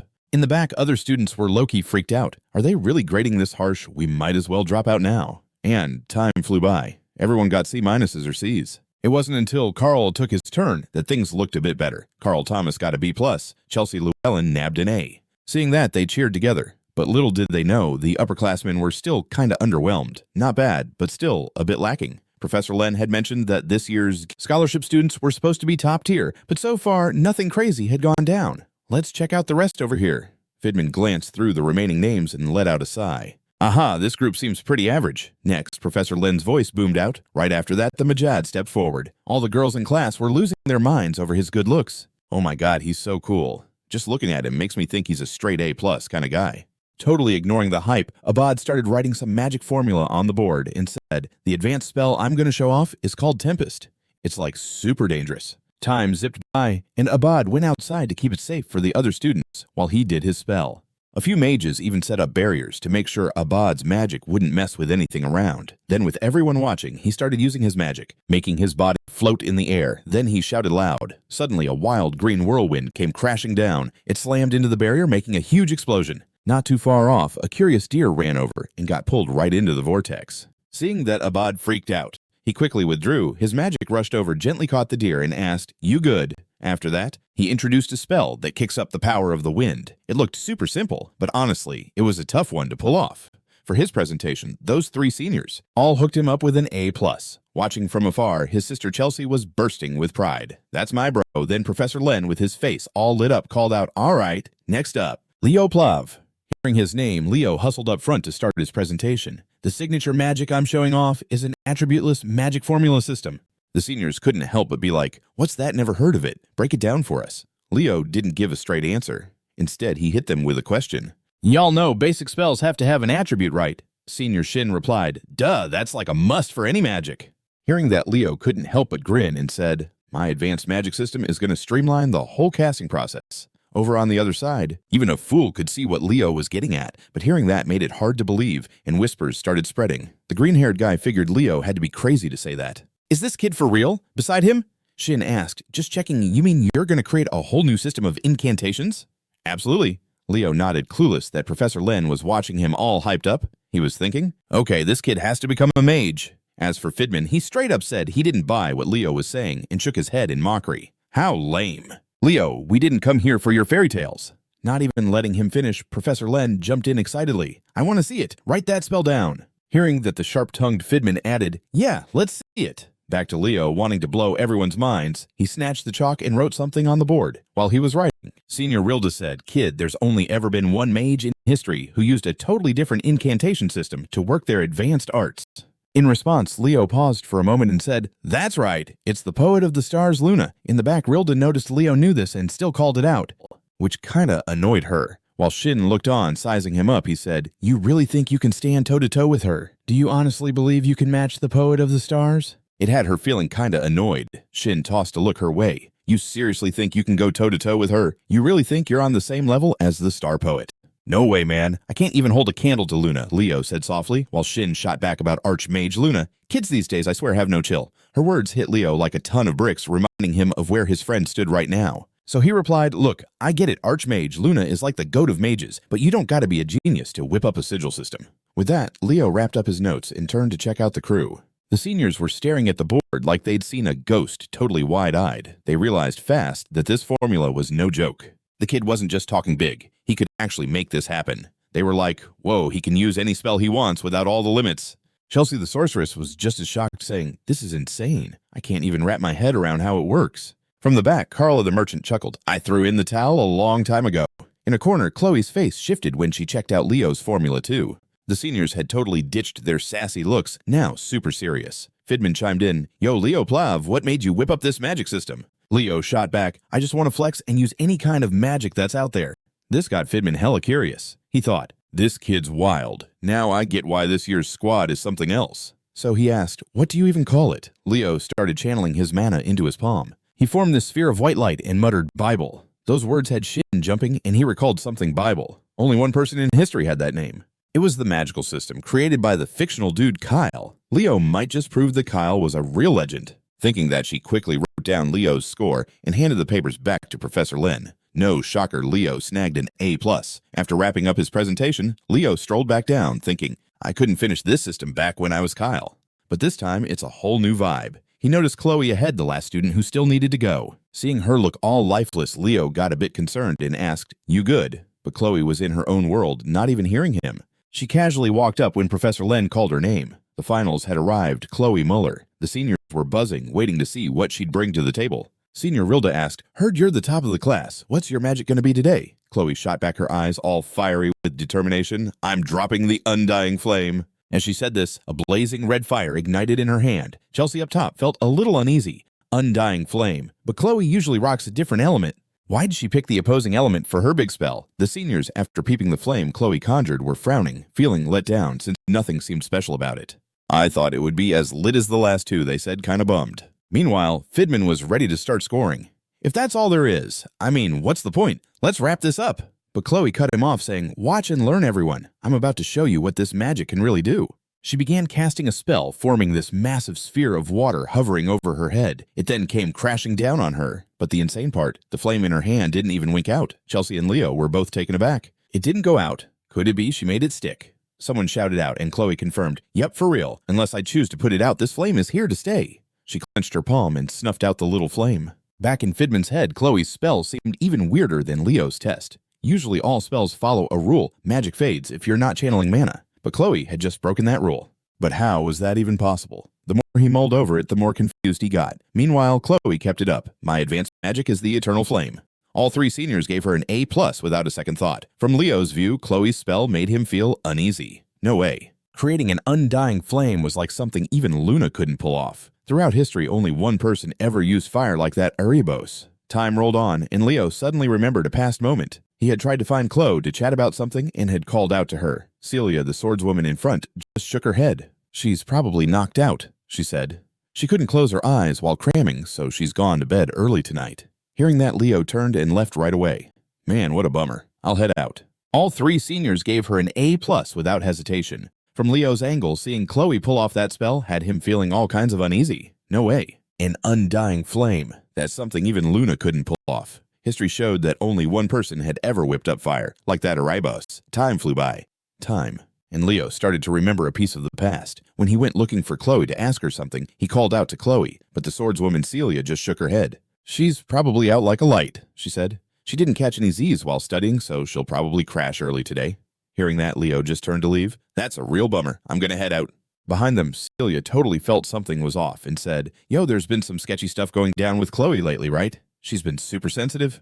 "Like she's had beef with a couple of peeps in class," she continued, "and I heard she's hanging out with that weird group from the magic department, but Chloe's not that type." Just then, a little flame popped up next to Leo, and out flew a small phoenix Fiora. Leo reached out, played around with it a bit, then asked, "What's up?" A familiar voice shot back, "You called me Leo Plav." That voice belonged to Fiora's mom, who had entrusted the little one to Leo. Fina then asked Leo, "So what's the deal? Why'd you call me through Fiora?" Leo gently set little Fiora down and said, "I want to know why you're still chilling at Lumen."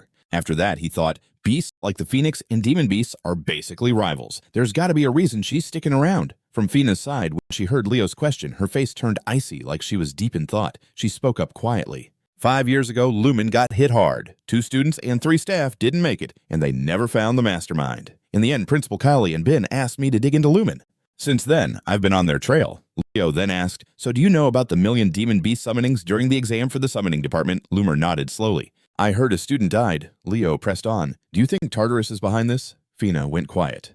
"Right now, I'm just suspicious of it, so I can't spill too much." Seeing her vibe, Leo didn't push. Instead, he asked her for a solid, "Can you let Principal Calon know Senlu might not be the only student Tartarus is after?" This info hit Farina like a ton of bricks. Time zipped by, and today was the big practical exam day for hero research and combat research. Meanwhile, our laid-back Professor Harid was just chilling in his chair. He then called out for Class 5 to gather around. Now that everyone was there, the class rep was going to break down the exam. Leo jumped in. The inter-departmental exam for hero research and combat research is going to need teams to work together to tackle a hero world. This time, we're diving into the Chedmothers event. The whole class freaked out. Only Eleliana was sitting there, clueless, not getting the hype at all. Seeing the reaction, she asked, "What's the Chedmothers event?" Nella next to her looked at her like she was from another planet. "Oh my god, Eleliana, you seriously don't know. This is even part of the exam." But before they could go on, Professor Harid yelled, "Silence, pay attention class, rep, keep going." Meanwhile, Leo whipped out a paper and kept reading. 30 years ago, 5 first-year students from Lumen Academy went on a mission to the Chedmothers forest. They got ambushed by Tartarus. At that time, Professor Albie, who's like the king of chill, was still a second year. He was on the rescue team, and they nearly got wiped out. The goal of this mission was to rescue the injured and take out the demon beasts. You'll be backing up Professor Albie, who was a second year then. Just as Leo dropped that info, the lazy teacher Harid got all serious, warning them, "This exam ain't your regular midterm. It's to boost your combat skills, so keep your head in the game. Anyone who's judged as lacking potential is getting booted immediately." Hearing that, the whole crew felt the pressure and their faces went pale. Seeing this, Harid chuckled, lightening the mood. "Just believe in yourselves, you kids are old enough." The students, hearing their teacher's pep talk, were almost moved to tears. Eleliana was even going to ask the teacher for his autograph, but before she could say a word, he waved her off. "Now, zip it." Then Professor Arshan's voice cut in. "All right, I'm going to drop the team list from biggest to smallest, starting with Class 1. The students instantly fell silent, shocked. Chelsea suddenly blurted, "Wait, aren't we supposed to form teams within our class?" Next to her, their merchant buddy Carl snapped, "No way. Ugh, we got to take this exam with total strangers." Brushing that off, other students lined up one by one, reaching into a giant jar to draw lots. Leo pulled a ball marked with the number 11. This meant he was in Group 11, which was the last group. After everyone got sorted into groups, Professor Albie stepped forward and said, "Grouping is done. Group 1 step up to the summoning matrix." Upon hearing that, the students went silent again. Chelsea shouted, "Wait, aren't we supposed to form teams within our class?" Next to her, Carl said, "No way. Ugh, so we got to take the exam with total strangers." Ignoring this, the other students stepped up one by one to draw from the jar, and Leo got the ball marked with the number 11. This meant he was in Group 11, which was also the last group. Then, once everyone was in their groups, Professor Albie stepped forward and announced, "Grouping is complete. Group 1 step onto the summoning matrix." As soon as Chelsea heard that, she and Celia rushed in. Having Celia on her team made Chelsea feel way better. It's a total win to be teamed up with the Xaringer fam's princess. Celia turned around and flashed a smile. "Let's show him what the Rodrian Empire is made of." Then Professor Albie powered up, making the magic circle on the ground light up like crazy. A notification popped up on the screen showing the Hero Chronicle. "Welcome to Albie Chapter Genesis," featuring the Chedmothers event. And just like that, the 2 girls got teleported into Albie's Hero Chronicle. The professors outside could totally watch their every move on a floating screen.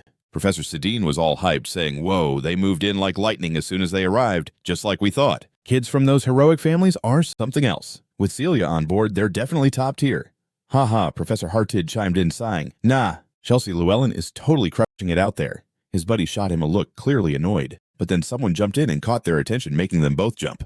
That first group finished their mission super fast. These kids are impressive for first years. It was Headmaster Callan. When the guys saw him, Sajun and Hared blurted out "Headmaster" and quickly shuffled to make room for him in the middle seat. Then Jin asked, "What's up?" Headmaster Callan grinned and said, "I just wanted to see how much the first-year students have leveled up."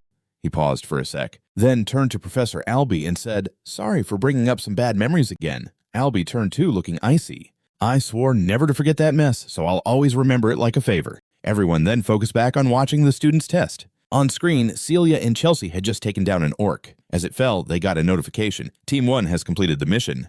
Everyone outside cheered, and Headmaster Kalian nodded, saying, "Just as we figured, it's still the two families, Xaringer and Chelsea. Super skilled, even if they bicker. In the end, they're all part of the same empire." Then Group 3 finished their mission with ease, thanks to their top players Abad and Duran. Seeing this, the headmaster's cheeks actually turned a bit red. They threw their strongest players up front, while the rest held it down from behind. A risky move, but I'm all about it. Next, Group 4 nailed it too, with Nella and Chinsa teaming up. They breezed through the challenge without a scratch. Headmaster Kalian said, "Nella Cavan's healing skills are straight up amazing, and Chinia's moves were like totally impressive too." Then came Group 7 sporting Warren Deneliza and Eleliana. By this point, Headmaster Kalian was super hyped on how the kiddos were doing. There were a ton of awesome students, but the one he was most stoked about was Leo Plav. Seeing that kid brought back feels almost like a trip down memory lane. "Huh," he mused, stealing a glance to the side. At this moment, Professor Albie called out a group's name. "Group 11, step up." Hearing this, Leo and Chloe stepped forward. "Y'all ready?" Albie asked again. The main dude and Chloe both nodded with determination, seeing that Professor Albie jumped right in and prepped to teleport them into his heroic chronicle. But just as the magic was cranking up a wisp of black smoke with a demonic vibe, suddenly puffed out of it. Right away, Leo sensed something was off and felt a little nervous. Hang on, something's not right. Not just him, but the other students felt that something was up as they noticed the magic pulses getting wilder. "What's happening?" someone yelled. But after Leo and Chloe got yanked away, the magic circle went back to normal, like nothing happened. The other students were left stunned looking at each other. Huh, everything's chill again. Where did Leo and Chloe go? Professor Sedan jumped up and asked, "What's wrong?" Nearby Principal Kalian joined in. "Professor Albie, what gives?" Albie turned around, looking tense, and opened his book for everyone to see, saying seriously, "Principal, we need to stop the exam right now." In his book was a creepy image of a skull with a tree growing out of it. Seeing that, Kalen's face turned dark. He asked slowly, "Don't tell me." Before he could finish, Albie nodded and replied, "Yep, this is a hero transforming dungeon." Back to Leo's spot with Chloe. After stepping into this dungeon, they saw a glaring red notification pop up on the screen, but it didn't say anything specific they had to do. "This?" he asked, all uneasy. "You can't be serious." Before he could finish, Albie nodded and said, "Yep, this is a hero-changing dungeon." Back to Leo's spot with that girl, Chloe. Once they stepped into the dungeon, they saw this glaring red alert pop up on the screen, but it didn't lay out any tasks to finish. This totally made the main character even more sus. Like usually an alert would kick off a mission, he whispered something, and meanwhile the sorceress Chloe was like, "Hold up, is this the hero dungeon? No way, this isn't some lost page. I've never heard of any page in the heroic chronicle going haywire around here." Leo was straight up texting the teachers outside, trying to reach them. "Yo, Professor, I can't find the rest of the squad. What do we do?" He sent the message but got crickets back. After a sec, Leo shook his head a bit. No one's hitting him back. Chloe freaked out when she heard that. She started biting her nails and said, "No way, they've got to finish the test and get us out of here soon." But her optimism was kinda naive. Leo shook his head and schooled her a bit. If they could, they would have paused the test already. The deal is a hero-level dungeon popped up. Guess it's just us two who gotta tackle this. Upon hearing that, Chloe freaked out and yelled back, "Are you for real? Clearing this dungeon is hard. AF even with all 10 of the crew. Remember how many peeps bought it here 30 years ago?" Leo replied, "If we want to get out of this dungeon, we gotta go for it, Chloe." Chloe definitely got that, but just thinking about the baddies ahead made her feel totally hopeless. TARDIS already messed stuff up before wiping out hero cadets like us before we even stood a chance. This whole forest is rigged. And the more she mulled it over, the more bummed out she got. She dropped to her knees and covered her face with her hands, sweating like crazy. Then Leo plopped down in front of her, raising his voice to pump her up. "Chloe, you're like the strongest first year, right? We can totally crush this challenge if we team up." As he said that, he reached out his hand, looking all confident and stuff. This had Chloe thinking. She chewed on her lips a bit and thought, "How's he so chill? I thought I might finally catch up to him." This made the sorceress feel kinda challenged. She didn't want to seem weak in front of Leo, so she got up and asked, "So you got a plan?" Leo laid it out there, no cap. To get through the Shedmer incident, we gotta check off 2 boxes. First, we save the first-year students, and second, we keep them safe. To hit those 2 goals, we gotta find some backup first. While saying this, Leo started doodling in the dirt with his finger. Chloe saw this, shrugged, and said, "But how do we pull that off? Outsiders can't even get into this dungeon right." In response, Leo grinned, pointed to a circle he made, and said casually, "Don't forget, we're not the only Lumen peeps chilling in this forest." Chloe got what he meant right away and nodded. "The ones that kicked the bucket earlier, right? They've got to still be alive." Then she paused, watched Leo turn his back to her, and asked, "What's the game plan, Leo?" He shot back, "Hop on my back." Chloe's face turned as red as a ripe fruit. She stammered, "Why?" Hearing this, Leo looked back and said, "We can't let that girl confront Tartarus before we do. You're a sorceress, so you're slow. Get on quick." At Leo's reasoning, Chloe's expression twisted with doubt, but reluctantly she climbed onto his back. Meanwhile, in another scene, a demon with 2 horns on his head was checking out the Lumen students through some screens. This demon Tartarus named Chubar muttered, "Time to roll." He was slightly thrown off as he watched the screen with Leo, carrying Chloe running like the wind. He instantly figured they were the rescue crew, but since it was just the 2 of them, Chubar didn't think much of it. A rescue team? Whatever. We're after those hero cadets who'll be a problem in the future. The others, not a chance. That's what he thought. But a second later, his face changed. When he saw Leo drop the monsters blocking their path, a wicked killing intent surged up in Chubar. Remembering something, he growled, "All classes, Kyle." Back at Leo's spot, totally unaware Chubar was watching him. He glanced around and thought, the closer we get to the center, the dimmer it feels. Should I borrow Aaron's skill? I'll channel my aura to max out my senses. Super sensory perception. With that in mind, Leo started concentrating his aura and channeling it into his eyes to see everything clearer than ever. Then he spotted something and warned Chloe, "Get ready, Goblin Squad up ahead." Leo's words surprised the sorceress Chloe since she hadn't noticed a thing. But she quickly nodded. Okay, next." Just as Leo said, after running for a few dozen seconds, they hit a pack of orcs ahead. Seeing this, Leo called out to signal. Hearing him, Chloe sprang into action. She started channeling mana into her staff and swung it hard forward, creating razor-sharp ice shards flying at monster speed, piercing through them like quills. As a result, when the orcs spotted the 2 of them, they sadly trudged off to meet their doom. But one of the monsters still clung to life. Near death, it struggled to blow a horn for help. This made Chloe lose it. No way if it blows that horn. Made Chloe spring into action. She focused her mana into her staff and swung it hard, sending sharp ice shards flying toward the monsters at breakneck speed, piercing them like darts. So when the orcs caught sight of them, they sadly led each other off to meet their doom.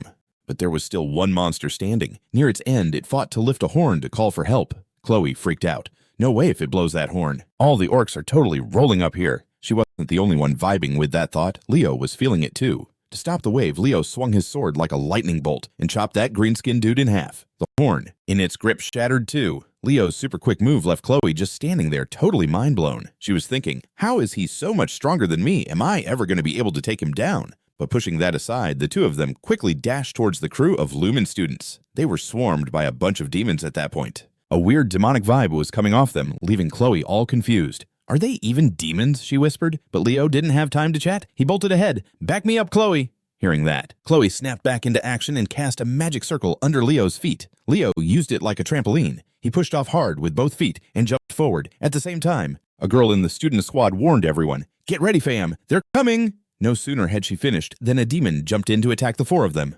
"You're all gonna die," the creature yelled loud and proud. Unfortunately for him, before he could even reach the students, Leo suddenly showed up in front of him and swung his sword, splitting that demon right in half, shocking everyone around. The demon's bod turned into a cloud of black smoke after getting sliced. The quick action freaked out the brown-haired girl, who then asked, "You came to save us?" Leo turned, nodded, and said, "You bet." Up ahead, another demon saw his buddy get wrecked and was all teeth grinding in anger. He summoned his magic to make a spooky black magic circle, all fancy and complicated. "You're dead, Death Leech!" As he shouted that, massive leeches with razor-sharp teeth shot out from within the magic circle like bullets. But this still wasn't enough to faze Leo. He immediately wrapped his sword in flames and slashed forward with serious power, releasing a flaming wave that took out everything in its path. "Wow, that's sick!" a dude from the group said in shock. Meanwhile, the brown-haired girl took her chance. "Now's the time, go!"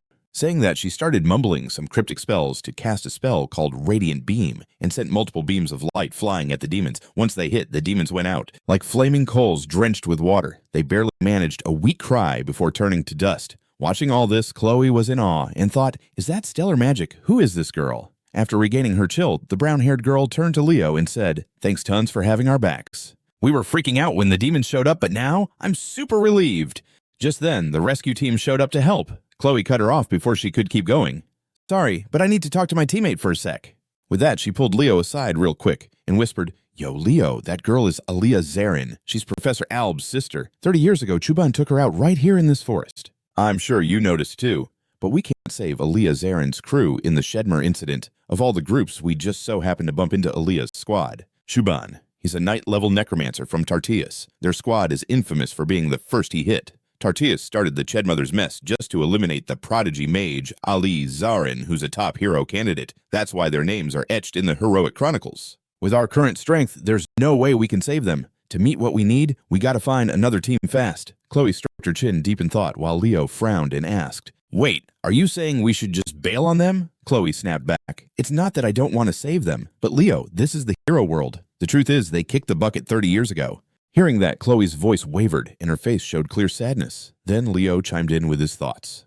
"Yeah, they did die, but we can't just leave them hanging." Hearing that, Chloe couldn't hold her anger anymore. She gritted her teeth and shouted, "Get it together, you're incredible." "No doubt, but this isn't the time for some reckless hero stuff. Quit playing the hero." After saying that, feeling a bit bad for being harsh, Chloe went quiet. Tears started to form in her eyes. Sensing this, Leo quietly stepped forward, ruffled her small head with his hand, and whispered, "Come on, Chloe. You shouldn't throw around hero stuff so lightly because you're a hero candidate. We're not just pretending to be heroes. This is part of the journey to become one."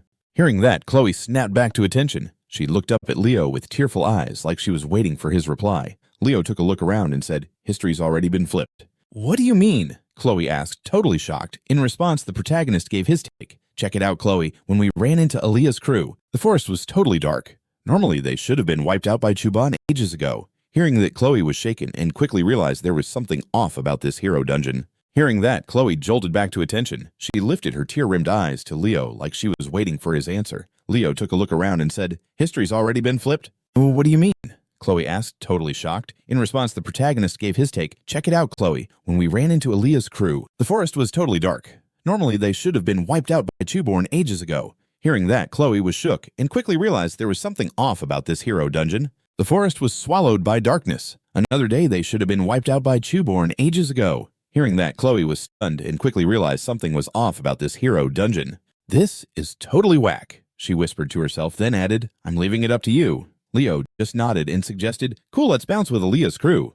Chloe watched Leo's chill back and thought, "You're heading up there solo again, huh? I'm still in the game. Can't you see it?" In her daze, the dark grimoire Chloe had stashed in her bag was glowing with creepy vibes she didn't even notice. Meanwhile, Aaliyah's squad was chillin'. Ted, a newbie who's all about magic, quietly asked the others, "Hey, doesn't this feel kinda weird?" Only 2 peeps from the rescue team showed up. Dina, a first-year knight, nodded. "For sure. They seem our age. Could this be a trap set by Tartarus?" Belok threw out his theory, but Aaliyah shut that down. "What are you on about? If they were bad news, they wouldn't be fighting demons with us." "And hey, he looks pretty dope." Aaliyah admitted, her cheeks turning slightly pink. The other 3 were wide-eyed in shock. Dina yelled, "Are you for real, Aaliyah? Out of everyone here, you're saying that?" Aaliyah shot back, "What's wrong with my vibe?" "Oh, snap. I just thought Senior Albie was your type." Dana scratched her head and said, then before the convo could drag on, Leo jumped in. "Yo, listen up. We gotta bail from this forest, like ASAP." At Leo's words, Tad stood up asking, "Is that really necessary? With backup here, we can chill and clear out monsters on the way?" Before he could keep chatting, Leo dropped the truth. "We can't do that. A Knight-class demon is on your tail."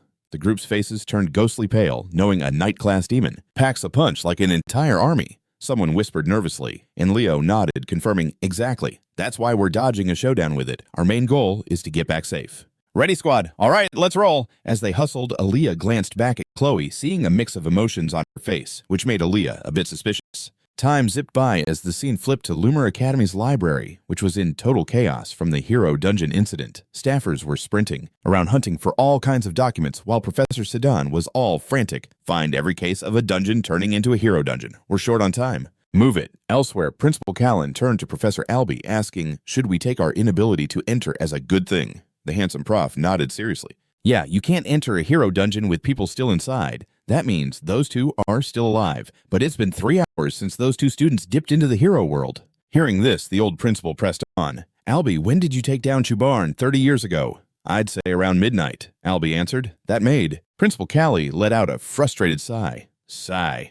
Are we just supposed to rely on our past selves? No sooner had he said that than a staff girl dashed into the library shouting, "Principal, we tracked down the person who sold the summoning catalyst to student Lilu." As for ties to Tartarus, her voice trailed off, unable to finish. At that moment, Professor Albie's face turned serious, an aura radiating from him that even made Principal Callan flinch a little and place a hand on his shoulder, saying, "Chill, Albie." The principal's stern tone snapped the blonde professor back to reality. Still, Albie looked like he needed a minute to gather himself, so he turned and left. "I need to step outside to clear my head." With that, he bounced. Once he was out of sight, the staff girl finally exhaled in relief. Then she turned to the old principal, just like I thought, someone fueled by hate for demons powered up to hero status. Kallian replied sadly, yeah, totally. In the incident 30 years ago, even his sister's relic was never found, let alone her body. All right, so who's the dealer for the summoning catalyst to Sunlu? The staff girl explained it was a black market dude chilling in the alleys of Lumen City. This year, he's become pretty infamous among the freshman crowd. As she spoke, she handed Kallian a notebook. As Kallian flipped it open to check it out, he asked, are you saying a Tartarus spy slipped into Lumen City? The staff lady shook her head. Nah, they don't roll with Tartarus. But clearly Tartarus hooked them up with some gear. Hearing that, Kallian rubbed his chin, pondering, what's their end game? Then after flipping the page and checking out what was listed, Kallian suddenly spotted a line. Chloe Muller, Dark Grimoire. Seeing that, the principal quickly slammed the book shut and turned to the staffer. Elena, go fetch Professor Len. You got it, sir. Elena replied, rushing off. Left alone, the old principal stared at his scarred hands, thinking, my instincts sharpened through so many near-death close encounters are yelling at me. They're telling me. Dark Grimoire. When the principal clocked that, he snapped shut the book and turned to his staff. Elena, go grab Professor Len. You got it, sir. Elena replied, dashing off. Left standing there, the old principal stared at his scarred hands, thinking, my instincts from all those close calls are going wild. They're trying to tell me something. Dude, danger's right in front of me. Time flew at school, and we're back with Leo's crew. Inside the hero dungeon, the knight totally wiped out, and they were getting hit with monster attacks nonstop. Over here, Leo was chillin', swinging his sword, and took down a goblin like it was nothing. He then glanced over at his squad and thought, I've been all senses go for too long. Everyone's about to hit their limit, so he called out, let's take a quick breather to chill out. Meanwhile, Tyad and Balak were like, no way is he not tired. This guy's unreal. After that, they found a spot to kick back for a sec. While that was happening, the sorceress Chloe took the chance to peep into her grimoire, but then all of a sudden, Aaliyah popped up and said, yo, Chloe. Startled Chloe slammed her book shut, stashed it in her bag, and awkwardly replied, Aaliyah, what's good? Aaliyah grinned and shot back, I gotta ask, what's your deal with Leo? Are you two like a thing? Aaliyah's straight-up question threw Chloe off big time. The sorceress hurriedly said, nah, for real, it's not like that. Seeing how quick she denied it, Aaliyah nodded, okay, got it. From your vibe, definitely not. Chloe sighed, thinking, you come over just to ask that, ugh. Staring at Aaliyah, she thought, there's something familiar. Even if she's a senior from 30 years ago, she's still just a first year now. They might be like the kids from my class. That made Chloe blurt out, but why ask, you got a crush on Leo or what? Aaliyah glanced at Leo lounging by the tree, her face turning a bit pink as she said, well, my heart's racing. So yeah, it's kind of love at first sight. Chloe felt a little admiration for the main dude stirring in her. Aaliyah, the prodigy sorceress everyone still talks about after 30 years. In her mind, is Leo really that awesome? Unaware of Chloe's musings, Aaliyah brushed her hair back and shared, honestly, I'm not even sure if it's love. It's just that heart-pounding vibe you get like when my brother pulls some dumb stunt or after I ace something. Chloe's eyes went wide. She exclaimed, is that sorcerer with the evil eye really that much of a jerk in your eyes? In front of her, Chloe's comment made Aaliyah curious. What which eye? No, wait, I meant I would be. Chloe quickly corrected herself when she realized her goof. Then Aaliyah explained, it's just he's the one always pushing the limits. After hearing that, Chloe felt a bit sympathetic as she said, pushing limits, huh? Leo's like that too. At first we were just tight, but now I'm actually feeling kind of jealous of him. Across from her genius sorceress, Aaliyah smiled softly. Wow, looks like we're actually pretty similar, Chloe. I used to be super mad and jealous of my brother too. Sounds silly, but I thought no matter how hard I tried, he just had all the talent. Here's a secret, my magic roots actually come from my brother. I can totally use spells that are already out there, but making new ones, major fail. I flunked the Lumen Academy entrance exam twice. There was a time I really hated my brother. I thought I was so much better, but then that jealousy flipped to admiration. As Chloe listened to Aaliyah's story, her eyes widened even more, realizing they had both gone through the same struggle. But just then, Leo, who'd been chilling on the side, sensed something and jumped up to warn everybody. Yo, everyone get ready, change of plans. We can't back down now. Seeing Leo's serious face, the other students tightened their grips on their weapons, bracing for what was coming. Sensing the group's jitters, Leo yelled, don't freak out. Remember, you all have the potential to be heroes. The protagonist's pep talk helped chill the squad out a bit. They clenched their teeth and focused on the source of the roaring sound. It didn't take long for the massive bar to roll up. He stomped the ground so hard it cracked. Gotcha, the hater seedling of a legendary hero. He shouted, raising his weapon high and swinging it straight at Leo. The ground shook with a deafening boom as Leo nimbly leaped to dodge. But Chubar's words had Leo scratching his head. He wondered during that Chedmother massacre, Chubar's orders were to take out all hero seedlings at that time. So why is he beefing with me, calling me a seedling of a great hero? The more he pondered, the more he got lost in thought. Just as Leo was trying to wrap his head around it, a crazy killing vibe radiated from Chubar. Seeing this, sweat rolled down Leo's face. He shouted, hey everyone, it's charging! Without waiting for more reminders, Chloe threw some magic together to create a massive blue magic circle spreading across the ground. At the same time, the giant Chubar chucked his axe forward, but Chloe's giant ice pillar stopped it cold. On the flip side, our main dude wrapped his sword with a burning aura. He gathered power in his legs and launched himself up high into the air, diving for the demon below. To anyone watching, it looked like a forceful drop, but from down there, Leo swung his sword straight for its throat, sending a spray of hot blood flying. Seeing this, dodge. But Chubar's words had Leo feeling confused. He thought back to when Chubar's orders were to wipe out all hero seedlings back then. So why was he acting all hostile and calling Leo a hero seedling? The more he mulled it over, the more muddled it got. Before Leo could figure it out, a scary killing vibe blasted off Chubar. Seeing that sweat rolled down Leo's face, he yelled, "Yo everyone, it's charging up. No time for more reminders." Chloe was already using her magic to conjure this massive blue magic circle sprawling across the ground. At the same time, the giant Chubar tossed the axe he was holding, but it got stopped by the huge ice pillar Chloe created. Meanwhile, our hero cloaked his sword in a fiery aura. Then he powered up his legs and launched himself into the air, aiming straight for the demon. From above, it looked like a huge force hitting down, but from below, Leo swung his sword straight for its throat, spraying hot blood everywhere. And watching that, everyone started hyped up. He just went for it and sliced it off. But like a second later, everyone's faces hit the shocked mode because they saw Chum's neck almost totally sliced by Leo's blade. Was now slowly healing like it was no big deal. Finally, it stitched back up with no marks at all. One dude was brave enough to ask, can his neck seriously heal itself? Up front, Leo was yelling too. Yo, stay back from Chun. It's a revive spell that makes every attack totally pointless. Leo's words left Tayad and Ali all jaw-dropped. Their faces went ghost white because they had no clue how to counter that. So what's the move? Is there no way to take down that beast? Leo tried to calm them down. He said, nullification isn't unbeatable. Plus, that dude can't keep using it forever, so it's got its limits. Meanwhile, Chum picked up his axe, sneering. You really think you can take me leftover of a fallen hero? Leo shot back. You're just scared of the next big hero, huh? Out of nowhere, Leo, Dina, and Balok charged in from 3 different angles all at once. Meanwhile, the sorceress Aaliyah in the back was casting spells to help out. She dropped a spell called the Circle of Light, blasting beams of energy with a sketchy vibe straight at the demon's huge form, making anything that got hit burn like crazy.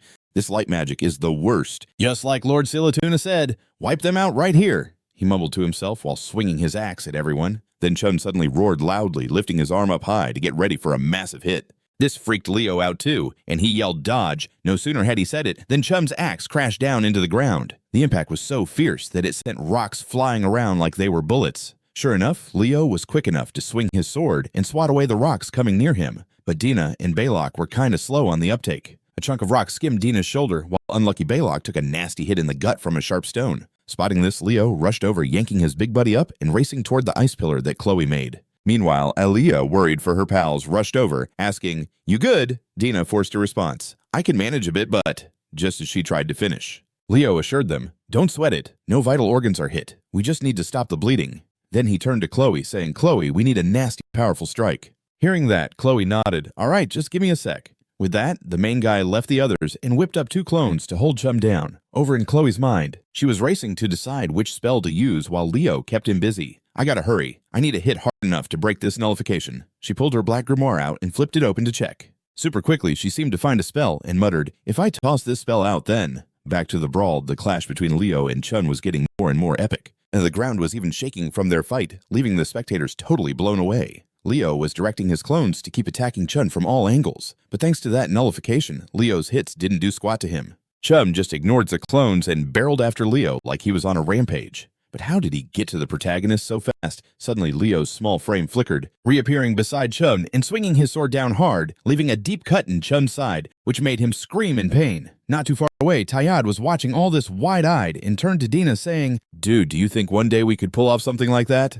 Dina could only shake her head. No idea, man. Unlike them, the sorceress Aaliyah just had to look at Leo's clones to piece together what was going on. She thought to herself, that's gotta be stellar magic. Who the heck is this guy? Just then, a chill shot out in all directions, giving Aaliyah a scare. She quickly spun around to see what was up and realized Chloe had finished her spell. A dark purple magic circle appeared up in the sky. It radiated a creepy vibe that made others super uneasy. I'm gonna wipe you filthy demons out, Chloe said with a weird grin. Then Chloe yelled to Leo in front, Yo, Leo, this is messed up. Get out of there. If you get caught and bite it, that's not on me. Peace. After saying that, the sorceress unleashed her magic, creating a fire pillar that shot toward Chun. The ground where her attack landed exploded. Watching Chloe's assault, Leo's brows furrowed hard. He couldn't wrap his head around why an ice mage like Chloe would drop a fire move. Clueless to Leo's thoughts, Chum, caught in the inferno, started howling like his whole house was burning down. Seeing this, Chloe laughed like she was on some kind of high. "This is the eternal flame. You can't put it out. Suffer in the pain of unending fire."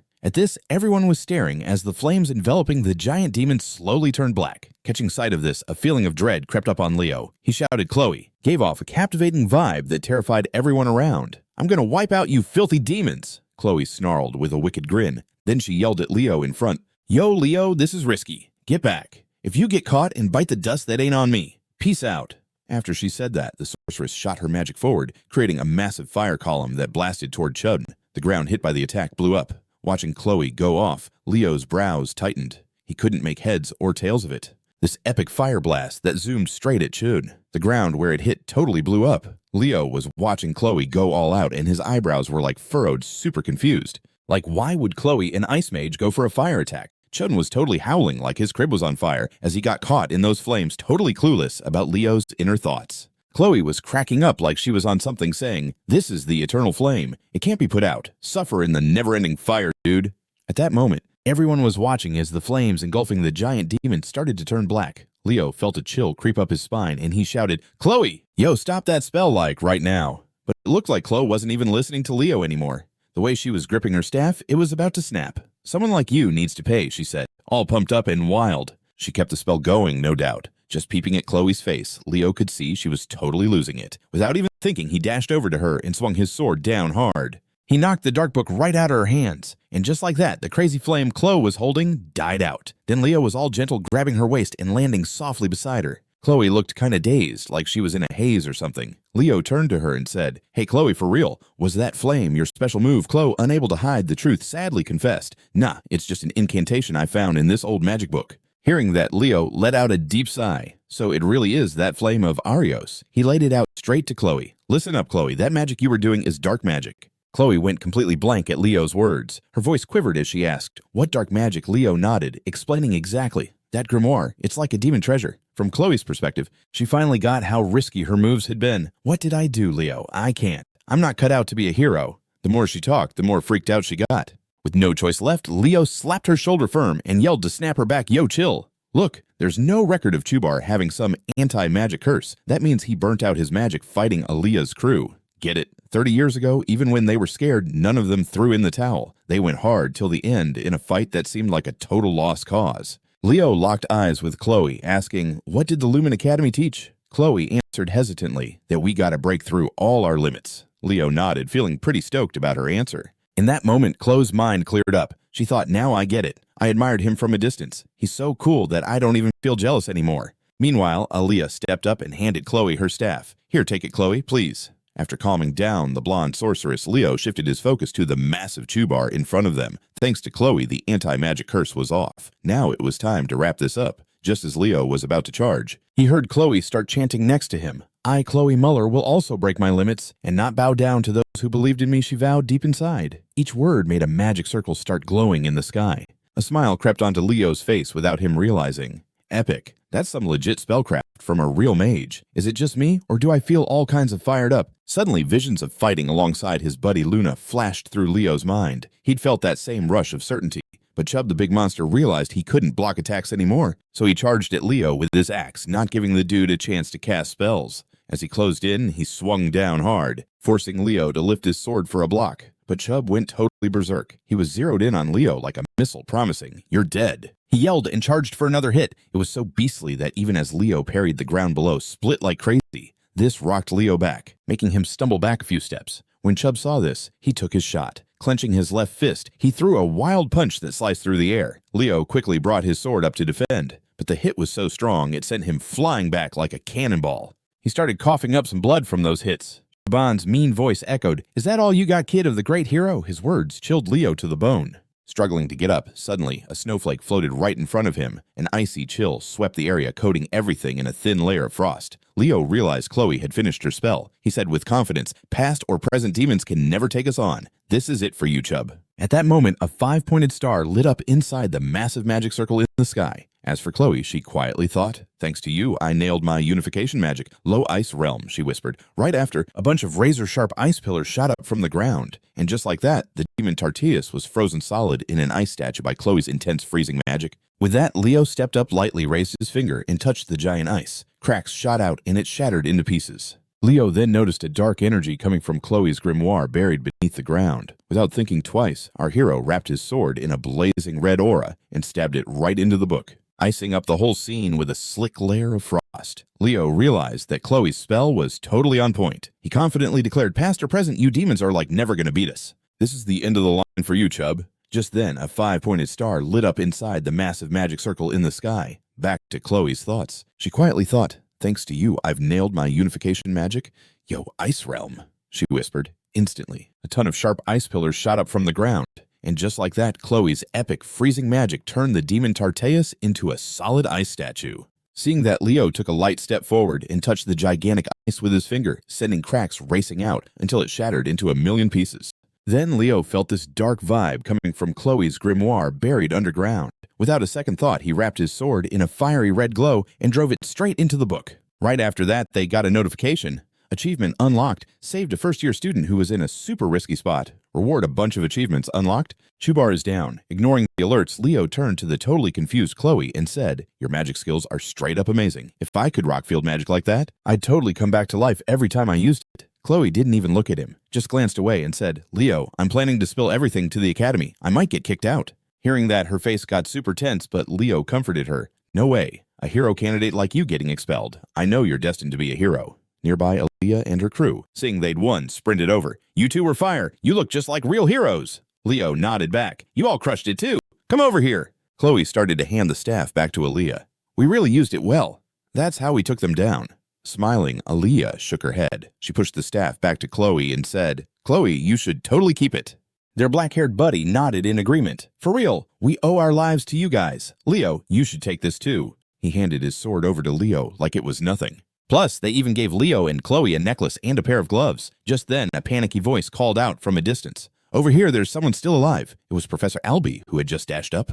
Just by looking at his soaked sweater, you could tell he had sprinted here like a madman. Seeing the dude look so young, Chloe was like, that's Professor Albie. Why does he look around our age? Well, that was 30 years ago, Leo shared. Meanwhile, Allie grabbed his sister's shoulders, all worried, and asked, Aaliyah, are you okay? Aaliyah just smiled and said, the rescue team is here, so I'm all good. Oh, by the way, I met someone who looked just like you. At the same time, Leo's group got another notification. Strategy complete. Albie's World, prelude to the Cheat Mothers event. Seeing the siblings all happy together made Chloe feel all warm inside too. She whispered to herself, thanks everyone for being alive. With that said, the two of them were whisked away by a beam of light. Before Aaliyah could even shout bye, they were gone. Back in Chloe's view, cracks started spreading through the space, and she realized, looks like the hero's world is falling apart. Back with Leo, another notification popped up in front of him. Strategy reward gift. After they left, Professor Albie, who usually acted all cool, couldn't hold back his tears when he saw his sister safe and sound. Time zipped by. When Leo opened his eyes again, he found himself chilling in the infirmary. The second he woke up, the handsome professor's voice echoed in, You're awake, Leo. Thanks for saving the girl, and we're super grateful to Muller. Then Albie turned cold and bounced out. Just then, Headmaster Callan walked into the room, and seeing him, Leo started to say what's up to him. But the old dude waved him off. Don't even think about sitting up. Just chill for a sec. How's your bod? Leo shrugged it off. Me, I'm all good. No worries. Headmaster Callan plopped down and got straight to the juice. So, what went down in there? Does this whole mess tie back to the grimoire Chloe brought? Yup. Leo was caught off guard and shot back, how'd you know? To that. Callan broke it down. Before rolling in here, we figured out where Sunlu scored the summoning catalyst, which is also where Chloe got the grimoire. Looks like we were right. That grimoire is packed with magic. Hearing this, Leo was deep in thought. A magical item, a shard of Aribos. So basically a legit piece of Aribos. That could turn into a major weapon in the hands of demons. But if any regular folks get it, it'll mess with their heads. Then Leo started spilling everything that went down in that hero's dungeon. After hearing it all, Headmaster Callan said, so that's how it went. If your story's accurate, Leo, then the magical item messed with the hero's world. Right. Leo nodded like he meant it. Once we chucked that item, the hero's dungeon flipped back to normal. So that's probably the case. Meanwhile, the sorceress Chloe suddenly woke up. Spotting the old guy beside her, she shouted, Huh, Headmaster Callan! Seeing her freaked out, the old dude raised his hand to chill her out. Hold up. Since you two just woke up, I need to ask something. As he said this, Secretary Elena rolled in, carrying a big cloth bundle. She gently peeled back the cloth to show the stuff they got from Elia's squad before they bounce. Looking at the staff in her grip, Chloe's eyes went wide like no way. That's Elia's staff. Headmaster Callian said with a serious tone, "You two gotta explain yourselves. A reward like this shouldn't even be a thing. How did this land in your hands?" Turning to Leo, he frowned at Chloe's reaction and pieced together. By the looks of it, Chloe didn't get any reward at all. Just like the entrance exam and this Chemother's shindig, there are no clear rewards in the living hero's world. Plus, the reward rules are all tied to the hero's world owner. That whole rule got tossed aside. What's up with that? Even if the reward is the Fairy King's oath, why would it come to me? Thinking this, Leo's brain was all over the place. But he couldn't spill that out loud, so he said something weak like, "You can call it a strategic reward." Upon hearing that, both Callian and Chloe looked shocked and turned to Leo asking, "So there are rewards in Alb's hero's world?" Leo cautiously guessed.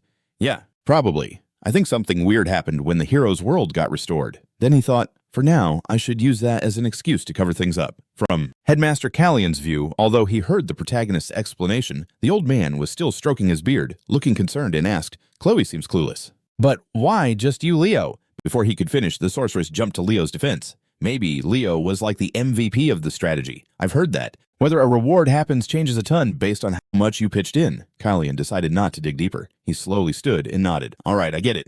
We'll look into this phenomenon quietly. The relic is heading back to the family after inspection, and nobody should spill anything about the magical item." But right after that, Chloe was still stunned and turned to ask. Callian just smiled and said, "The danger isn't just out there. You two really crushed it. Now chill and rest." With that, he and his assistant Elena bounced from the room. Once it was just them, Chloe glanced at Leo and hesitantly said, "Hey Leo, there's something I want to tell you."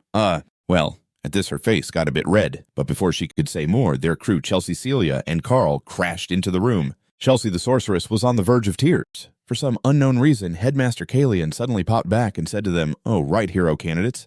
There's a party going down tomorrow night. If you don't have formal fits, you should head to Lumen City early. Young peeps are too cute." His heads up made both Leo and Chloe raise an eyebrow. They acted like they just heard about the party for the first time. Time zipped by, and soon it was time for the welcome party for new students. At that moment, the announcer's voice boomed. "Yo, welcome party for the freshmen who survived the first midterm at Lumen Academy. First up, let's welcome our battle-hardened heroes. Tonight, which dude or chick is going to steal the spotlight?" In one corner of the party, Carl and Tide were fixing their hair, chatting it up boastfully. "Dude, this is our reward for making it through that gnarly midterm at Lumen Academy. Maybe it was a tad too chill for us." With that, they plopped down at the banquet table. While munching away, they kept talking. "Why does it feel like our class is missing something?" Carl asked, and Tide next to him nodded like crazy. "Lumen doesn't do latecomers, you know." At the same time, suddenly the announcer's voice blasted out again. "Yo, why does it seem like our squad is missing the vibes?" Carl said, and Tide next to him was totally vibing with a nod. "Lumen won't deal with people who roll in late, you know." Just then, the announcer's voice echoed through the room again.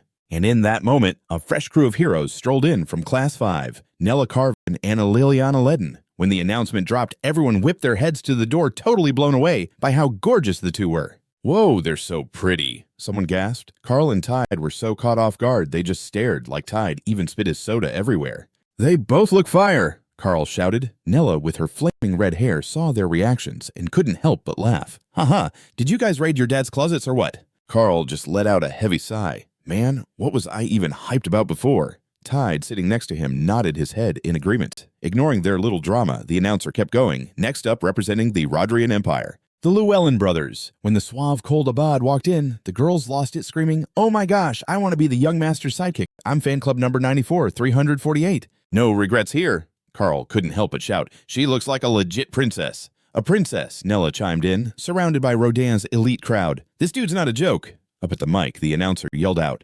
Finally a real couple graces the hall. It's Celia from the Xaringer family and Leo Plav." But Celia the swordswoman was not having it, and playfully stuck out her tongue annoyed. "Oh, why are you crowding in on my spotlight, Leo?" Leo just shrugged and casually replied, "So what?" On the sidelines, when people spotted Leo coming over, a wave of excitement hit. "That's the class rep. Check it out, class rep, the pride of Class 5, Leo. Wow, our rep is straight up the best." His friends cheered. Then the vibe shifted when the white-haired professor interrupted with a serious announcement. Now, a phantom image of a terrifying monster appeared above her head. So, is everyone vibing with the party? Even though all the students were clearly not feeling it, no one had the guts to say otherwise, replying, Yeah, we're having a blast. Haha. Deep down, they thought, if we say we're not, she'll flip out again. From the female professor's POV, seeing the students pretended to have a good time, she was pleased too. I'm stoked everyone is still having fun, so keep having a blast while I announce the results of this midterm competition. Switching over to Leo's crew for some weird reason, the vibe suddenly dropped a bit. How are we supposed to enjoy this now? Carl complained. Ignoring their moans, the female professor kept rolling with her speech. I anticipated all of your reactions, so we're just going to drop the names of the top 3 students from each department. The rest of the scores your homeroom teachers will hand out tomorrow, so no stressing too hard. The head professor for each course will now announce your scores. Right after that, the Knights department professor stepped up to give his 2 cents. When he showed up, the fire mage, Nella, couldn't help but fangirl out loud like she was seeing a celebrity. "So cool, Frost Knight and Ellen Rock," she shouted with excitement. Meanwhile, the solemn professor started his speech. "You all killed it on the midterms. Now, I'll announce the top-performing students in the Knights department." Just then, the lights in the hall dimmed, and a list popped up on the screen with swordswoman Celia at the top, Duran in second, and finally Chinsa. The professor called out their names one by one, and Celia, looking at the list, felt a bit confused. She thought, wait, Leo didn't make the cut. Next up, the charming Professor Aelin took the stage.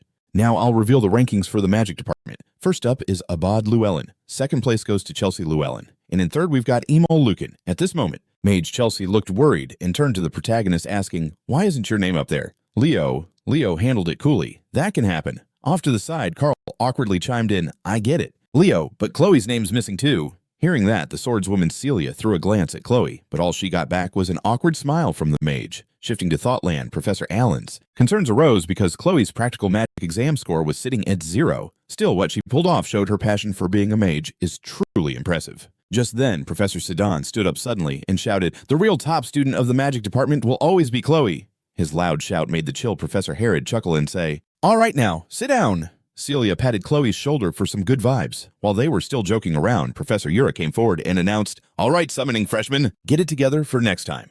According to her list, the top of the summoning department among first years was Warren Den with Eliza in second and Jordan Rowson in third. Back to Leo's squad. They started to notice something weird, since several departments had already dropped their lists, but Leo's name still hadn't shown up anywhere. Seeing their puzzled faces, the petite professor turned back and said, "Everyone's still having a blast, right? Now we're finally going to announce the valedictorian and the student council representative. The midterm valedictorian and representative for this year is Leo Plav." Right after she said that, the group gasped in shock. "Yo, the midterm valedictorian and this year's main rep is Leo Plav." Right after that, the squad just gasped in shock. But then, out of nowhere, a hand shot up. "Nah, hold up. How's Leo Plav, who didn't even rank in the top 3, get to be the valedictorian and the rep?" That was Emio Lucan, who snagged third place in the midterm. Honestly, even Leo was like, "Wait, why am I the rep?"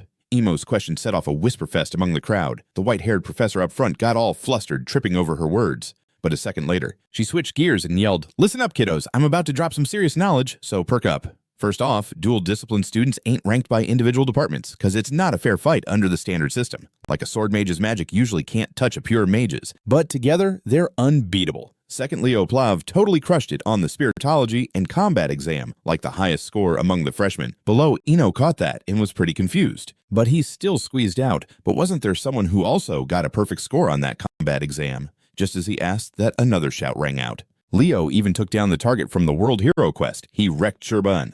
After that bomb dropped, everyone turned to Leo, eyes wide and minds blown, which seriously put some pressure on him too. "You really took down Sherban? It was just you and Chloe." They were like amazed. And Leo just nodded, keeping it chill. The white-haired professor was still flustered and said, "Guys, the reason Leo scored big on the midterm is..."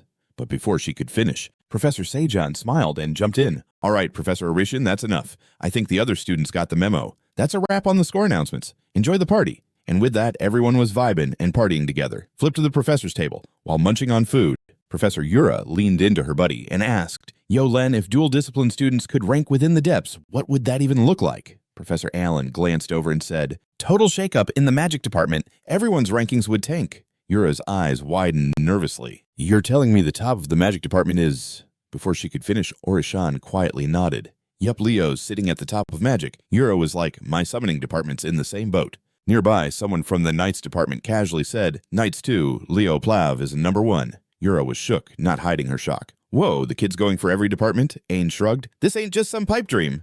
Across the table, 2 professors slammed their hands down. "But Leo's gonna be a beast of a mage. His magic is super..." Yura interrupted coldly. "Chill. You think talents like summoning just grow on trees?" Ain sighed, staying calm. "Look, Leo's just made for the sword, okay?" So the 3 professors went back and forth arguing. Time flew. Cut to class 5. Before the teacher walked in, Carl was totally sprawled on his desk from last night's aftermath. Dude, I think I went a bit overboard on the drinks yesterday. Right next to him, the mage Chelsea scolded, "You're the first person I've known to slam 2 liters of orange juice." Then the lazy teacher Herod ambled in saying, "Quiet down, peeps. This announcement's about the school trip. As you know, we're headed to elf territory this time." As he talked, the professor slapped a map onto the board. Everyone perked up at the mention of a trip, especially Liliana and Tide. "Yeah, we know. I heard each class gets to pick a spot. We're thinking Dwin Forest, the warm forest. It's famous for super tasty fruits, but sadly for their dreams." Herod pointed to a spot on the map and said, "Nah, we're going to Elsikia." That left the fire mage looking completely lost, like she had no idea where that was. Quickly, Carl flipped through his book and explained, "Elbikia's a small, icy country up north in elf territory." Hearing this made the 2 eager adventurers want to cry inside. "What are we even going to do in such a freezing spot? This is so not right." Hearing that, Professor Harid shrugged and tossed the blame on Leo. "If anyone's to blame, it's the class president. He picked it." Everyone turned to Leo with big question marks on their faces. But Leo didn't say much and just said, "We should grab what we need in Lumen before we go right." Liliana piped up, "My friend's going to start with gloves." Meanwhile, the ice mage Chelsea was like, "Time to bust out all my coats." From Leo's perspective, he was definitely not the kind of guy who chose a destination just for the heck of it. He was deep in thought, flipping through his book and said, "Elbikia's this tiny country way up north like freezing cold in all elf territory." Hearing this, the 2 pumped-up adventurers were like, "What are we even going to do in a place that cold? This is so off." Professor Harid just shrugged and tossed the blame on to the main character. "If someone's got to take the heat, it's the class prez. He's the one who picked this." Everyone turned to Leo with those "what's up" looks, but Leo kept it chill and reminded them, "If you want to point fingers, point them at the class president. That dude picked it." As soon as they heard that, everyone shot curious looks at Leo, but Leo kept it chill, just threw out a reminder. "We should totally grab what we need in Lumen before we dip right." Liliana was like, "My buddy is kicking things off with gloves." Meanwhile, Chelsea the ice mage was all hyped, saying, "Time to rock all my jackets." From Leo's view, he wasn't the type to just pick a spot without a solid plan. He thought to himself, "Elsbikia might seem like a total snooze to humans, but it's actually the elf hangout. It's where the fairy dirt is stashed. Silent, I hope he's doing all right." Time whizzed by. Scene changes to a fountain. Leo hit Nella with, "I got the food and stuff covered." Nella shot back, "But you packed the potions, right?" She nodded, totally on the same page. Leo dashed off to grab some snacks. But after he was done, he scoped something out and turned around. He was like, 13th Street CA Jaguist. This has got to be it. Next up, Leo strolled over to the shop crammed in a dark corner with a sign that said Lutech. This was where Sun Lu and Chloe had snagged that demonic artifact. Leo ditched his satchel outside the door. Walking in the vibe was totally wrecked and chaotic, like nobody had been there in ages. The walls didn't even freak Leo out. He knew the Lumen investigation crew had already checked this place out, so there probably wasn't much left. The only thing still hanging around was a random stuffed bear. With that, Leo perked up. "Hold up, a doll. Everything should have been cleared out for evidence. It must have been locked when I walked in. Don't tell me it's a mind-bending curse." Then bam, just like he feared, the stuffed bear turned to face him. From its eyes, this black goo shot out looking straight up like ink. Luckily, Leo was on top of his game and dodged just in time. The black goo morphed into some freaky monster, crawling with a million eyes. Leo knew this wasn't your basic demon, so he leaped back toward the exit to keep a safe distance. He was thinking, this isn't just a mind-warping deal, it's throwing every curse it can at me. Then the monster shifted, taking on a snake vibe, and said, "Well, look at you, sharp kid. You spotted my curse." At that moment, Leo realized it was the demon queen Silituna, one of the demon lords his squad didn't manage to take down 500 years ago. This wasn't even her real form, just a fake conjured by a magical jinx. Clueless about what he was thinking, Silituna went on, light seals and magic a sword mage. Nice skills, I'll give you that. But it's your lame sense that's going to get you in trouble. With that, a ton of tentacles sprang from the monster, whipping fiercely at Leo, making him backpedal like crazy. Still, the mad speed of the attacks got Leo a nasty scratch on his arm. He thought, I can't take this thing now. I gotta bail. Silituna had Leo pinned and smugly said, "Thanks for the feast, wannabe hero." Then she opened her mouth wide and lunged right at him, like she was going to swallow him whole. But at that moment, Leo smirked like he had everything under control. And guess what his backup had shown up? A cold sound rang out, and then a massive spear came crashing down, slamming the big monster hard into the floor. It was Professor Albie. Seeing him, the demon freaked out and yelled, "Mage, the evil eye mage. This is way better than just watching makes it super happy." Then it flung parts of its blown-apart body right at Leo, like trying to drag him down too. Too bad for you. There's no way Professor Albie would let that happen. Right then, he created a magic shield that made the flying bits explode on impact. "Filthy demon trash," Albie said with total disdain. Meanwhile, Silotuna's clone howled, "Those gross goblins, one day I'm gonna rip out their eyes and snack on them." As she said that, she shot her whole mass of tentacles at them, but this attack was totally useless. He coldly replied, "Not interested in cheap imitations. Die." With that, the professor shoved his hand forward and unleashed a wicked beam of destructive light, instantly blasting Silotuna's form into pieces. Watching that, Leo thought to himself, "I'll be Zarin, the evil-eyed mage." Another title he had was Tardis, the Destroyer. Rumor had it he became a prof at Lumen Academy just to have the freedom to cross borders while hunting down targets. He felt a bit of regret, like he owed a lot to this hero of the age. Meanwhile, Professor Albee turned and asked, "You Leo Plav, what's the deal here?" Leo bent down, grabbed the stuffed bear's head, and explained, "This popped up while I was snooping around. It's got a mind-bend curse." Albee stepped up, took the bear's head, and told the Lumen investigation crew they'd be accountable. "Sure, I'll let you slide for investigating this spot alone. From now on, if you need anything, just hit me up. I appreciate what you did last time." After this, the professor used his magic and whipped out of the room. Meanwhile, Leo stepped outside, grabbed his satchel, and walked off lost in thought. The Zarin fam is one of the 3 major houses running Lumen Academy. Maybe I can sneak into the Forbidden Library with his help. Not long after he bounced back to meet Nella. "Yo, you made it, class rep." "I wrapped up the shopping," Nella said with a cheer. But when she spotted the gash on Leo's arm, she rushed over worried and used some healing magic to patch him up. "Hey, class rep, what's up?" Leo shook his head. "It's not a biggie. Thanks."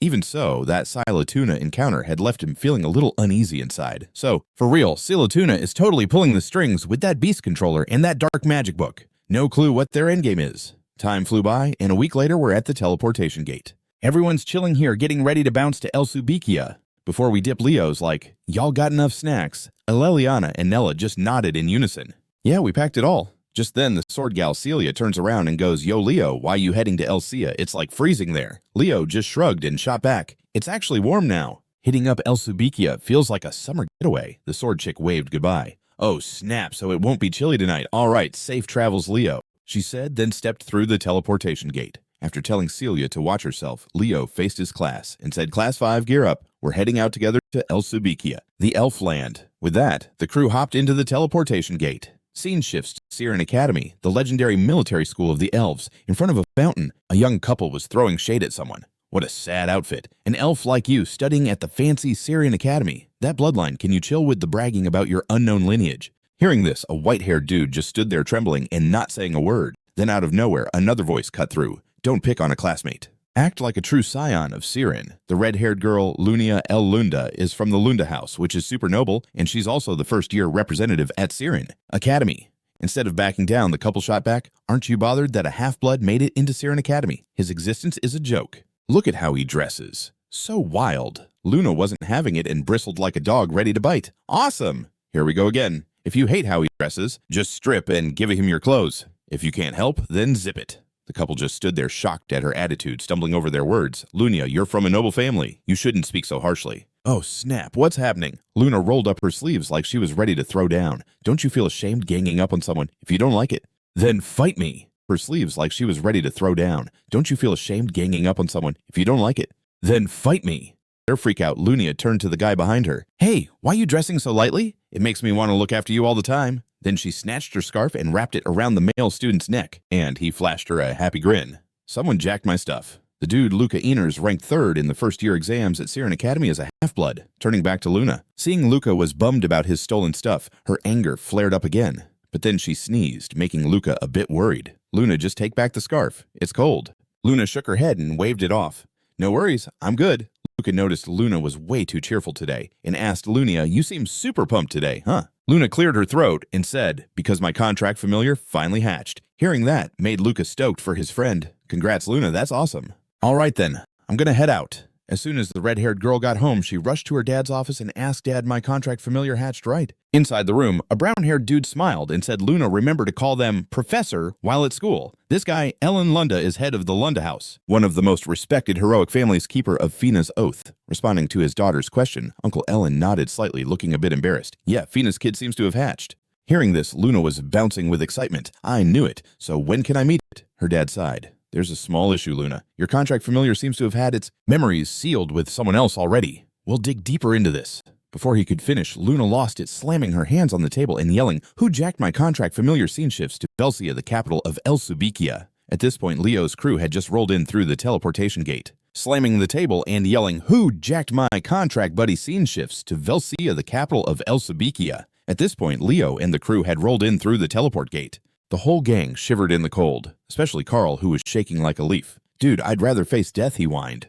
Meanwhile, Professor Herod, wrapped in a scarf, stood up and said, "Quit screaming and line up. This is the capital of Elsabekia. Does anyone know the history of this spot?" In response, the mage Chelsea was super eager and raised her hand, sharing her knowledge. Velia was founded and named after the elf knight Velkia Ursur, one of Luna's disciples, the Star Priest. Her words sparked some memories in Leo, more like he's a disciple of both Luna and Aaron.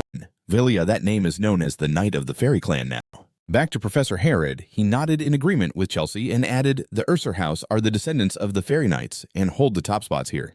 Then, at that moment, out of nowhere, footsteps started echoing up ahead, making the crew stop and peek. The snow-filled sky was totally blocking their view of the figures ahead, leaving Carl kinda anxious. "Do thieves even hang in elf territory?" Professor Harid shrugged, saying, "Bad vibes are everywhere." Just then, a voice called out from the front, "How's it going, Professor Harid?" A super-hot elf stepped into view, flanked by his guards. Just his vibe was enough to make the girl squad melt their eyes, turning into heart emojis. The leading elf greeted, "Yo, Professor Harid." His name was Run Ursur, the spokesperson for Elsabekia and head of the Ursur clan. In response, the laid-back professor gave a slight nod and said, "You're still the same, huh?" Meanwhile, the Majana was totally giddy. She wiped her mouth and shouted, "I think I just found my future boo." Even Nella next to her cleared her throat all shy-like. But out of nowhere, Leo stepped up and crushed their dreams. "Aren't you worried about age?" To that, Eleliana scooted closer, elbowed the main dude, and teased, "What's the deal, class rep? Don't tell me you're jelly." Leo shot back coldly, "Stop it. You know elves live for ages and hardly change."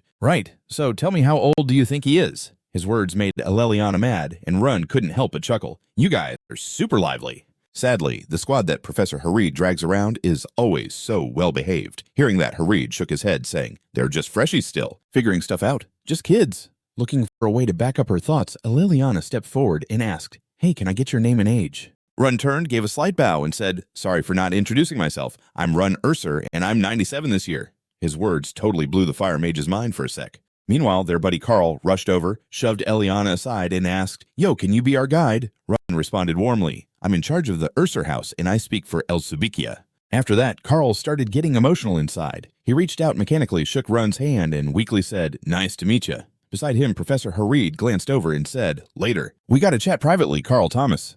Time flew by. The scene switched to their spot for the field trip. Honestly, since it had been empty for a hot minute, the inside looked kinda worn out. Cobwebs everywhere and mice darting around. This made the students' faces turn pale. "Are we really staying here? I can't handle this," they cried. Hearing that, Leo crossed his arms confidently, saying, "Oh, so you're not gonna camp outside, huh?" Eleliana lit up and chirped, "I knew it, class rep. You've got it all sorted. Haven't you? I always trust you." But contrary to her dreams, Leo pointed at the tent set up outside and said, "I figured you'd say that, so I set up sleeping spots out there. Want to crash under the stars?" Looking at the blizzard outside, Carl freaked out and turned to the group. "What are you all just standing around for? Hurry up and dump your stuff. This is our hangout. It's a masterpiece in here. Have you checked the weather? Step outside and you'll be a total snowman." Back to Carl. Now he's sneaking up the stairs to the second floor with the sly Eliza looking like a crafty fox on the hunt. "Hey, do you know the best part of the field trip? Sneaking into the girls' rooms." That was the vibe they were feeling. But before they even finished climbing the stairs, Chelsea shot them a look full of disdain and cast a spell called Wind Circle on them, and screams filled the air. Hearing that, Leo nodded and watched. "Looks like everyone's having a blast. Maybe I should check it out." Just then, when Leo opened the door, he spotted a blonde elf girl waiting for him. "Class rep, the Lord wants to see you." Then, guided by the girl, Leo was led into Run's office. When Run saw the main dude, he looked a bit flustered and said, "Welcome, Leo. Sorry for dragging you here. It's kinda urgent. Can you hang tight for a sec?" Leo replied, "No biggie. This place seems pretty interesting. Mind if I take a look around?" Run replied cheerfully. "Totally." With that, Leo scanned the equipment on the walls, thinking to himself, "These things are super ancient." Then he spotted a dagger and couldn't help but shout, "Urquit!" Beside him, Housemaster Rune, surprised, asked, "How do you know about Urquit that history is only shared with the head of the Ursur house?" Hearing that, Leo was a tad surprised and quickly made up an excuse to cover it up. "I read about Urquit in some old texts at the Grand Library of Lumen Academy. Run had no doubts about that." "Oh, really? No wonder Lumen Academy really does have everything." Leo reached out and touched the dagger, thinking, "It's got mana inlay, but this isn't the original." In his mind, Leo started recalling a bit of the past when his teammate Luna bragged about her dagger to him. That dagger used to belong to Luna, but she later passed it to her disciple Belalia. Then, just before the epic final battle against Tartarus, Belalia lost it. At the same time, Rune seemed to have wrapped up his business and leaned in closer to the main character, whispering, "The prize is this ancient treasure our ancestors snagged when they took over the hero Velkia's world. But like relics from the hero world can only be used by the one who snagged them." He added, "All right, take a seat. I heard from Harid that you never skip classes and are the first-year rep at Lumen Academy. I know this is kind of random since we just met, but could you meet my granddaughter for just a sec? She's a first year over at Xaringer Academy. She's super talented and got in with the top scores. But like the world's massive, and right after she started, she hit a wall and totally lost her spark. Someone from outside like you could totally inspire her." Following Run's lead, Leo strolled down the corridor, but while looking at the key in his hand, Leo felt kind of awkward and whispered, "Is it really chill to give my granddaughter's room key to a random person?" before he knocked on the door. Suddenly, the door swung open by itself. Inside was a total disaster zone. Books and clothes were everywhere. The air was thick with dust, making Leo cough a bit. Glancing around, he spotted pics of the hero squad from 5,000 years ago, which made Leo realize this girl is a major fan of the legendary hero. He thought, "I know some folks collect this stuff, but this is next level. Is that the Xaringer Academy uniform?" Just then, a sleepy voice came from behind Leo. "Dude, barging into my granddaughter's room like this is a bit much." This girl was Iron Urzer, the vice class rep of Xaringer Academy's first-year gang. After she said that, she saw Leo's face and freaked out, hella panicking. She ducked deeper under her blanket. Leo, however, kept it cool and said, "Hey, I'm Leo Plav. I'm here because your grandpa asked me to swing by." On the bed, Iron was still hiding stubbornly under her covers. With no other choice, Leo complimented her to lighten the vibe. "Dude, your Kyle book collection is almost as massive as mine. Let's check how the elves write about him. The whole Northern Mountain Beast thing might even be Kyle's gig. Oh, and the layout's pretty dope too." Hearing that, Iron peeked out from the blanket and asked, "You like Kyle too, huh?" After that, shy Iron excitedly started chatting with Leo about the Darnos battle, giving a fresh spin on boastful Kyle. "You're talking about the battle where Turka ran the Tartarus forces and got wrecked, right? The first battle when the legendary heroes teamed up. Do you know where Commander Zerga's army got owned?" To respond, Leo replied softly, "Edic, that's where Luna first tried out her star magic." The more Leo talked, the more Iron's eyes lit up. She chimed in, "Yes, that's a hidden gem in hero history. Even in academic circles, it's just a small topic." From Iron's perspective, Leo was suddenly glowing. A few seconds later, she realized she was acting all extra and quickly bowed her head embarrassed. "Sorry for jumping in too fast. I'm Iron Urzer. I talk a lot, don't I?" Hearing that, Leo gave a small smile and reassured her, "Not at all. Anyone who's heard of the heroes would love to know someone still digs those stories." Leo's genuine tone seemed to put Iron at ease. She started, "This is just my 2 cents, but even though history only talks about 4 big heroes, I think there might have been a 5th. For that, Leo replied, "Kyle, I really believe he was real. So when I get back, I'm going to join a club that researches Kyle's history." Seeing someone who agreed, Iron's face lit up. "Wow, that's awesome." But then just like that, her mood flipped as she mumbled, "School." This got Leo all confused and deep in thought, kind of reserved. But maybe that's cool. Then he got curious and asked Iron, "Why aren't you going to school?" At that, Aaron looked away and spoke with disappointment in herself. I don't think Siren's my vibe. Everyone there works way too hard. They're all dead serious about becoming heroes. While I'm someone who dreams of being a hero in a more chill way." But Leo, noticing the uniform she tucked away in the wardrobe, pieced together the whole situation quickly. The fact that she kept the uniform so neat, doesn't that mean she hasn't given up? So to give the shy girl a little boost, he stood up and said, "Iron, I'm not the only one from Berkia here. My whole class is on this field trip. If my classmates heard your story, they'd be stoked to meet you. And you know, there are human hero training schools like Xaringer Academy, right? If you want to check out the Lumen Academy crew, just swing by." After saying that, Leo turned and left the room. Outside, Uncle Urzer had been eavesdropping for a minute. The second Leo stepped out, he looked at him with shining eyes, making Leo jump and say, "Whoa, you scared me." Urzer shook off his shocked face and quietly asked, "Protagonist, don't tell me you were just chatting with Iron, right?" Leo nodded. "First off, yeah, absolutely." Just hearing Leo confirm it made Urzer so overjoyed he started crying.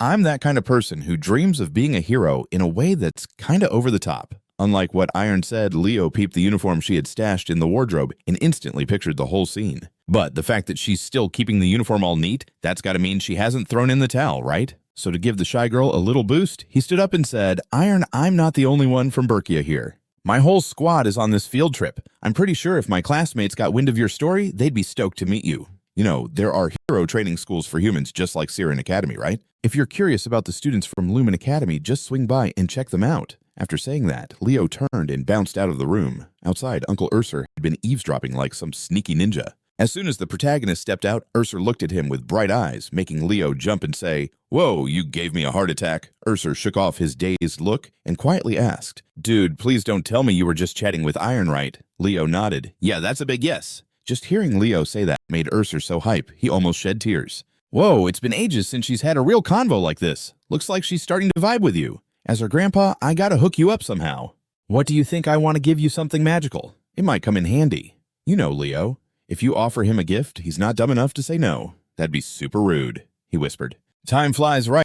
Cut to the Ursa treasure vault. To give Leo some props for chatting with his granddaughter, Ursa brought him here. A massive stash of gold and weapons was right in front of them. "Grab whatever catches your eye," Ursa said with a grin. As soon as Leo heard that, he dropped the manners and dove right into the treasure. Something on a wooden shelf grabbed his attention. "I'll take this," Leo said as he snatched up an item. In his hand was this orange gem, a shard that had a tiny fuzzy figure trapped inside. Uncle Ursa was rubbing his chin and chimed in, "That gem holds the power of a fairy snagged by our ancestor ages ago. The fairy's shape is super detailed and pretty, but besides that..." Before he could finish, Leo jumped in. "No worries, that's cool." Ursa just shrugged at that. "As long as it makes you happy." Leo looked at the gem in his palm thinking, "This ain't just any carving. It's the real deal of fairy." Time flew by. Back with the students, the laid-back teacher Herod had rounded everyone up. "Listen up. I'm going to spill the tea on the upcoming schedule. Starting tomorrow, good luck sleeping in wake-up times 6 a.m. In the morning, you'll be training solo in the fairy forest near the city, then we hit mission practice in the afternoon." Hearing that, the art mage Eleliana shot her hand up and protested, "Wait up. Haven't we done enough training at school? Do we really have to do this even on a field trip?" To answer our chill teacher, he laid it out. "On this field trip, we're going to tackle your weak spots. No one thinks we came here just to mess around, right? And just to clear the air, your class leader put together this schedule," he said, tossing all the blame onto Leo, while Carl gasped, ready to call him out. Even the mage Chelsea shot a side-eye at Leo, looking annoyed. "Why'd you do that, Leo?" To handle the heat, Leo threw on a friendly grin and said, "The fairy forest has monsters, so it's totally perfect for some practical combat training. So work hard, train till you drop." With no way out when they heard him say that Eleliana could only groan and reminisce. Surely the class leader has righteous reasons for this. Becoming a true hero is what it's all about. Finally, Professor Herod said, "That's the deal. Savor it. This is your last stretch of free time." Back to Leo, chilling on the bed. He pulled out the mana shard to take a closer look. Just one glance, and he recognized it instantly sealed by the Fairy King's magic. No wonder Luna Ursa thought it was just a statue. After the big disaster, the Fairy King's contract bearer vanished, and no one from the Elf clan had seen that magic since. But to me, all this feels way too familiar. This is Sealit's magic. Finally, it's time to use the oath to the Fairy King that he once got. So Leo started pumping his magic into the mana shard to break the seal. Suddenly, a bright golden light exploded out of the shard. Then, as the light faded, a sleepy voice chimed in. "Oh snap, you finally broke the seal." The voice belonged to a young fairy. After a sec to get grounded, he realized he was in Leo's hands and his whole vibe flipped. "Oh, why is a human in front of me? How rude!" Leo barely said a word, pulled the little brat closer to his face and asked, "Who are you?" The kid, feeling Leo's energy, puffed up. "How dare you call me just you? I'm the son of the great Fairy King, the one destined to take over the Fairy King's throne. The name's Kieran, the Silver Fairy." The sassy little dude didn't even realize he was pushing Leo's buttons. Leo snapped his fingers hard against Kieran's forehead, flipping him backward.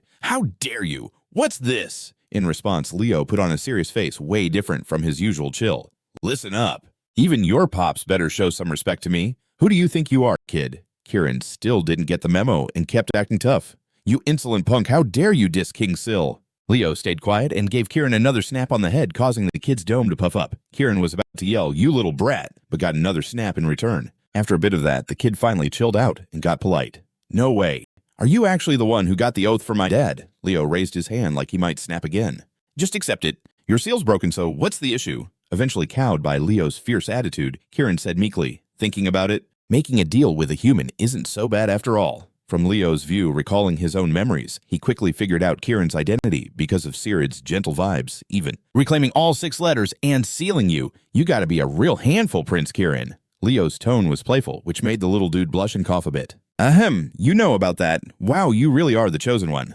Leo wasn't looking to waste time, so he shot back, "All right, then head to the fairy realm and call Silrit for me." To the protagonist's request, "Snatching all 6 letters and sealing you up. You must really be a handful, Prince Kieran." Leo's tone was full of playful sarcasm, making the little guy blush and cough a bit. "Ahem, you know about that, huh? For real, you're the chosen one." Leo didn't want to waste any time, so he shot back, "All right, then head over to the fairy world and grab Silret for me." To the protagonist's request, "The little dude just had to turn me down. Can't do it. I gotta get all 6 wings back before I can bounce back to fairyland. So if you want to meet my pops, help me score those wings first. I'm pretty sure the first wing is chillin' in the fairy forest, which used to be our old stomping ground. The kid said this with such a cocky vibe, like he totally had the main character under control. Seeing this, Leo smirked a bit, thinking, looks like Sarid's kid was meant to run into me. Then to knock Kieran down a peg, Leo snapped his fingers on the kid's head again, making him cry out, "Blay!" The day zoomed by. By the next day, like clockwork, the laid-back Professor Harid took the crew of students to the nearby forest for some combat practice. The students were just standing there, mouths wide open in shock. At the same time, the mage Chelsea dropped to her knees in the snow, her voice shaking. No way. They only won using magic seals. In front of her, Leo grinned and reached out. Sounds like you've been putting in some work too. To clear things up, let's rewind a few minutes back. Back then, the red-haired sorceress was all riled up at the class president. My sword skills and magic aren't syncing up at all, are they?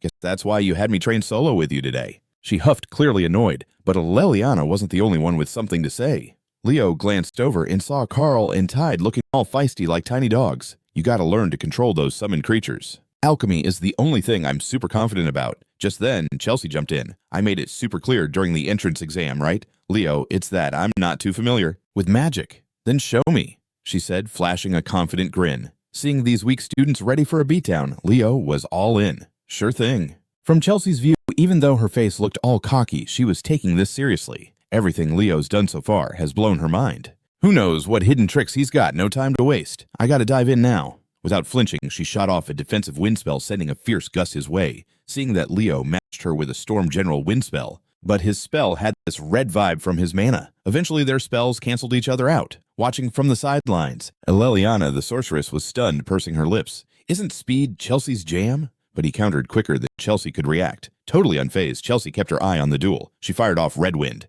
creating blue chains aiming to bind Leo. But those chains were a total joke to the main character. Chelsea, didn't I mention the first time we met? Wind magic isn't used like that. With a quick snap of his fingers, Leo let loose his mana, breaking the chains into a million pieces. Then he pointed forward and unleashed this blazing golden arrow that zipped through the air so fast the red-haired sorceress didn't even see it coming and got knocked back. When she looked up again, Leo's blade was already at her throat. In that moment, Chelsea just stood there shocked, sighing inside. Is this what they call wind magic? Not just her, the other students were just as blown away. Carl said in disappointment, I never thought Chelsea would flop at wind magic. Leliana jumped in, unbelievable. What kind of beast is our class president as for the laid-back Professor Harid? He also threw in his 2 cents on the duel. As a pure sorcerer, Chelsea holds her own against Leo, but the real game changer was how they control and use wind magic. When you level up to the next grade, you'll learn new techniques, so mastering your current skills first is key. Train your basics under the class president's wing. And good luck with this afternoon's mission training. Yes, sir, the crew replied in unison, but just by looking at their downcast faces, you could tell they weren't hyped at all. Time flew by. Now Leo was wandering somewhere in the forest on a herb-gathering mission. He remembered Carl's tearful begging to train later and smirked. All right, time to get this show on the road. As soon as he finished speaking, Kieran floated over carrying an herb. Hey, Leo, check this out. I gathered this much. The little dude's face totally screamed, give me some praise. So Leo didn't hold back. Impressive dude, totally fairy vibes. Hearing that the kid beamed with pride, saying, I'm not just any fairy. Setting that aside, Leo tossed the herb pouch into his storage space. That should be all the herbs. Ready to start a full-on search of the fairy forest. Finally, my quest to snag my wings back is kicking off, Kieran said, all pumped up, and off they went diving deeper into the fairy forest. But just a little way in, Leo suddenly stopped, making Kieran ask, why'd you stop? Instead of answering, Leo shot back, hey, Kieran, when were you kicked out of fairyland? Kieran thought for a sec, then said, let's see, it was like about 100 years ago, I think. Right then, a faint blue energy barrier popped up in front of them, blocking their path. Leo reached out to feel it and said, peep this. It's an illusion. Perched on Leo's shoulder, Kieran was slightly surprised. Is this some magic from the Fairy King? But it doesn't seem like my dad's spell. With his wide knowledge, Leo figured out that this was the sick magic from Silid the Fairy King back in the bleak times. The spells just kicked back into action over the last 100 years. So, with Kieran's wings in the mix, it looked like a barrier made from old-school magic and his son's wings. That signals something super important is locked inside. That's what Leo thought. But before he could dig deeper, he heard footsteps creeping up from behind. Along with that came a nasty demonic vibe that made Kieran scrunch up his nose. Leo felt his power shift a little, almost like he was annoyed. Through their eyes, they spotted a cloaked figure creeping closer, speaking in a spine-chilling tone. What's a human doing in elf turf? Leo shot back, dude, it's pretty strange to see an undead like you hanging around here. And sure enough, underneath that cloak was a skull with glowing red eyes. It yelled, "This place has been under our sway for ages." Tartarus. Hearing that before Leo could even say another word, Kieran's eyes went wide. "This is our sanctuary. What the heck are you on about?" His words caught the undead's attention and almost made it sneer fairy. Something as wimpy as you is called a fairy. The way it laughed dripped with disdain. And with that kind of pride, how could Kieran take it? He started to unleash some magic. "What did you just say? You punk?" "What did you say, you punk?" With that, without even thinking twice, Kieran shot forward at a crazy speed. The small dude pierced straight through the undead's body, making it drop in an instant. Watching the skeleton flop over like that, Kieran chuckled so loud-mouthed for being so weak. "Huh." Behind him, Leo awkwardly chimed in. "You charge in like a brute calling yourself a fairy." At that, Kieran stretched out and showed zero shame at all. Who cares as long as it works? Fairies and undead are like total opposites. No sooner had he said that than the dark vibe returned, making Kieran's face drop. He quickly turned and saw the skeleton rising back up. Opposites. No sooner did he say that than that dark vibe came back, making Kieran's face go all kinds of serious. He quickly looked around and spotted the skeleton lurking there again. It said, "I see. Even a low-tier fairy is still a fairy." Kieran pinched his nose, his face turning purple, as he grumbled, gross, both smelly and stubborn. "I'll grind you down to dust." With that, the little guy dashed in again. But this time, Leo sensed something and yelled, "Kieran, watch out!" No sooner had he finished speaking than the skeleton slammed its sword into the ground. Suddenly, whips of mana whipped out straight at the little dude. Luckily, he dodged in time, only to crash into Leo. "Wait, what the heck is that?" he groaned. Meanwhile, Leo's expression got dead serious. He said, "This is a TARDIS monster that's been around for a long time. A Death Knight. This is a TARDIS monster that's been around for a long time. A Death Knight." Across from them, the skeleton introduced itself. "I'm Kerr, a knight of the Great Lich, and I'm the one who's going to send you to your grave." As he spoke, the skeleton gripped his sword tighter and charged to attack. Seeing that, Leo didn't hesitate for a second and swung his blade back. His sword went right through the creature's body, but what he actually cut through was just an afterimage. Kerr had already slipped behind him. To the side, Leo felt a dangerous presence right behind him and jumped quickly, turning around. What he saw was a powerful slash coming from Kerr.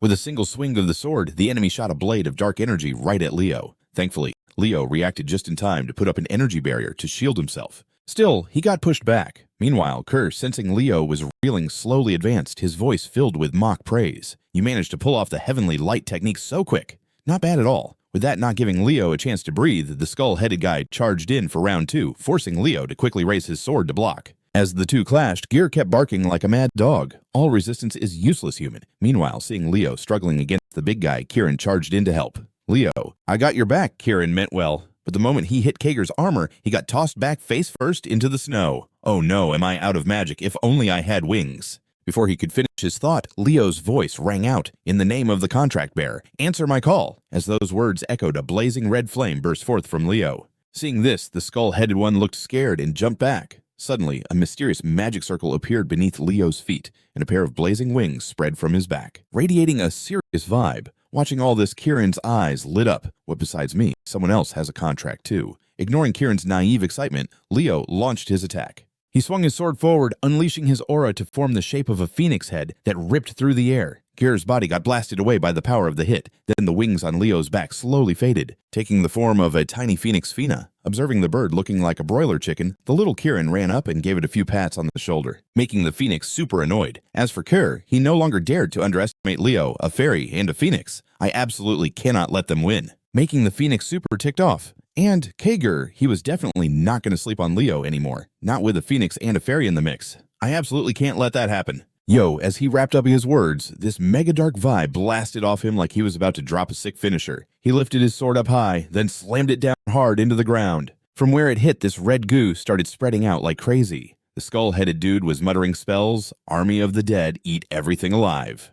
When he finished that chant out of that bloody sludge, a crazy squad of skeletons popped up. Each one was armed and their eyes were glowing red. Leo instantly figured it out. It's a curse. Summoning nonstop. His energy was getting drained, making his sword lose its glow, and Kerr freaked out. "Huh, you've thrown in the towel. No more dark vibe." In response, Leo just shot him a cocky grin. "No way, dude." Leaning forward a bit, Leo got ready to throw down, talking to himself. "This is Kyle's mana. Long time no see my friend." With that thought, he flipped the switch on the tremor magic, and the ground under his feet instantly caved in like a bull's head. Shockwaves shot out everywhere, making the undead come to a stop. Seizing the moment, our guy launched himself forward to attack. He pulled off the Gale move, tearing those skeletons apart before they even saw it coming. More specifically, Leo went after the weaker ones. That sent Care into a rage. Stop right there. If you call yourself a knight, fight me fair, he yelled. But Leo was way too smart for that. You brought a whole crew of minions. What the heck are you saying? Now fully aware, Leo had zero interest in going toe-to-toe with the skeleton army. He dug in his feet and launched himself up into the sky while Kerr could only scream in frustration. Damn it, he's getting away! Time zipped by and the scene switched to a different part of the forest. Leo took a breather. This spot should be chill enough. A death knight popping up in the elf forest. Is Tartarus on a hunt here? Leo furrowed his brows deep in thought. Before he could get distracted by some random undead footsteps, Leo stayed on guard. He reached for the sword at his side, getting ready to strike. But before he could do anything, that undead body was suddenly sliced into 3 parts. Then the tip of a sword was pressing against his throat. "Did you bring them here, human?" asked this dude with long hair. In response to his accusation, our hero calmly replied, "Nah, I'm just a student from Lumen Academy. Got nothing to do with those skeletons." He scanned the new guy's outfit and guessed he was from Xaringer Academy. Across from him, the long-haired guy didn't believe Leo and shouted, "What a lame excuse! Get lost, you necromancer!" With that, he lunged his sword at Leo. But that basic move couldn't touch Leo. A quick sidestep let him dodge like a pro. Then, while the guy was still off balance, Leo clocked him with the hilt of his sword. The dude yelped in pain and dropped to his knees. But before Leo could teach him a lesson, a voice rang out from behind. "That's enough. I'm sorry for his rudeness. I'm Runel Randoa, a first year from Xaringer Academy. Don't think all Siren kids are like him." The red-haired girl seemed kinda genuine, so Leo nodded. Apology accepted. "So what's your deal for coming from Siren Run?" replied all cheerful. "I'm chilling in Berkia for a bit for field training." "How about you?" Leo said he was on a field trip. Then he turned like he was about to dip. "I gotta report back to my teacher." Seeing him run didn't try to stop him and gave a little bow. "Later. May the Berkia Forest look out for you." To Leo Run El Randoa. That name kinda rang a bell. Our guy thought about it, not realizing that while he was deep in thought, the long-haired student was getting lit up by Run, the worst student in Advanced Class 1, for messing things up while trying to flex. What you idiot. So embarrassing. Time zipped by as the scene switched to the big lecture hall. Once they returned, Leo and the lazy Prof Herod filled Uncle Urser in on everything, but he didn't seem too worried. A death knight in the sanctuary. Stuff has been going down since some time, but the infection level isn't too serious. Hearing this, Professor Harid warned, "This dude isn't one to lie." Before the professor could say more, another voice jumped in. "These misunderstandings, ignorance has always been a form of lying." A first-year hero wannabe just starting out says he ran into a death knight. The black-haired dude with glasses, Herdim Weinel, was the homeroom teacher for Siren's Advanced Class 1. When he showed up, Berzer turned to intro him and asked him to keep it going. Herdim shot a cold glare at Leo and said, "He probably saw a frost knight and mixed it up. I don't think he could have escaped a death knight on his own. He's just a first year." After saying that, Herdim turned to question Harid. "Professor Herod, do you buy this student's story?" Harid replied with conviction. "For sure, he might be just a first year, but he's repping the whole department." Herdim's expression shifted slightly at this info, thinking if this was true, it could widen the horizons for Siren students.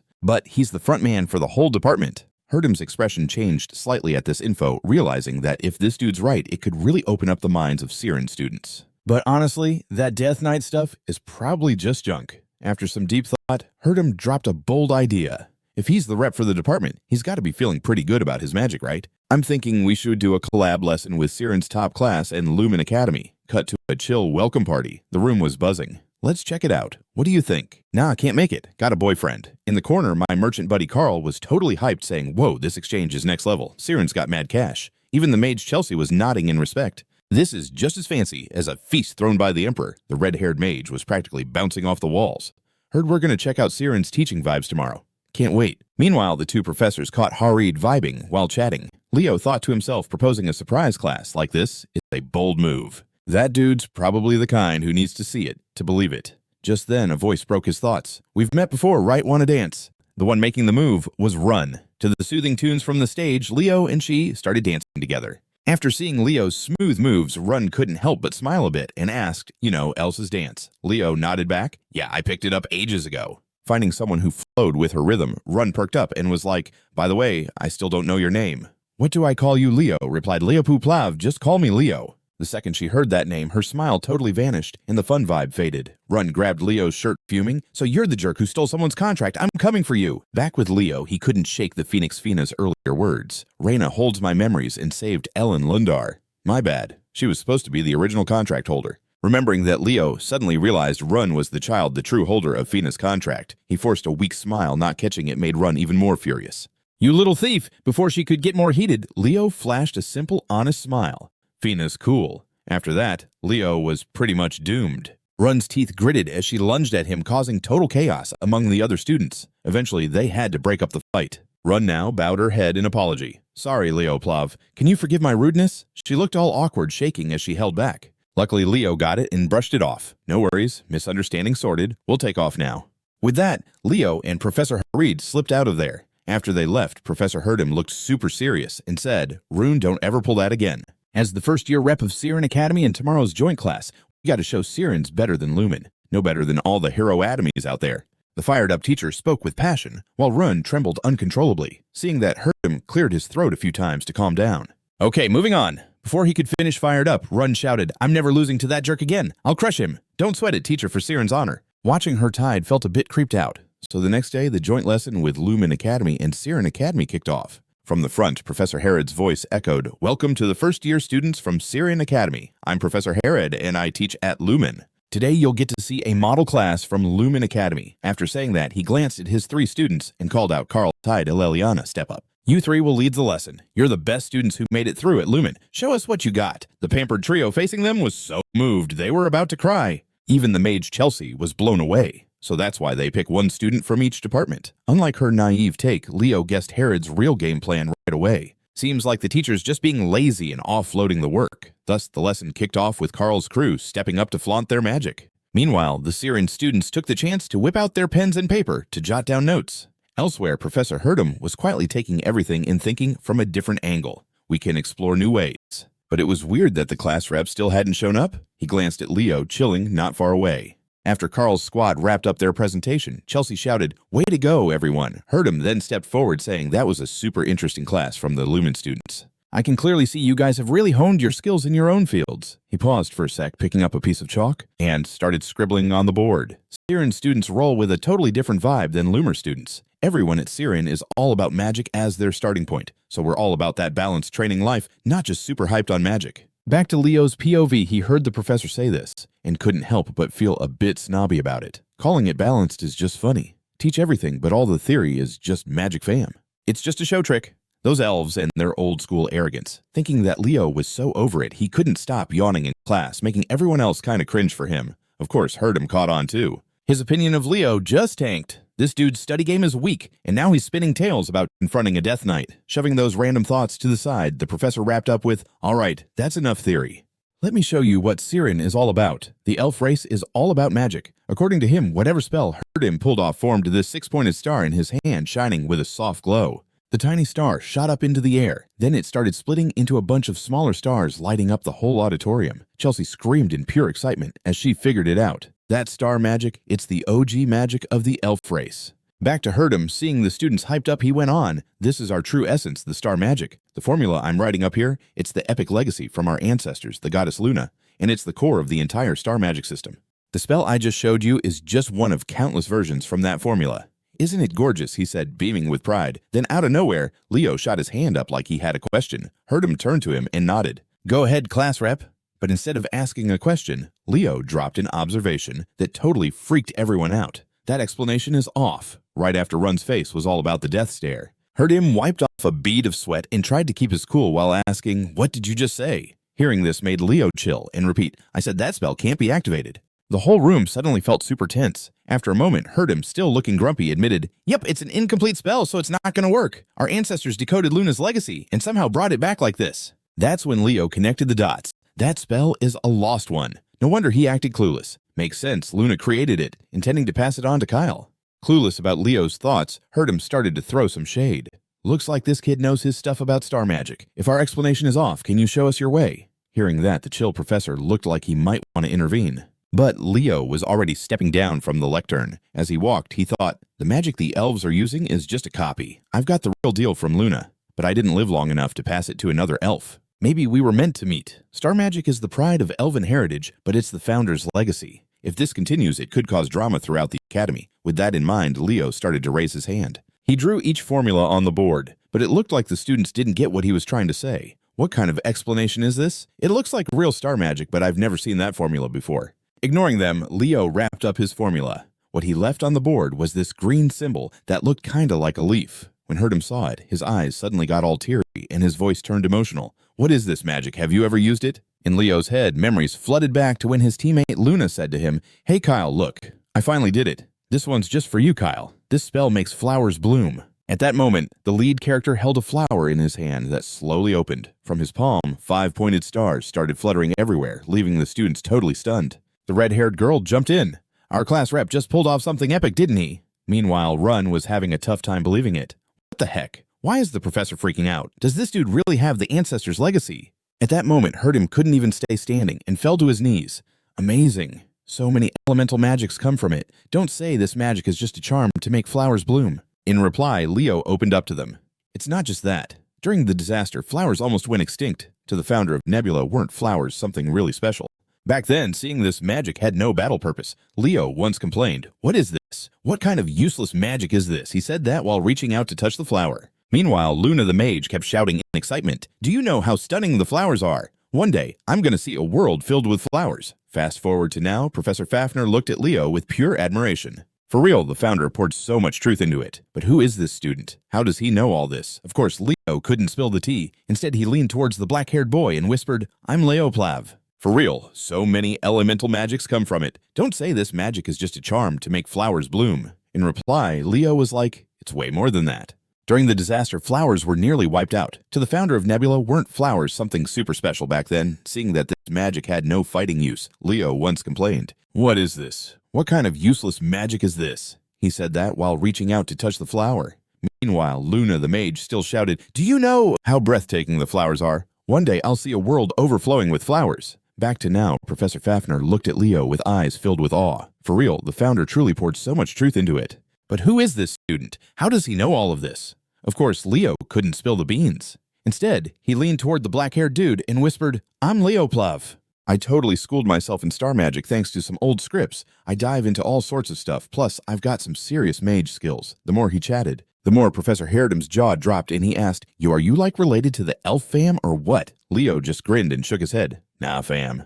And not wanting to drag this convo any longer, the lazy teacher jumped in. "My students were kind of rude. My bad. Let's just wrap this lesson up. For now, it's cool to keep things casual." After hearing him, Herdem quickly snagged Herod's hand and tossed out, "Hey, Professor Herod, I might be pushing it here, but how about we set up a swap so the dude Leo Plav can come chill at our school?" That question had a question mark popping up over Herod's head, and everyone there looked totally shocked. Time flew by. At that moment, the mage Chelsea was all smiles, serving up her dangerously purple soup. Tata Llewellyn's special soup is ready to rock. Everyone in the room was totally shocked. Time flew. At that moment, the mage Chelsea was stoked to show off her super sketchy purple soup. Tata Llewellyn's special soup is ready to roll. Next to her, the red-haired mage held up a plate with a dish so gross it hurt to look at it. And this is the deadly risotto so tasty, only the brave survive. Seeing the madness on those plates, Carl and Tide felt like their souls just ghosted. The ultimate horror of joining Lumen. "Is there no escape?" they whispered, seeing them freak out. Eleliana instantly shoved a spoonful into Carl's mouth with a big old grin.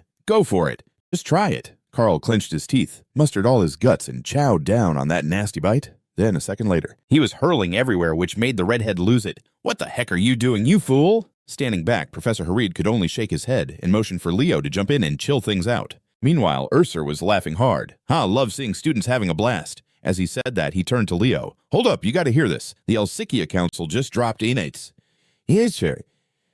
Their take on the Death Knight situation. Long story short, we confirmed a bunch of Death Knights and Death Knight Knights popping up in the fairy forest. So, we suggested that both Lumer and Sirenmes team up to figure out this crazy situation in the fairy forest. But just sending a squad of clueless first years would be super risky. We proposed that Siren, when the mission kicks off, should check out the weirdness with the older Siren students. With that said, Leo shot back. "Did the council leader roll all the way over here just for that?" In response, Urser shook his head. "Now, actually, I came here with you, Leo. My grandkid wanted to meet you." Apparently, the white-haired girl Iron popped her head in and shuffled over to Leo all shy-like. "Hey, Leo, how's it going lately? I said I'd swing by, so here I am." Leo gave her a nod. "Thanks for dropping by. Let me introduce you to my crew." Behind them, Chelsea's eyes lit up like fireworks. "So cute. What's your name? Why didn't you show up for the exchange shindig, class rep?" "How do you know her?" "Like adorbs. A ton of questions bombarded Iron, making her face turn all shades of red. Finally, she couldn't take it anymore and bolted to the second floor, leaving Chelsea and Eleliana feeling lost. Did we mess up? Is she really that shy? As for Urser, he was chill seeing this and seemed to have some hopes resting on Leo. Leo, we're counting on you. Zoom back to Iron. After sprinting down the hallway, the white-haired girl curled up in some random corner when a cloak flew right at her. The person who had just rocked up was none other than Leo. Iron hesitantly muttered, "But won't you be cold like that?" Leo smiled and shook his head. "Nah, don't sweat it. But why'd you bail on Syrian?" That question had the shy girl going quiet. She grabbed the cloak tight and said, "'Cause I'm just not hero material." When life at Syrian got way too intense. I met someone like Runya. She's honestly amazing, can do everything. Always super confident and nice to everyone. That's a real hero to me, so I started looking up to her. I wanted to chase after her vibes. I pushed myself into advanced class 1 solo, but during the big assessment match, I totally flubbed it, and I'm pretty sure she started hating me after that. At that point, her ears drooped like she was seriously bummed out. Watching her like that, Leo seemed to remember something faintly. She's not someone who will hate you, and Runa wouldn't hold a grudge over something so small. I should definitely ask her about it at some point. For some reason, I keep seeing Berkia's shadow in her. With that mindset, Leo opened up the topic. Do you dig the story of Berkia? For Iron, just talking about ancient heroes made her spirits get a major boost. Yeah, that's my ancestor's story. Leo looked up at the sky, peeped the twinkling stars, and continued. So you know that Berkia looked up to the great heroes who guided her and followed their lead. That's how she became a hero, right? Don't sweat what others think. Just chase the path you want to follow. Then everything will turn out amazing, and you'll have a blast too. As he was saying this, Leo reached out his hand toward the shy girl. Time flew until the next day. Now both classes were gathered in the fairy forest. The red-haired Rune still had her fiery vibe and said, "How in the world did you get Iron to chill?" Leo just shrugged and said coolly, "Told her she had nothing to stress about with you." This totally shocked Run.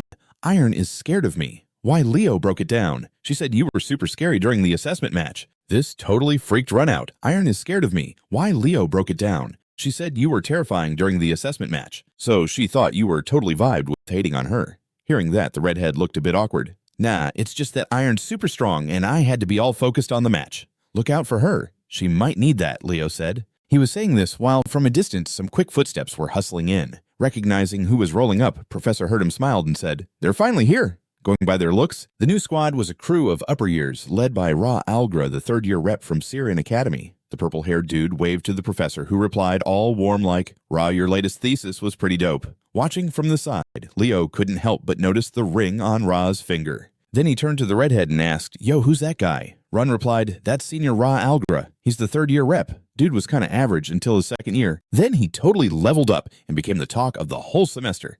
This info made Leo's eyes widen a bit. Once everyone gathered, the two professors started breaking down the mission.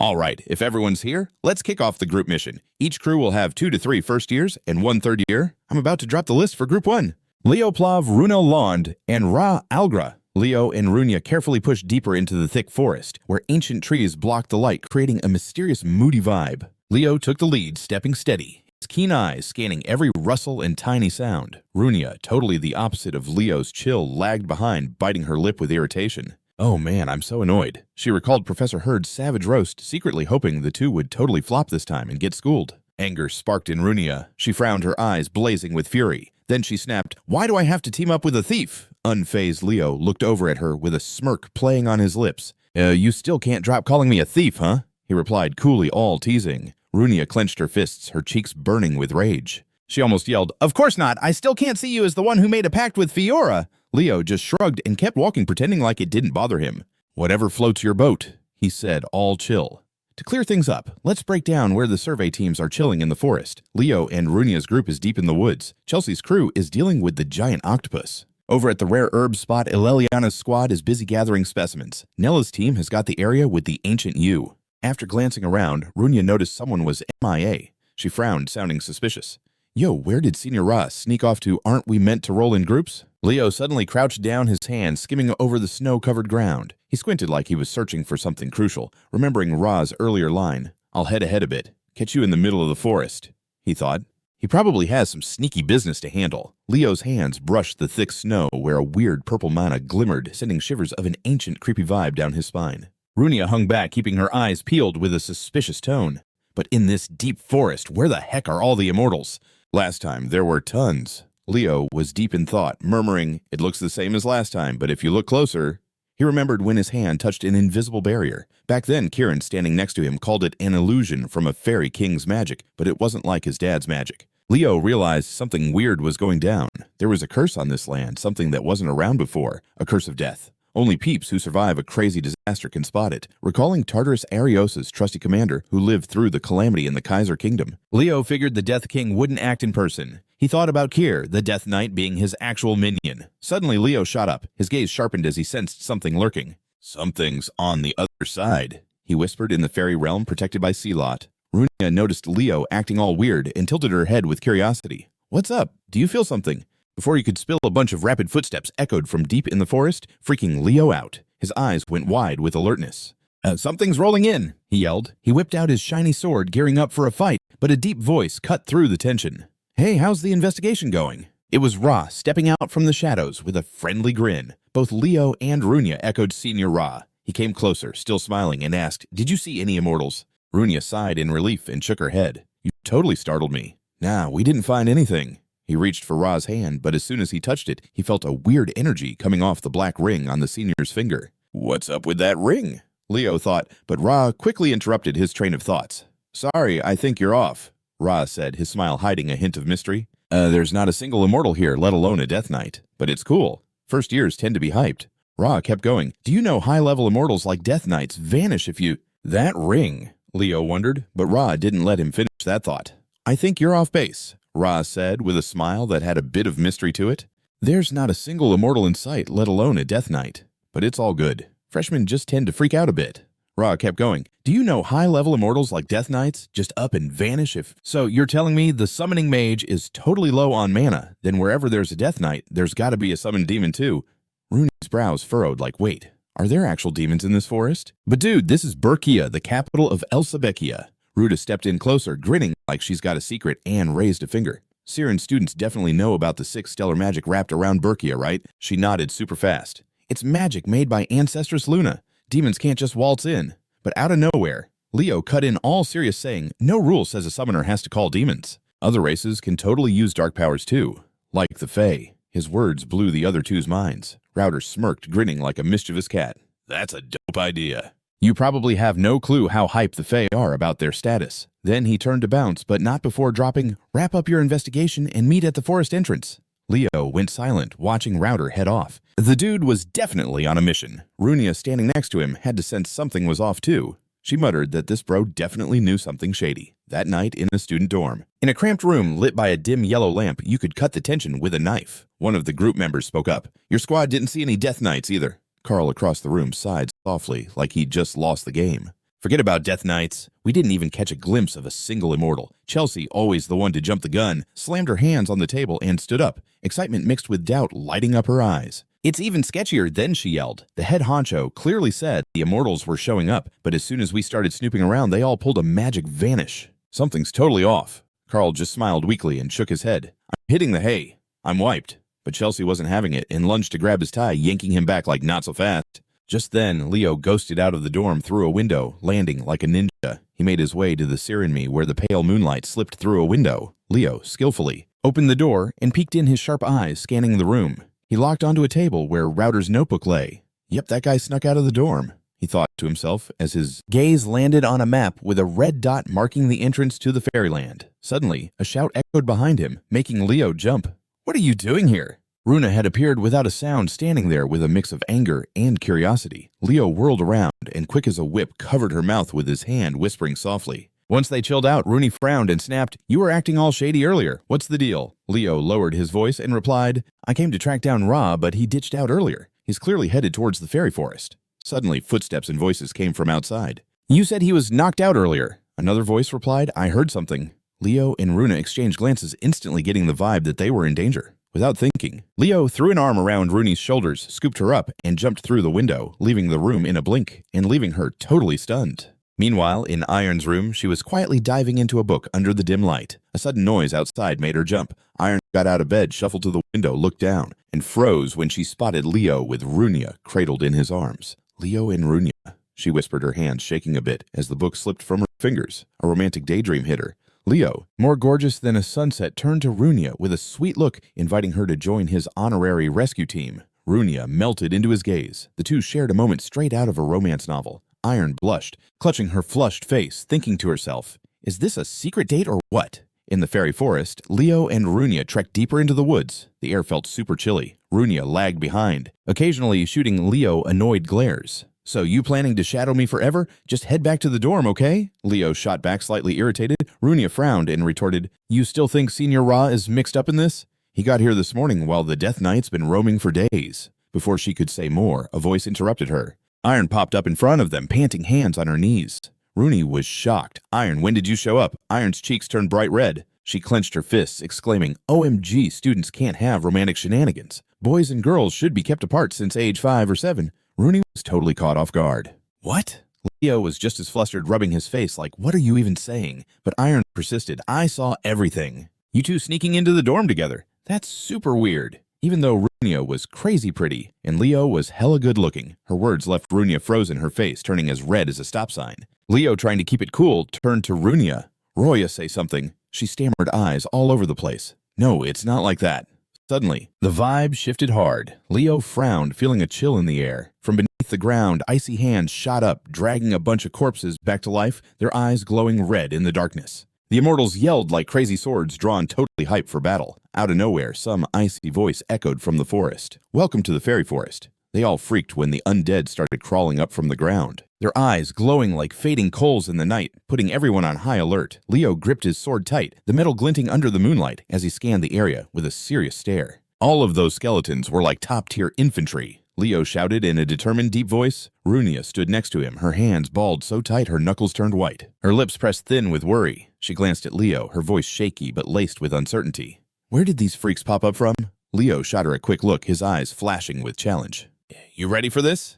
he asked, still clutching the hilt. Runia didn't hesitate, getting into position, her feet planted on the icy ground. She traced her fingers on the ground like she was sketching ancient symbols. Suddenly, a wild magic circle lit up around her, casting a red glow that made her look epic. Flames exploded around her, ready to scorch the darkness away. Runia lifted her chin and cracked a confident smile, her eyes shining with pride. "Totally," she shot back, her voice fierce. Then she raised her hand to summon a fiery storm. A massive flame shot outwards, charging toward the skeletons like a fiery dragon on a rampage. In a blink, the fire consumed the undead, leaving only ash and dust. Runia kept the fire flaring with one hand, turning to Leo with a smug smirk. "How's that?" she asked teasingly. Leo was about to say something when suddenly Iron yelled, "Runia, look out!" The shout caught Leo off guard. He whipped around just in time to see a skeleton soldier with a rusted sword rushing straight at Runia. Thankfully, Iron got there fast, raising her shield to block the blow. The crown on her head shimmered, reflecting a magical glow. Leo gasped, his eyes widening. That was from Berkia, the Animus armor. Without wasting a second, Iron leaped forward, slicing her sword cleanly, sending the skeleton's head flying. Its body vanished into thin air, leaving a brief quiet. Runia was still a bit shocked, then turned to Iron with a bright smile. "You're seriously amazing," she praised, full of gratitude. Iron scratched her head cheeks, turning pink with a hint of embarrassment. "Ha, it's no biggie," she replied, trying to downplay it. Then she looked at the two with curiosity and suspicion. "But what are you two doing out here in the middle of the night?" Leo let out a sigh and shook his head. "Runa and I aren't dating like you think, Iron." Run next to him sighed in annoyance. "Yeah, we just swung by Senior's dorm to check stuff out." Iron frowned, still not convinced. "Seriously?" Rooney pointed at Leo, speaking firmly. "Absolutely. Do you really think I'd let some mushy romance get in the way of my studies? If that was the case, wouldn't that mean fewer competitors for you? Why are you trying to ruin this?" Iron froze and quickly shook her head. "No, that's not it. Rooney's the top of the class, and I want you to keep smashing it. You're going to be a legend." Iron's sincere words made Rooney stop in her tracks. Her eyes widened, and her heart did a flip. She really thinks that of me? She thought, her emotions swirling between surprise and being super touched. Syrian Advanced Combat Evaluation, Year 1. In the arena, the air was thick with tension. Iron clutched her shield, sweat trickling down her brow, sword locked tight eyes, determined but showing signs of fatigue. Runia's opponent stood tall, fists clenched, eyes cold. No surprise here, she thought. Out of all the first-year students, only Iron could handle me. The corner of Runia's mouth lifted in a sly grin. She raised her hand to conjure a brilliant fireball, its glow lighting up the whole arena. "All right, I'll give it my all," she thought inside, and launched the fireball toward Iron. Runia caught the look on Iron's face and felt hit hard. "Now, I get that expression," she thought seriously. But why did she drop out of class after... Fast forward to now. Runia stepped forward and grabbed Iron's hand, speaking from the heart. "I want you to keep coming to class because you're my friend." Iron froze and stuttered. Wait, Miss Runia, are you saying we're friends? Don't you hate me? Runa laughed, her rare smile shining bright. We're friends, you know. As a friend and rival, I really want you to keep facing off with me. Hearing this, Iron's eyes lit up and her face warmed. A friend and a rival, she whispered, heart-skipping with excitement. Then she suddenly shot a suspicious look at the two. So you two seriously aren't an item. Runia shook with frustration and yelled, We told you we're not. Leo next to them just sighed and rubbed his face. Kids really figure things out through arguments. Deep in the fairy forest, a heavy vibe hung thick in the air. Black crows cawed sorrowfully. A lone figure of an undead stood, their eyes glowing red as they stood in the clearing, like they were chatting with someone. You must have had those mages surround you. A figure stepped up, pushing back their hood to show Router's face. He grinned, his eyes cold and sharp. The warrior Kerr scowled fiercely, cursing the dude. The one who's bossing around the Death King's soldiers. Do you really think you can treat me like some lackey? Router showed no fear and raised a hand with a black ring. Light blazed from it with a threatening intensity. They're the ones who call the Death King's soldiers. You really think you can treat me like a lackey? Router showed no fear and lifted the hand with the black ring. Light shot from it, glowing menacingly. Yo, you totally forgot that the Death King picked me, he said, real chill, but with some serious authority. Then he just bounced, dropping this last line. When the summoning circle's done, I won't be needing TARDIS's help no more. Until then, it's all on you, Kerr. Dude was lurking in the shadows with a wicked grin, all sly and sneaky. For sure, he mumbled, voice dripping with schemes, back with Leo's crew. The trio pushed further into the woods as it got way chillier. Iron was shivering from the cold, rubbing her hands together to warm up.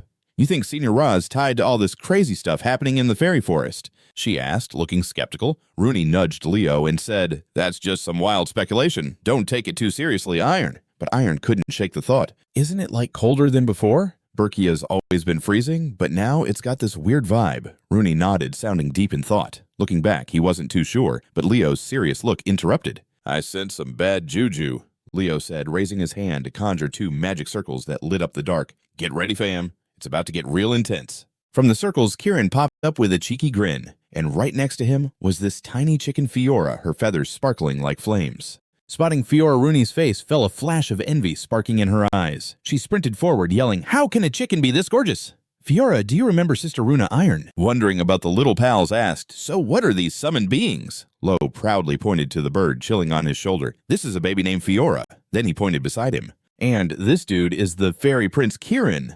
Iron's jaw dropped, her eyes lighting up with awe. A contractor for both a phoenix and a fairy prince. So dope. But Leo quickly cut in serious vibes. No more chatter. We're diving into the heart of the forest. It's about to get real savage. The three kept moving, facing attack after attack from those skeletal soldiers. Leo swung his sword, every slice shredding them like it was just a game. Runia torched enemies in seconds with her fireballs. But the undead were like clingy leeches, keep popping back up from the ground. Iron was panting amid the chaos, yelling, There's so many of them. There's got to be a powerful necromancer lurking close by. The sword blazed bright, slicing down three skeletal soldiers like it was nothing. Seriously, there's no necromancer pulling the strings here. Rooney furrowed her brow, totally confused. Leo, come on, you just saw it. An orc morphed into a skeleton. That's not some zombie tricked by a death mage, Leo shot back. So what are they then? Runia chimed in. Leo's face grew serious as he replied. This is a death curse, he stated. The girls went stone cold. Rooney tightened her fist and yelled, A death curse? I've never even heard of that. Iron added with a grave tone. It continuously brings the undead to life all around, turning this place into total doom. And the one who hit us with this curse is... Leo's eyes went icy as he finished Commander Kerr from the Infernal Kaiser realm. Runa's eyes got huge, her voice shaking from shock. So Tartarus is gearing up to attack El Sabekia. We need to tell the professors now. But before they could move, a brutal wind whipped in, blasting them with white snow that blotted out their view. Out of the blizzard, a shadow crept forward and a chilling voice boomed. Hey there, wannabe heroes. Welcome to the land of the dead. It was Kerr. The sword in his grip glinted with deadly intent. He lunged at them, yelling, You ain't getting away today. Leo held his ground, swinging his sword to catch Kigger's hit. His eyes shone with fierce determination. Right on that edge between life and death, Leo stared down, Kigger gripping his sword tight as the metal sparkled under the ethereal moonlight. Kigger let out a furious roar, his eyes glowing blood red. Fear, tremble! You're gonna regret stepping foot in my forest! Meanwhile, the remaining skeleton soldiers began to rise up from the ground. Wails and creepy moans echoed toward Runia and Iron. Even with their hearts racing, they stayed strong eyes, fierce, and ready to throw down. Leo kept a cool head and shouted, I'll take care of this Death Knight. Iron, you handle the skeletons. Runia, get ready to unleash your top move. The two girls nodded together. Got it! I'll take care of this Death Knight. Iron, you handle the skeletons. Runia, get ready to unleash your top move. The two girls nodded together. Got it. Gur caught their battle plan and sneered evilly. Oh, you're feeling brave enough to throw down, huh? Leo shot back with sharp eyes. Let me lead this time. Kair's rage made him bulge with fury as he roared, You foolish kids, do you really think I'll let you do as you please? He swung his black sword with insane force, shaking the very air around them. Leo scowled, feeling the weight of the blow. Without wasting a beat, he activated Xaringer's secret tech, a massive fireball. Formed at the tip of his blade, sparks flying like a wild storm. He thrust his hand and sent a beam of fire racing toward Gur. The guy dodged, but still lost one of his horns. Gur stumbled back, eyes wide in shock, muttering, A freaking phoenix of fire. Not giving Kair a second to breathe, Leo dug in and charged forward, flaming sword in hand. He grinned with confidence. It's more than just a fire phoenix. It's powered by the fire spirit of Xaringer. Kair froze, panic flashing in his eyes as he saw his sword melting away in the heat. How is this first year overpowering me in combat? He thought to himself. Leo's gaze was icy and determined, cutting through all tricks. He swung again, creating a fiery vortex in the sky that made the air shudder. Meanwhile, Runia stood back, raising her hand to call forth the fire pillar technique. A giant fireball formed over the skeletal horde. Bright light drove back the gloom. She smirked, her eyes lit with rage. Burn, you freaking undead! Runa tossed her hair back with a sly grin. This is what you get for messing with me. Kieran, watching the forest being wrecked by Runa's flames, muttered, Is she even an elf? Why is she going so hard? Even the fairy prince Kieran beside him was left shocked. That's way too strong. Leo's eyes darted deeper into the woods as he quietly said, This isn't over yet. Let's hunt them down. But suddenly, all around them, countless weird purple eyes lit up in the dark, causing a gasp to escape. What the heck is that? Iron gritted her teeth and replied, This is a death curse, Rooney whispered, her voice trembling. It's super powerful. Just then, a stern voice cut through the trees. First years who gave you the right to snoop around the forest at night. And look, we got a first year from Liern, too. How disgraceful. Ra stepped out from the shadows, his gaze icy. Rooney narrowed her eyes, suspicious. Senior Ra, what are you doing here? He replied flatly. Corpses have been popping up in this forest. I'm figuring out why. Runia tightened her fists, backing her claim that it was a curse, an ancient and super strong curse. Ra turned away, frowning in confusion. A curse? You're saying there's a curse here? His casual vibe caught Runia off guard. She thought, how can he not sense how serious this is? Leo, standing with them, spoke coolly. Some first years from Lairn stumbled upon stuff dropped by Tartarus. The comment threw him for a moment, but he quickly shook it off. Leo shot his hand up and unleashed a super bright beam that lit up the whole forest. They didn't even realize they were tapping into dark magic. All of a sudden, the ground shook. Weird magic circles with crazy runes popped up around Ra, buzzing like a live wire. Leo yelled, And you looks like you're totally chilling with Tartarus. Only dark magic and some twisted stuff use blood and monster entries as fuel. In the spooky vibe, Ra balled his fist and flashed a wicked grin. Teaming up with you is both dumb and totally insane. He growled in that spot. The legends of the hero Luna are just gathering dust, but the lame councils of El Sabekia don't know squat about them. What's so bad about using Tartarus to keep my legacy safe? When he said that, Iron tightened her fists and shouted, That's the legacy of a legendary hero, and you think you can snag it for yourself.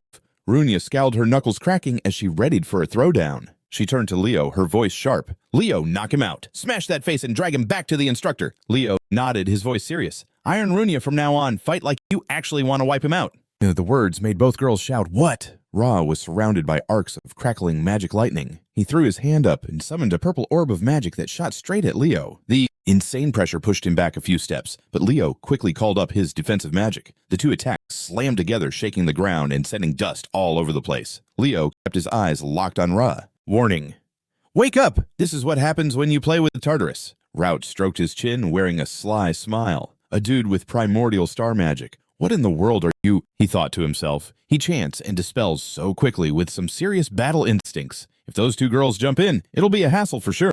Router raised his hand high. Dark mana spilled from the ring, whipping up a gnarly storm of energy. Leo shouted and ducked. A huge explosion rocked the place, sending Runia and Iron crashing to the ground. Runia struggled to get up, frowning, shocked that a basic spell could be so wicked strong. She rolled her eyes, but then a skeletal soldier just popped up, blocking the girl's way. He gripped his sword tight and roared, This is where your hero dreams die. Rooney clenched her fists and shouted, Keep dreaming! She turned to Iron. Give me some time. Iron nodded, her eyes fierce, ready to take on the skeletal soldier. Across from them, Rao shot a cold stare at Leo. Got any last words before you kick the bucket? Leo still had that calm smile. Dude, you're way too full of yourself. Suddenly, a small figure zipped by. Kieran, the fairy prince. As fast as lightning, he blew up the 3 magic orbs in Router's hand. Ra stumbled back, freaked out, yelling. Leo's eyes turned red hot. He tightened his grip on the sword and moved forward. Ra, looking all beaten down, cursed under his breath. Damn it. He glanced up, panic hitting him. Don't tell me it's really him. With one swift slice, Leo took Ra's head clean off. Kieran was right next to him, fist-pumping and cheering. Sweet, the crazy elf is down. Now wreck that skeleton. But out of nowhere, a blinding purple light surged from behind. A magic strike slammed into Kieran, making him shout in pain. Ra picked up the head and plopped it back on, murking. Even though you're half Fey, you can summon. Dope talent. Leo cracked up. He laughed hard, his voice dripping with intent to kill. I'm stoked because you're the one I plan to take down myself. He went on. The power of the Death King ain't too shabby either. If we add the strength of Miss Luna's ancestor in the mix, his eyes shimmered with arrogance, then I can make overconfident fools like him kneel at my feet. Looking at him, Leo thought those eyes looked corroded by darkness. At that instant, a bizarre black aura started to flare up right in front of him. He shot his hand toward Leo and screamed, "Die!" instantly. A magic orb sprung up right in front of him and zoomed straight at Leo. Leo gripped his sword tighter, bracing to block the hit. His eyes widened. He thought, he still hasn't fully embraced that dark aura.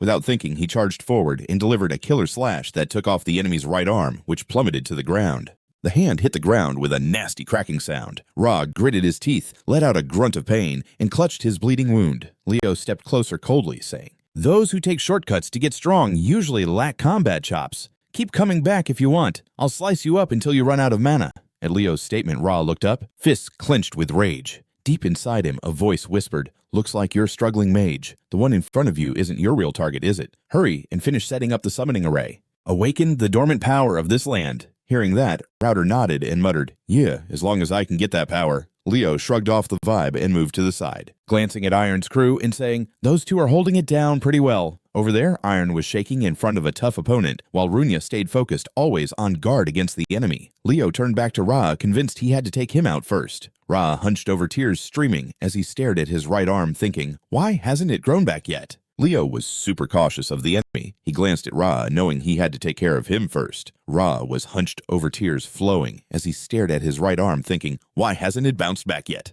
Kieran perched on his shoulder and quickly pointed ahead, shouting, "Leo, look!" At that moment, from Ra's severed arm, a creepy magic circle popped up below. Leo totally froze for a few seconds. Ra was spitting blood man. A massive wave of mana blasted out of his mouth as he yelled, "It's too late!" Along with this insane power erupting from his body, Iron and Runya both were like, what the heck? The magic circle kept growing, catching the attention of Kier, who was fighting on the other side. Facing this huge power coming from Ra, Leo jumped back real quick to keep some space between them. Suddenly, the ground shook like crazy, and a giant hand shot up from the earth, leaving everyone like, whoa. Kieran gasped, "Oh my god, what on earth is that?" Leo looked at the giant skeleton in front of him and shouted, "Bone King! A massive skeleton just popped up and it's gripping a sword that's like dozens of times bigger than it." He looked up and judged it to be one of the strongest undead. "My arm's regenerating now," he laughed. "Haha, I can feel that overflowing strength. Is this what my ancestors had?" Without a second thought, Leo charged toward the skeleton, ready to attack. He thought that once the summoning circle was all set, the enemy had fully embraced dark magic. He planted his feet into the ground, launched himself upward, pointing his sword straight at it, and yelled, "No way such filth could hold Luna's power." At that, Ra just smirked and said, "Oh, is that so?" Right after the Bone King swung its arm, launching a direct hit at Leo. Leo flinched and instantly jumped back to dodge it, his face totally tense. Ra looked down and grinned like he knew something. "I don't care if it's the Death King's power or whatever, it's mine now." Kieran beside him whispered, "Leo, should we bounce for now? That skeleton is way too strong." "Does he even respond? Look closely, the Bone King didn't get summoned the usual way." Leo's remark made Kieran go, "What?" At this time, the Bone King raised its massive sword towards Leo. Leo used his quickness to dodge the slash, thinking he kinda rushed the Bone King into being by making a pact with Hell Kaiser. He barely met those summoning conditions. There's no way he could keep it up for long. The basic requirement for a summon is having spirit power to keep the summoned body intact. We just gotta hang on until the mana keeping that skeleton runs out. Kieran nodded like he got it. "All right, let's do this." He turned and shouted, "Kieran, back me up!" Kieran was momentarily surprised, but then beamed with confidence and replied, "Hey, you got it." With Kieran backing him up, Leo thrust his hand forward and unleashed a shining technique aimed straight at the skeleton's head, making a massive explosion. But that hit didn't even scratch the Bone King. Its eyes glowed red. Its hand tightened around the sword and swung down towards Leo. With the opponent's slow moves, he easily jumped up to miss the blow and thought out loud, "Just as I figured, the power gap is huge, but we just need to stall." Ra above was looking down at Leo with a smug grin, shouting, "Resernia!" Instantly, a bunch of magic projectiles flew straight at him, making his eyes widen. "Damn it, you jerk." But then, from the side, a clear voice rang out. Phoenix Runia stepped in front of him and launched a move to block the attack. She turned to Leo and said, "Focus on the Bone King." "I'll deal with that crazy senior," he shot back. "So the Death Knight only has iron left." She smiled and replied, "Don't tell me you don't trust iron." Iron was the one who volunteered to take on the Death Knight solo. Meanwhile, Kair tightened his sword and swung a powerful strike toward her head. Iron quickly raised her shield and blocked the blow, but the force pushed her back several meters. Kair looked at her and smirked. "Ha! So full of yourself, thinking you can take me on alone." Despite his confidence, Iron thought, "Can I really do this?" But then she got her determination back. If she failed, everyone could be toast. Finishing that thought, she swung her sword forward to attack, but her strike passed right through Kair. To her shock, he smirked and punched her directly in the chest. The sudden hit made her eyes go wide, and her whole body flew backwards, skidding along the ground. Thoughts raced through her mind. "I never wanted to be a hero, but I can't be a burden." Kair moved closer, smashing her shield and sneering, "Compared to those two, you're just a rookie."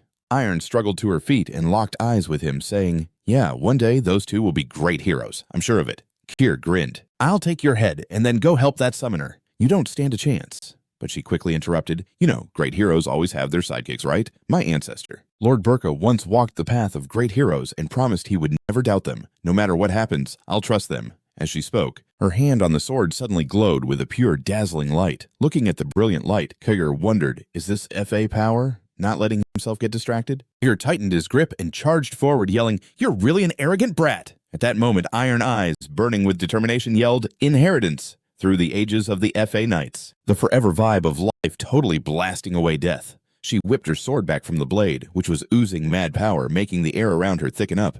Out of nowhere, Iron's sharp blade shot up, glinting under the pale moonlight, slicing right through Kair like it was butter. The blade left a shiny streak in the air, kind of like it was ripping the night apart. His body shook from the hit. Black smoke started pouring out like crazy, mixing with the dust, until he turned into a nasty cloud of gunk. His mouth stuttered, his voice shaky from the shock. "Whoa, did I just get wrecked by a kid again?" Iron, after that killer blow was wiped out, that heavy sword in her hands trembled, the blade stuck in the rocky ground to keep her steady. She was shaking all over, sweat streaming down like a river, soaking her silver armor all bloodied up. She was panting hard, each breath ripping at her chest lips all dry as she whispered, "Gotta hurry and help them. Gotta save them." But her eyes rolled back, dude. She could barely stay awake anymore. The whole scene got blurry, like it was covered by a spooky fog, only vague shapes left behind. On the other side of the battlefield, Grunia was still holding her ground against Router's non-stop attacks. Rout was sneering with a wicked grin, taunting like he was still in the game.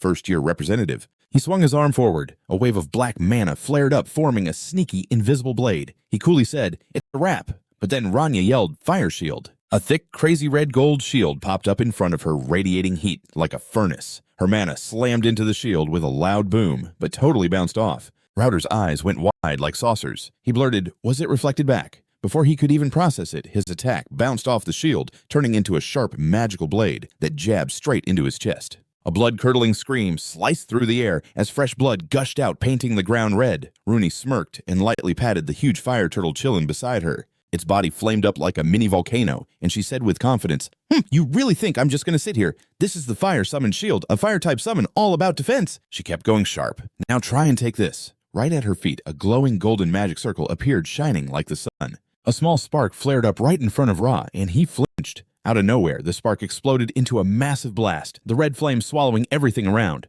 Ra's body right in the blast zone was burned to a crisp, collapsing hard, with smoke rolling off his charred remains. Runa stepped up with confidence, staring down at the fallen enemy with icy disdain. Nothing special at all, but then her eyes went wide in shock. Ra, who looked totally done for, suddenly lifted his hand. His eyes glowed a creepy red. He grinned like a maniac and shot out tons of razor-sharp magical blades at her. The blades sliced through the air, leaving deadly marks as they cut into Runa. Fresh blood sprayed, staining her armor red. Leo saw this, his fist clenching as he shouted Runia, but at that moment his body suddenly froze up. A crazy weight slammed down from behind. The Bone King's gigantic cold hands, dripped with death vibes, appeared right next to him. Instinct kicked in, and he took the brunt of the savage blow. His body flew like a rocket, sliding across the ground and digging a deep trench. He smashed into an ancient tree trunk, shattering it completely. Finally coming to rest in the wreckage, holding his body covered in wounds. Blood soaking his armor, Leo stared at nothing, breathing heavily. Kieran zipped over anxious and asked, "You good?" Kieran zipped over anxious and asked, "You good?" Leo was clutching his left arm now, bleeding and throbbing after the hit against the tree. He panted weakly. My arm. Kieran seized the chance to throw shade. Not dead yet. Don't go overboard.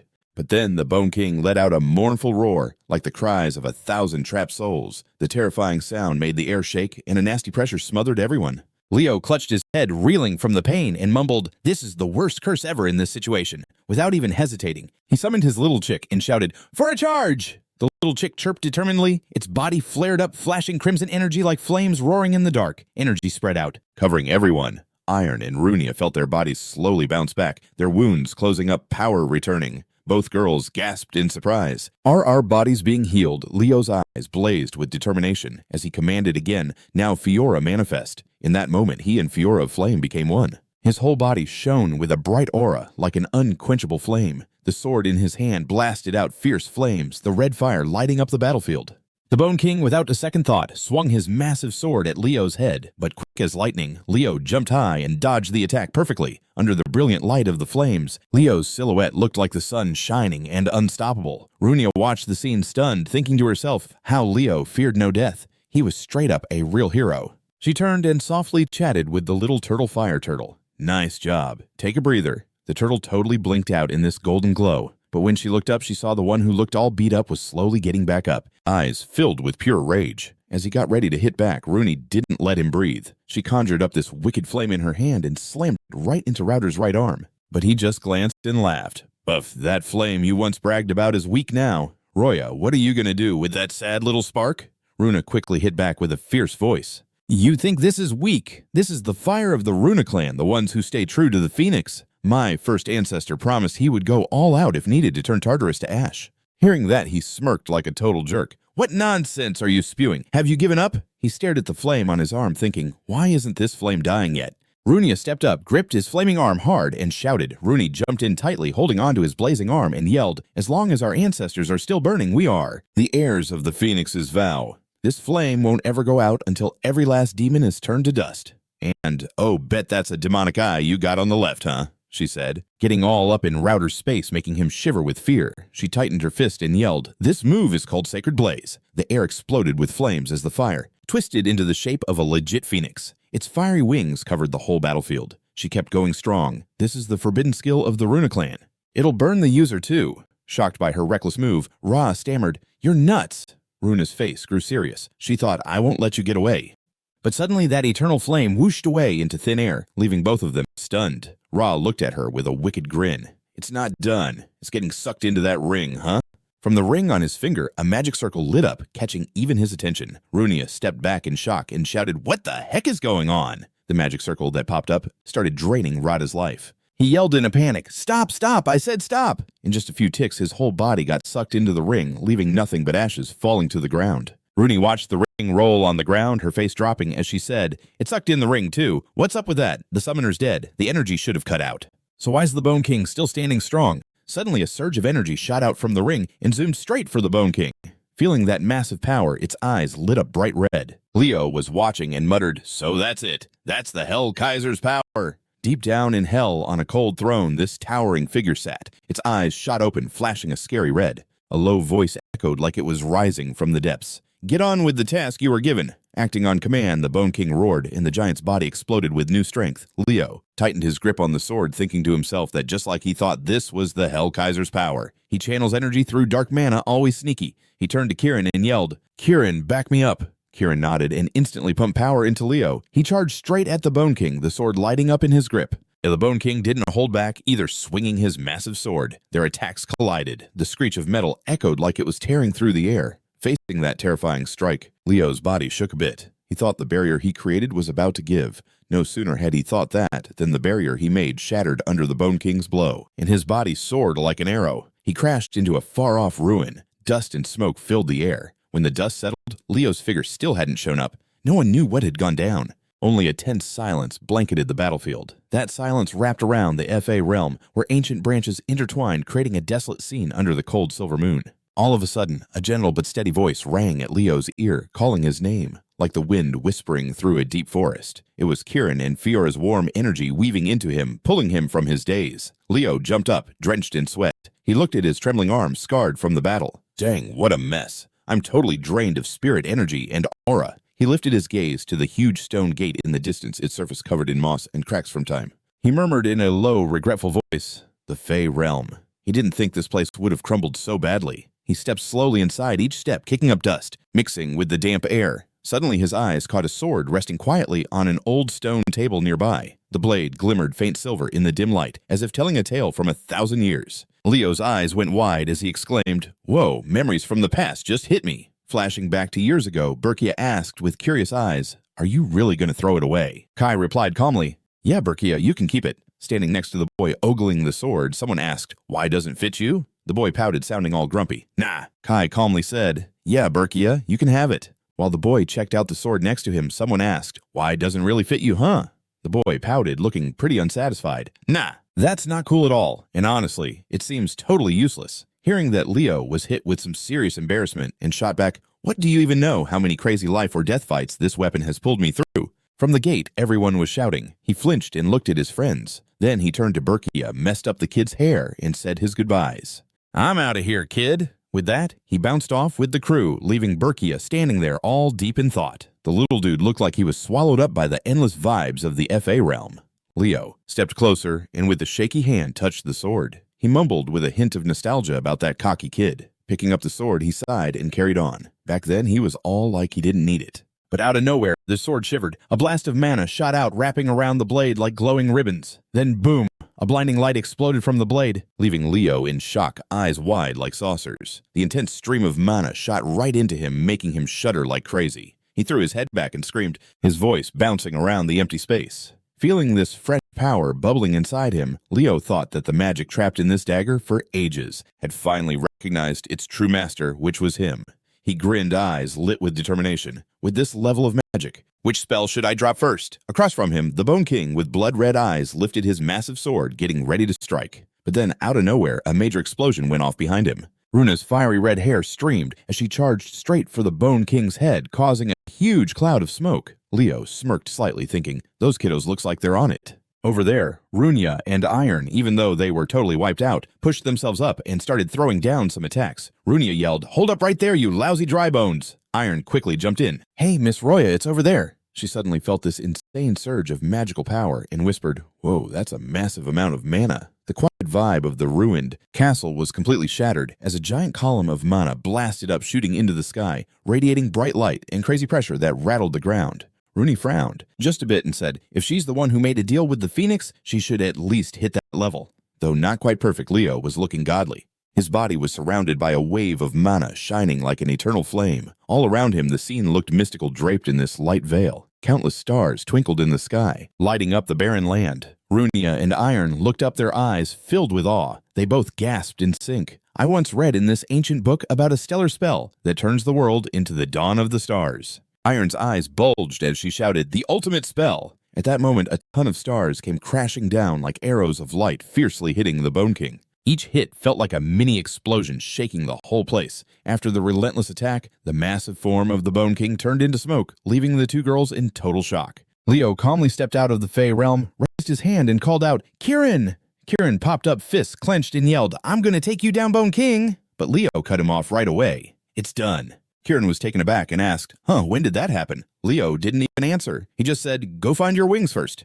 Hearing that, Kieran's eyes lit up. The kid took off, shouting with excitement, "Oh, snap my wings!" He turned to the two girls and asked, "Are you guys okay?" Rooney was surprised and replied, "You're worried about us. You look like you're the one who got wrecked." Iron smiled encouragingly. "I believe you both will make it through this." Runa wondered, but for real, what was that magic just now? It was like something out of a legend. Holding the sword, Leo said, "I figured it came from the sealing spell in this dagger. It's got to be connected to some epic hero." Iron asked, curious, "A treasure from a great hero?" Rooney frowned. Could Tardis be targeting this place just to grab that thing? After searching for a bit, Kieran showed up with something in his hands. All pumped up, he bragged, "Leo, check it out. I found the wings my dad stashed for me." The kid plopped down on Leo's lap, struggling to unwrap the cloth, yelling in frustration. Help me get this off." Leo smiled and replied, "All right, let's do it." Watching her little buddy Runia said, "Hang on a sec." A dazzling golden light flared up. A system notification blasted in. World Hero Record unlocked. Suddenly, the three of them were zapped to a brand new place. Everywhere was filled with bright flowers, sending out this sweet aroma, creating a dreamy fairy tale vibe. Runia looked around stunned and exclaimed, "What is this?" From deep in the forest, a clear voice rang out. You planning on taking down Aribos? The vibe was all about that sweet scent, making it feel like a fairy tale. Runia looked around, her eyes wide with shock. What's going on here? Out from the depths of the forest, a clear voice called out, Are you seriously trying to take down Aribos? The familiar voice shocked Leo. His heart felt like it paused for 5 seconds. The voice continued, Are you out of your mind? Ah, whatever. I totally dig that. A pair of tiny feet stepped out from the forest, hair shining like moonlight. She kept on hunting Aribos. What a cool target. I told you, didn't I? I told you so. Didn't I? Now I'm getting what Tartarus is all about. I'm Luna, and I'm going to shine like stars in the night sky. So consider yourself lucky to have me on the squad right here. Seeing his buddy in front of him, Leo froze, feelings all messed up. His current self mixed with Kyle's old memories like a blender. After a bit, hurried and heard him sprinted deeper into the woods, out of breath. Heard him called out to Student Runia and Student Iron. Chasing them, Run Urser's crew also rushed ahead. On the flip side, the 3 who had climbed up were all good now. Spotting the rush crew arrive, Runia shouted, Professor heard him. She stepped up, whipped out a piece of paper, and said, Check this out. This is the epic story of the founder. Heard him peeped at the paper in the girl's grip and stuttered, This is over there. Hared came forward, gave his shoulder a pat, and cheered him on. Nice job. Then he asked, So is everyone who bounced from the dorm here now? He answered that one dude was still missing. Iron sprinted toward Rune and called out, Sir, way louder. Before she could finish, he smoothly calmed her down. Let's go chat. Then everyone headed back to the academy together. Leo shot a glance back at the spot that was slowly falling apart and whispered Luna's name. On the final day of the trip, everyone stood in front of the teleportation gate. Herdum said, Thanks to today, the students learned a ton. Harid smiled and replied, I'm super thankful. Runa turned to him all hyped up and said, Next time we meet, I'm going to be stronger than you. We'll see, Leo. He grinned back. I'll be waiting. While they were chatting from a distance, Iron dashed up, shouted his name loud, and declared, I'm heading back to Xaringer Academy. Her excitement made Leo's heart all warm. A happy grin spread on his face. He stepped forward, placed his hand on her head, and said, All right, catch you later. After saying their goodbyes, the crew turned and walked through the teleportation gate, heading back to the academy in the dorms. Suddenly, a loud laugh exploded. Haha, finally got my wings back. Kieran was stoked to fly again. He cheered, Take my punch, you red monster. He was messing around with a little Fiora. The chick was mad but could only chirp and dodge like crazy. Spotting the chick dodging his last move, Kieran's determination spiked. Oh, you dodged that, huh? He shot a look at Fiora with a mocking grin. What a weakling. Kieran switched it up and attacked the chick again, yelling, So you can't fly, let me show you fairy magic? As they played, a hand shot out and grabbed his wings, leaving him totally shocked. Leo was the one who snagged him after he finished his training. Watching the boy squirm in his hold, he warned, Do you do this every time I step out? Should I take away your wings? The boy shook his head like a madman. No way, I only have 1 pair. Chill, you're being mean. Just then, a voice called his name, grabbing his attention. He looked over and saw Fiora had changed into a girl about 5 or 6 years old. She bowed and said, It's cool to meet you officially. I'm Phoenix Fiora. Seeing the familiar act, he turned to Kieran and asked, Kieran, you do this. Kieran shot back confidently. Well, you think my powers are top-notch. He looked at the girl and said, No need for big intros, Fiora. But she kept it formal, explaining, My mom said be polite to those who are contracted. Kieran lunged forward, grabbed the girl's hair, and yelled, Haha, how will you dodge this time? The boy got silenced as Fiora reached out, clamped down, and covered his mouth. Ignoring his struggles, the girl turned to Leo and said, Please open a path to my mom. I want her to see this form. He nodded to her request. All right, and bring that one along too. As he spoke, he raised his hand and created a spatial gate in the air. The gate slowly opened wide enough to step through. Without hesitation, the girl strolled toward it. Meanwhile, Kieran at her feet was thrashing around and shouting, Hey, hold up, hold up! No sooner had he said that than the two of them were teleported away, and the gate vanished. After watching the 2 brats bounce out of the room, Leo sighed quietly with relief. Finally, some chill time. He plopped down on his bed, thinking about everything that went down. He had given the epic chronicle and the weird dagger he found in Berkia over to Siren for safekeeping. In Lern, the monster queen Silatuna was lurking, and behind everything in Siren was the true Prince Hela. Knowing all this, it was clear Tartarus wiped all traces of the great heroes and snuck enemies right into their ranks. So sneaky. It's always been that way. There are still Tartarus agents in Lern chilling around. And in Siren, there are direct traitors like Louder. For sure, Lemur's got someone like that too. I gotta find him ASAP. A traitor is blending in here. Fast forward to the next day at Lee University. In the main lecture hall, students stood lined up in neat rows below. Up top, Professor Ann announced that, as he said before, first-year students were to line up by department. The headmaster would be rolling in soon. Below, the students were wondering why they were being grouped by department instead of by class. From inside, the headmaster stepped out and asked. The headmaster was about to show up any minute. Down below, the students were buzzing, wondering why they had to gather by department instead of just by class. Then the headmaster came out and asked, Did everyone have a blast on the trip?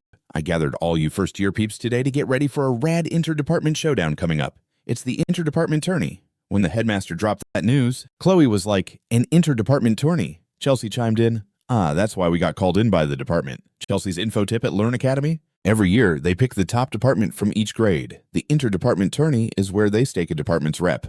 It's a big deal. The headmaster kept hyping up the tourney. The professors are going to coach you. Plus, we've got some special instructors coming in for extra training. Chelsea was bouncing off the walls with excitement. Special instructors. But while she was hyped, Carl next to her just yawned like he didn't care. Am I the only one worn out? Then out of nowhere, someone strolled up and said, I checked out your report on qualitative magic metallurgy. It was Carl Thomas. A girl stepped up and scoffed. That report was trash. I totally know. Carl was shook and stammered, Senior Toru Yen. She introduced herself. Yo, first years, I'm going to keep it real. I think all of you here are kind of lame as mages. This girl is Toru Yen, a 5th year from the magic department at Learn Academy. I've read all your magic essays. Most of the midterm stuff is just copy-paste. Zero creativity. The whole crew was catching her shade when a student raised his hand and asked, You said you peeped every paper we turned in? That was Emil Lutchen from the magic department. He shot back. Remember that study on turning fire attribute mana into light attribute mana? Yeah, that one was mine. Responding to his boldness, Toru Yen turned and said, Oh, that 17-page snooze fest. The content was mediocre about using thermal energy to boost output. Magic needs creative brains and individuality. You can't pull that off with the same old methods.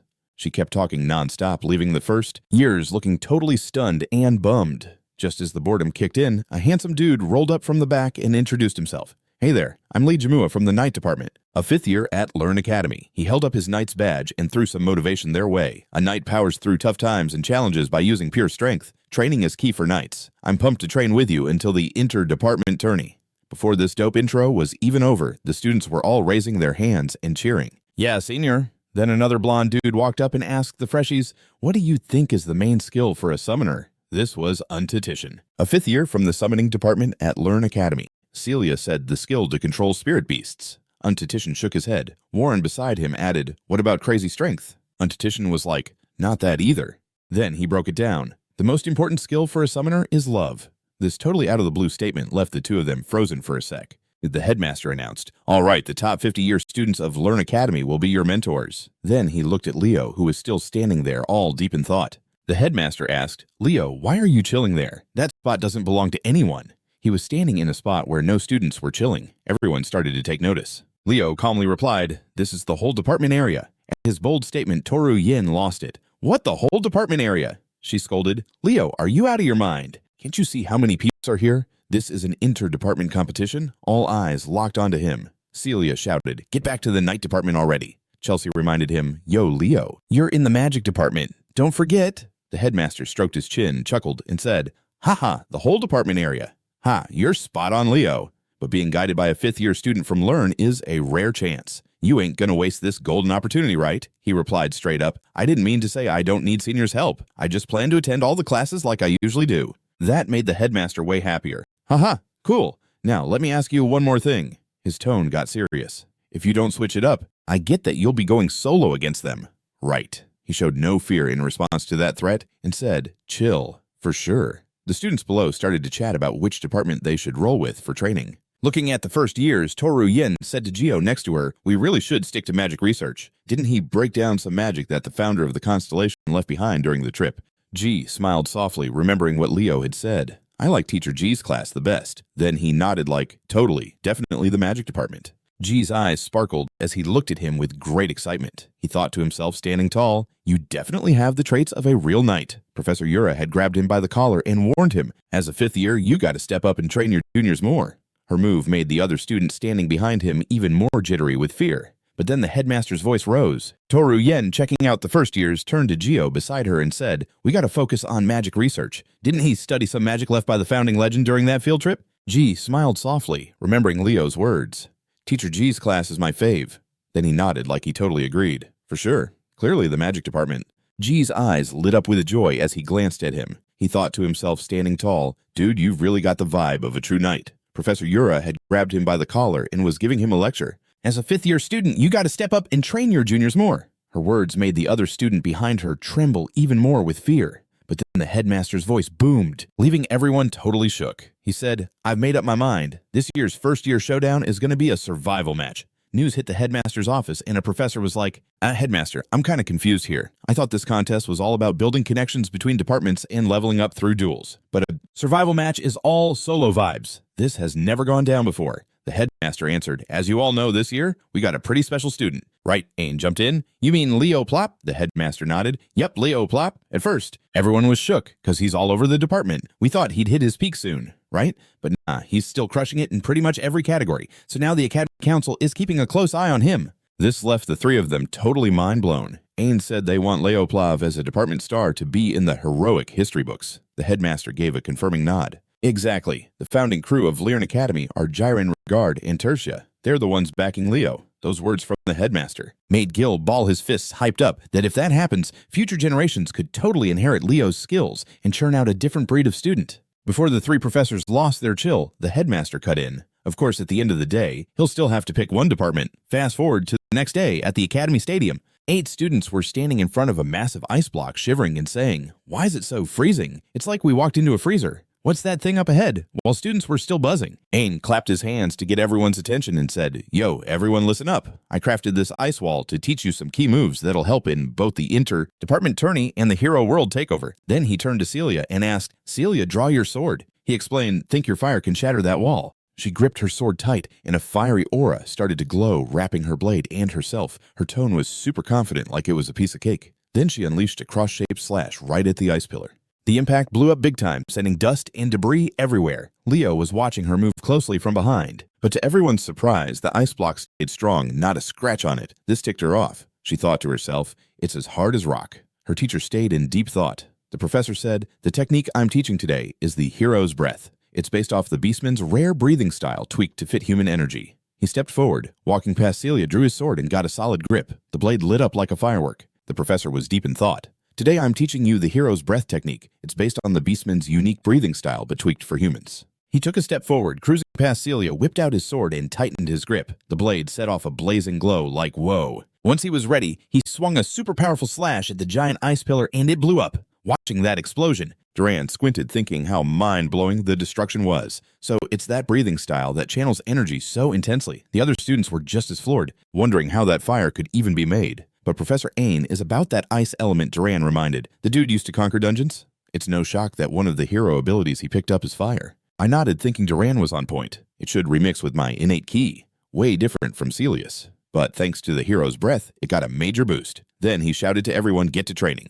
Right after finishing, he looked over at Leo, who stood there all deep in thought, looking totally stunned. He whispered to himself, "Is that Arion's technique?" After that, students jumped into training like crazy. He pumped up the energy. Then he said to everyone, "All right, let's kick off the training." At that moment, he glanced over at Leo, who was standing there totally stunned. He mumbled to himself, "Isn't that Arion's move?" After that, the students threw themselves into training like it was no tomorrow. Some flopped after a few tries, while others saw some wins after grinding for a bit. And the one showing the most progress was Celia. Watching her, Ain thought to himself, "Nice job." Eleliana stuck out her tongue, panting heavily from the grind. She flopped down and whined, "I'm so wiped out." But it's done. Then someone rolled up and handed her a handkerchief to wipe her sweat, making her smile big as she said, "Thanks. Even the head of the Eastern Division sees my talent now." Ha ha. She and Chaina then glanced at Leo, who was still standing like a statue, not budging. This had Eleliana super curious. Why is the class rep just chilling there? He was sweating like a fountain, hands gripped tight, his body trembling for some reason. Watching from the sidelines, I was totally amazed. This was wild. Leo was the only one who hadn't jumped into the game. Maybe this was his chance to focus more on sword skills. But then he seemed to notice something and whispered, "Hold up the way he's breathing." Catching on to the weirdness, he looked at him and asked, "Hey, who taught you that key technique?" The surprising question snapped him out of it. He looked back and replied, "What?" He moved in closer, saying, "The hero's breath originally came from the beast peeps at Asnea Academy. I tweaked it so humans could use it, but you gotta breathe like a beast, you know." He thought about Arion and replied, "For sure, not very human-like." Then he got a bit closer and asked, "Can you change where your ki starts from?" "Start mana from your breath, dude. Use the technique I showed you, but picture yourself as a beast man for real." He gave Ain's advice a shot and outburst this massive flame ki from him. This left Duran totally mind-blown. Once the smoke cleared, the students were buzzing. What the heck just happened? How did he pull that off? The surprise left him feeling super pumped inside. He grinned and said, "Haha, Leo Plav, you're seriously one of a kind." He looked at his glowing hands and happily added, "Thanks, senior. I totally nailed it." Chloe was juggling a stack of books strolling alone in the academy hallway when Leo's voice came from behind. "Is that heavy?" She jumped a bit at the voice and turned around. Leo walked up and asked, "On your way to the magic practicum, come hang with me." She nodded, saying, "Yeah, thanks." Her eyes went shy. She thought, why is this happening? Why can't I look him in the eye? While she was stressing, Toru Yen rolled up from a distance, lightening the mood. What a cozy vibe, you two. "Hey, Chloe." When Chloe realized Toru Yen knew her, she was like, "You know me." Toru Yen nodded. "Totally, I loved your talk on Northern Magic." The compliment made Chloe super happy and honored. Then she turned to Leo, asking, "When are you shifting to the magic department?" He replied, "Senior, making someone switch departments ain't allowed by school rules." They walked a bit when they spotted Professor Albee chillin' in front of the first-year students. Toru Yen was totally stunned. She marched over pissed and yelled, "Professor Albee, what are you doing in the first-year lecture hall?" He turned and said at Professor Renz's request, "From today on, I'm teaching a special session for first-year magic students." This made Toru Yen feel hella unfair. She shouted, "What, Professor Albee? That's totally unfair. We've asked for special classes a million times, and you never said yes, even when we were seniors." He smirked and said, "Haha, I was tied up." Carl and Chelsea were also shocked to find themselves in Professor Albee's class. Professor Albee's a rare mage who can channel sick advanced magic through the human body. Any mage would be down to attend his class. GL stepped out from the back and said, "Senior, there you are." Then he turned to everyone. "Listen up, everyone. This is Professor Albee, my personal invite to teach you first years. This is a major honor." He then looked down and saw Toru Yen still back in line, clapping her hands like crazy, which made him pretty curious. Is there a wannabe in here?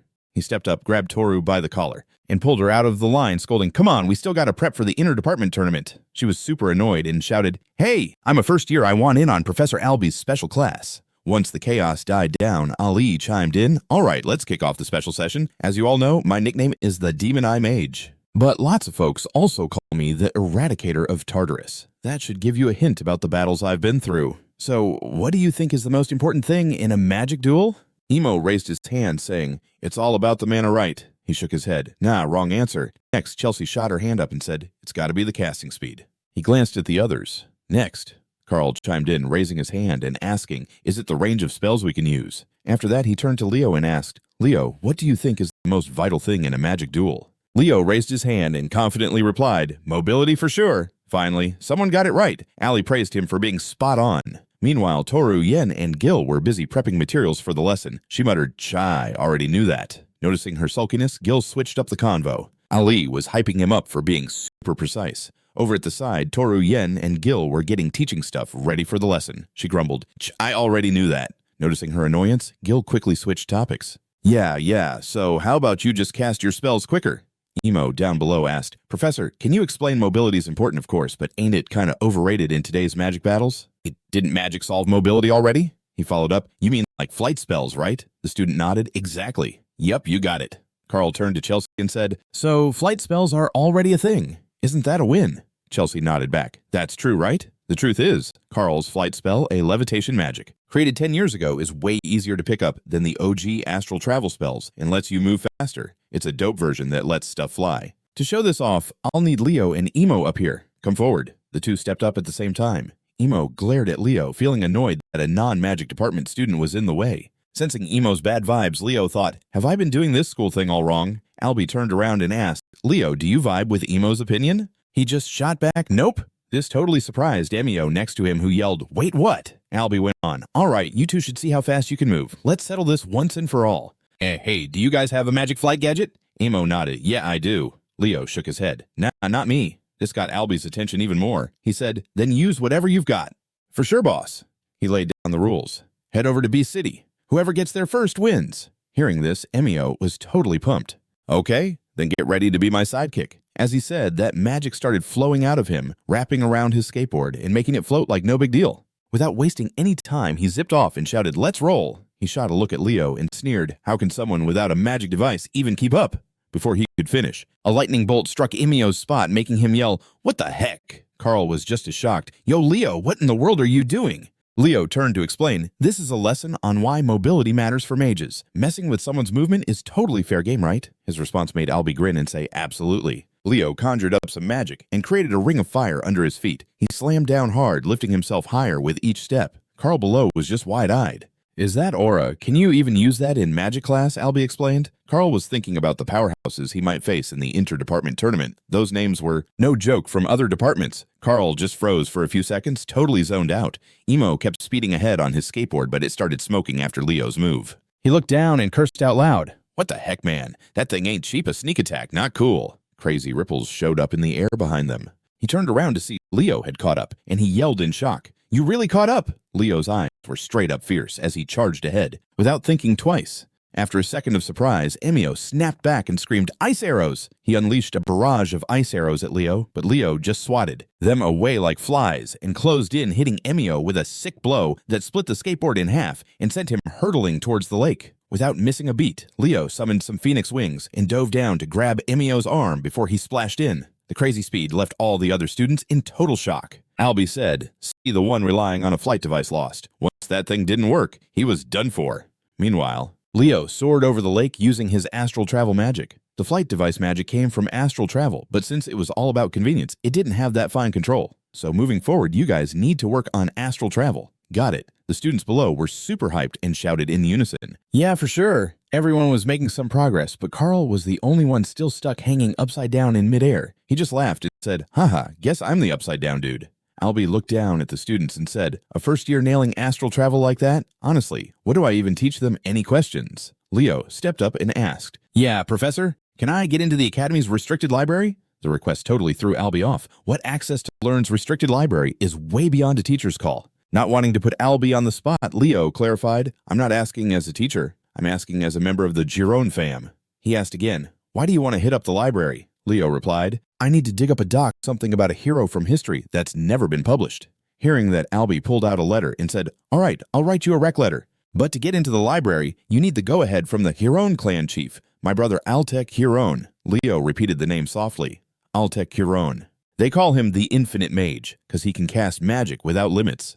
Albie added, "But the chief is currently busy on the southern front of Tartarus, so you'll have to meet his rep." Leo asked who his representative was. Albie replied, "You can meet that person here at the academy. They're one of your seniors." Leo was curious and asked, "Who's that, Professor?" Albie sighed, pushed his glasses up and said, "It's Elena Huron, a third-year my niece." Cut to Alucari Beast Island. By now, the academy peeps had gathered on the beach, chatting away. Someone piped up, "I heard the Night Squad and the Magic Crew are kicking off some special training." Another added, "I heard Professor Albie is rolling in to teach the Magic Squad." Leo stood off to the side, lost in thought for a bit. His mind drifted back to that convo with Carl and Chelsea. Carl asked, "You don't know Senior Elena?" Chelsea, right next to him, added, "Not knowing her would be wild." He put on a confused look. "Is she really that famous?" Everyone was buzzing with excitement. Someone chimed in, "I heard the Night Squad and the Magic Crew kicked off special training." Another added, "Yo, I heard Professor Albie is dropping by to teach the Magic Department." Leo stood off to the side, lost in his thoughts for a sec. His mind drifted back to the convo with Carl and Chelsea. Carl asked, "You don't know Senior Elena?" Chelsea jumped in, not knowing her. "That's wild." He made a confused face. "Is she really that famous?" Those two chilling over there were totally enjoying their grub. Chelsea, with this super stoked look, said, "Famous? Nah, that's an understatement. It's Elena Giron, the student council prez, and she's just 18. Right now, she's got skills that put her in second place in the whole magic department. Even though she's just a junior, she's only behind the senior Zen Taroa." Carl, sitting next to him, jumped in, all hyped. "Plus, she's drop-dead gorgeous. They call her the queen because she's got a ton of admirers. Even as a junior, she's a serious contender for the next student council president." Back to the present. He thought, admirers, haha, how am I gonna even talk to her? While he was daydreaming, Professor Yura behind him grumbled, "Where's that dude anyway?" A lecturer behind piped up, "He should be rolling in any minute." A student asked, "Who are we waiting for?" The professor replied, "Ulta." As soon as they heard that name, the whole class got hyped. So, it's finally our chance for some special training before the inter-departmental tournament led by Senior Ulta, the dude who promised the Pegasus Oath. Then someone else spoke up, and right then the senior popped out of the trees, feet first, saying, "Sorry I'm late." Professor Yura, caught off guard by the voice, turned to check it out. At that moment, Ulta came out holding a bunch of insect nets. He grinned and said, "Hey there, first-year peeps." The newbies stared in confusion, muttering, "What a weirdo." As soon as he stepped up, Ulta grabbed one of the nets and started waving it like crazy, which made Yura snap and yell. "What is that ridiculous get-up, a butterfly net?" Ulta explained, "You must have heard that fairies are chillin' on Alucari Beast Island." The other students were left confused, asking, "Fairies?"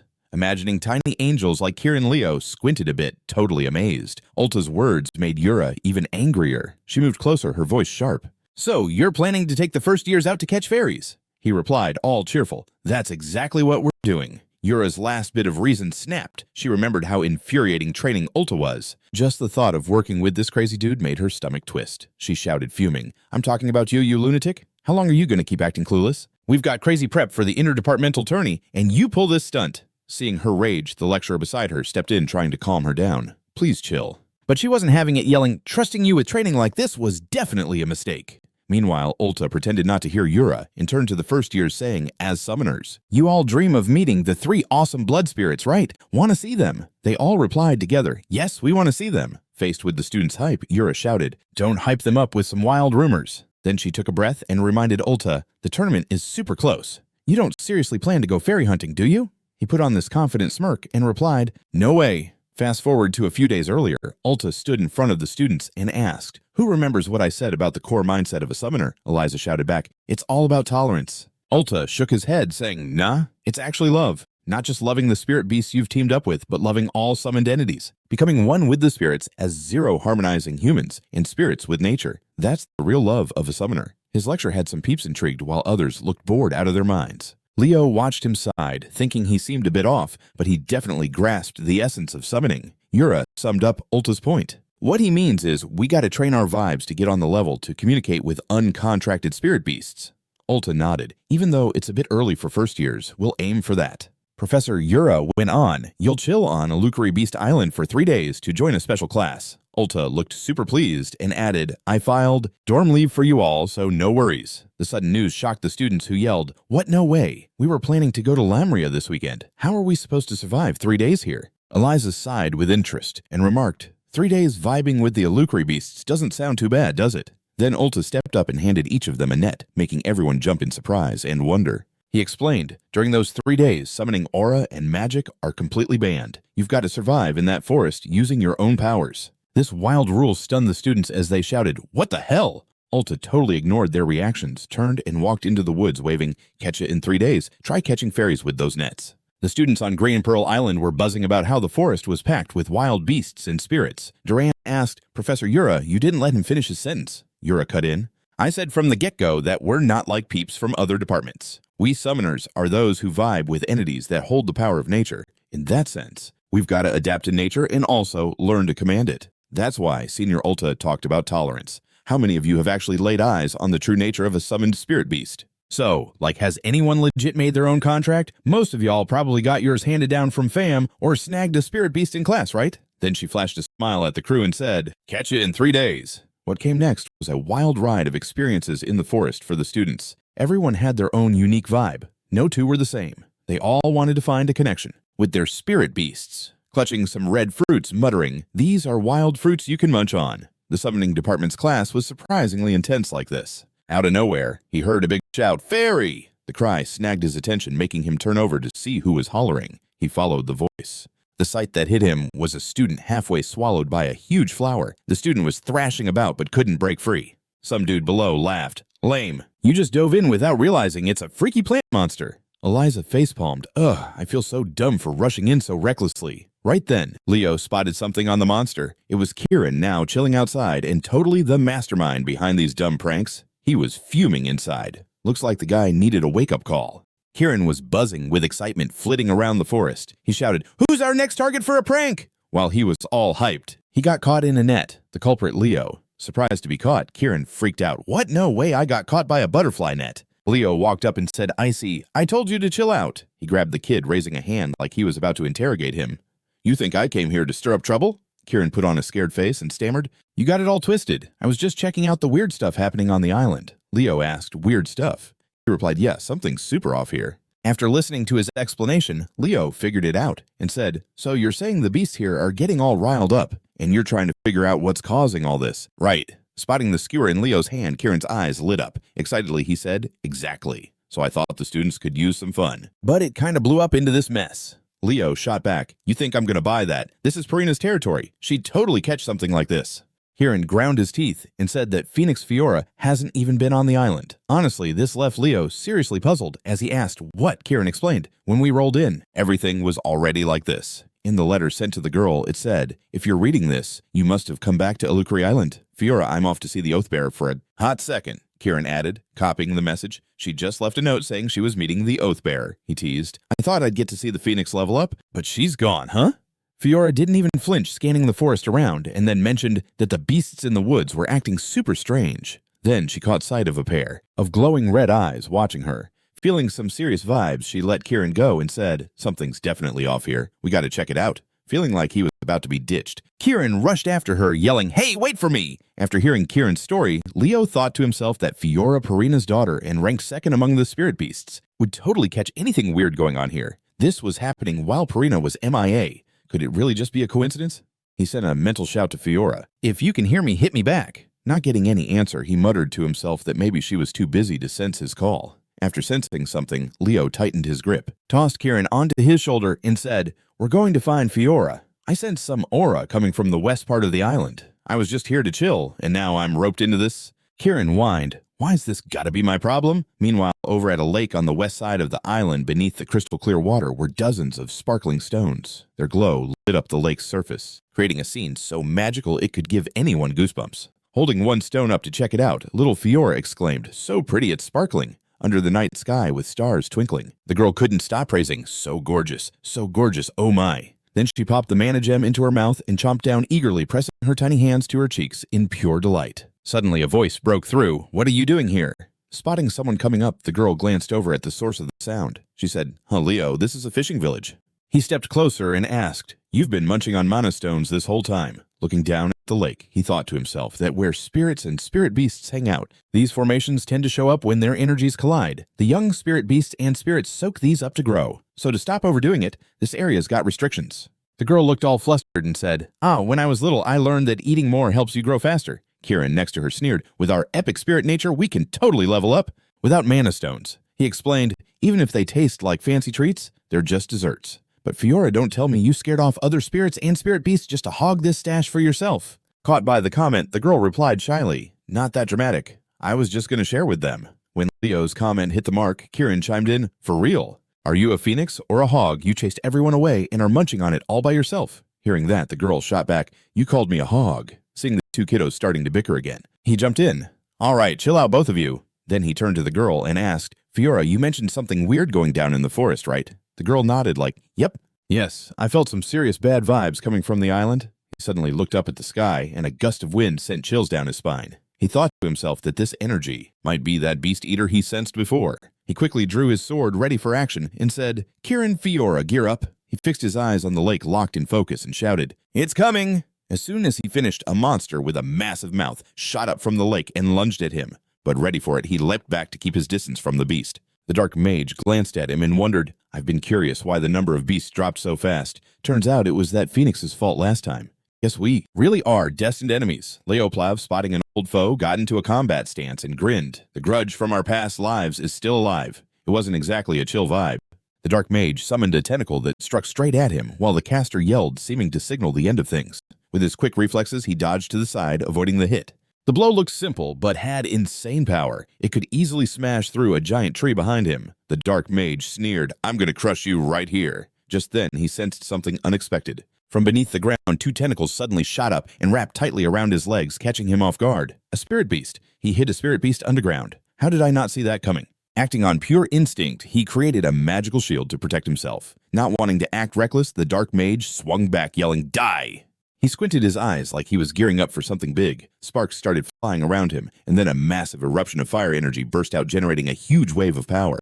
This power easily sliced through the tentacles gripping his legs. Watching the severed tentacle instantly regrow, he couldn't help but admire its regeneration. Its recovery was pretty impressive. After dodging his attack, he said, "Let me ask you something. Those tentacles wrapped around people feel just like the snakes from a gorgon, a species that can hide itself. Don't tell me this is another chimera hybrid beast." Hearing that, the dark mage smirked, "You're just a first year, yet you act like you know everything.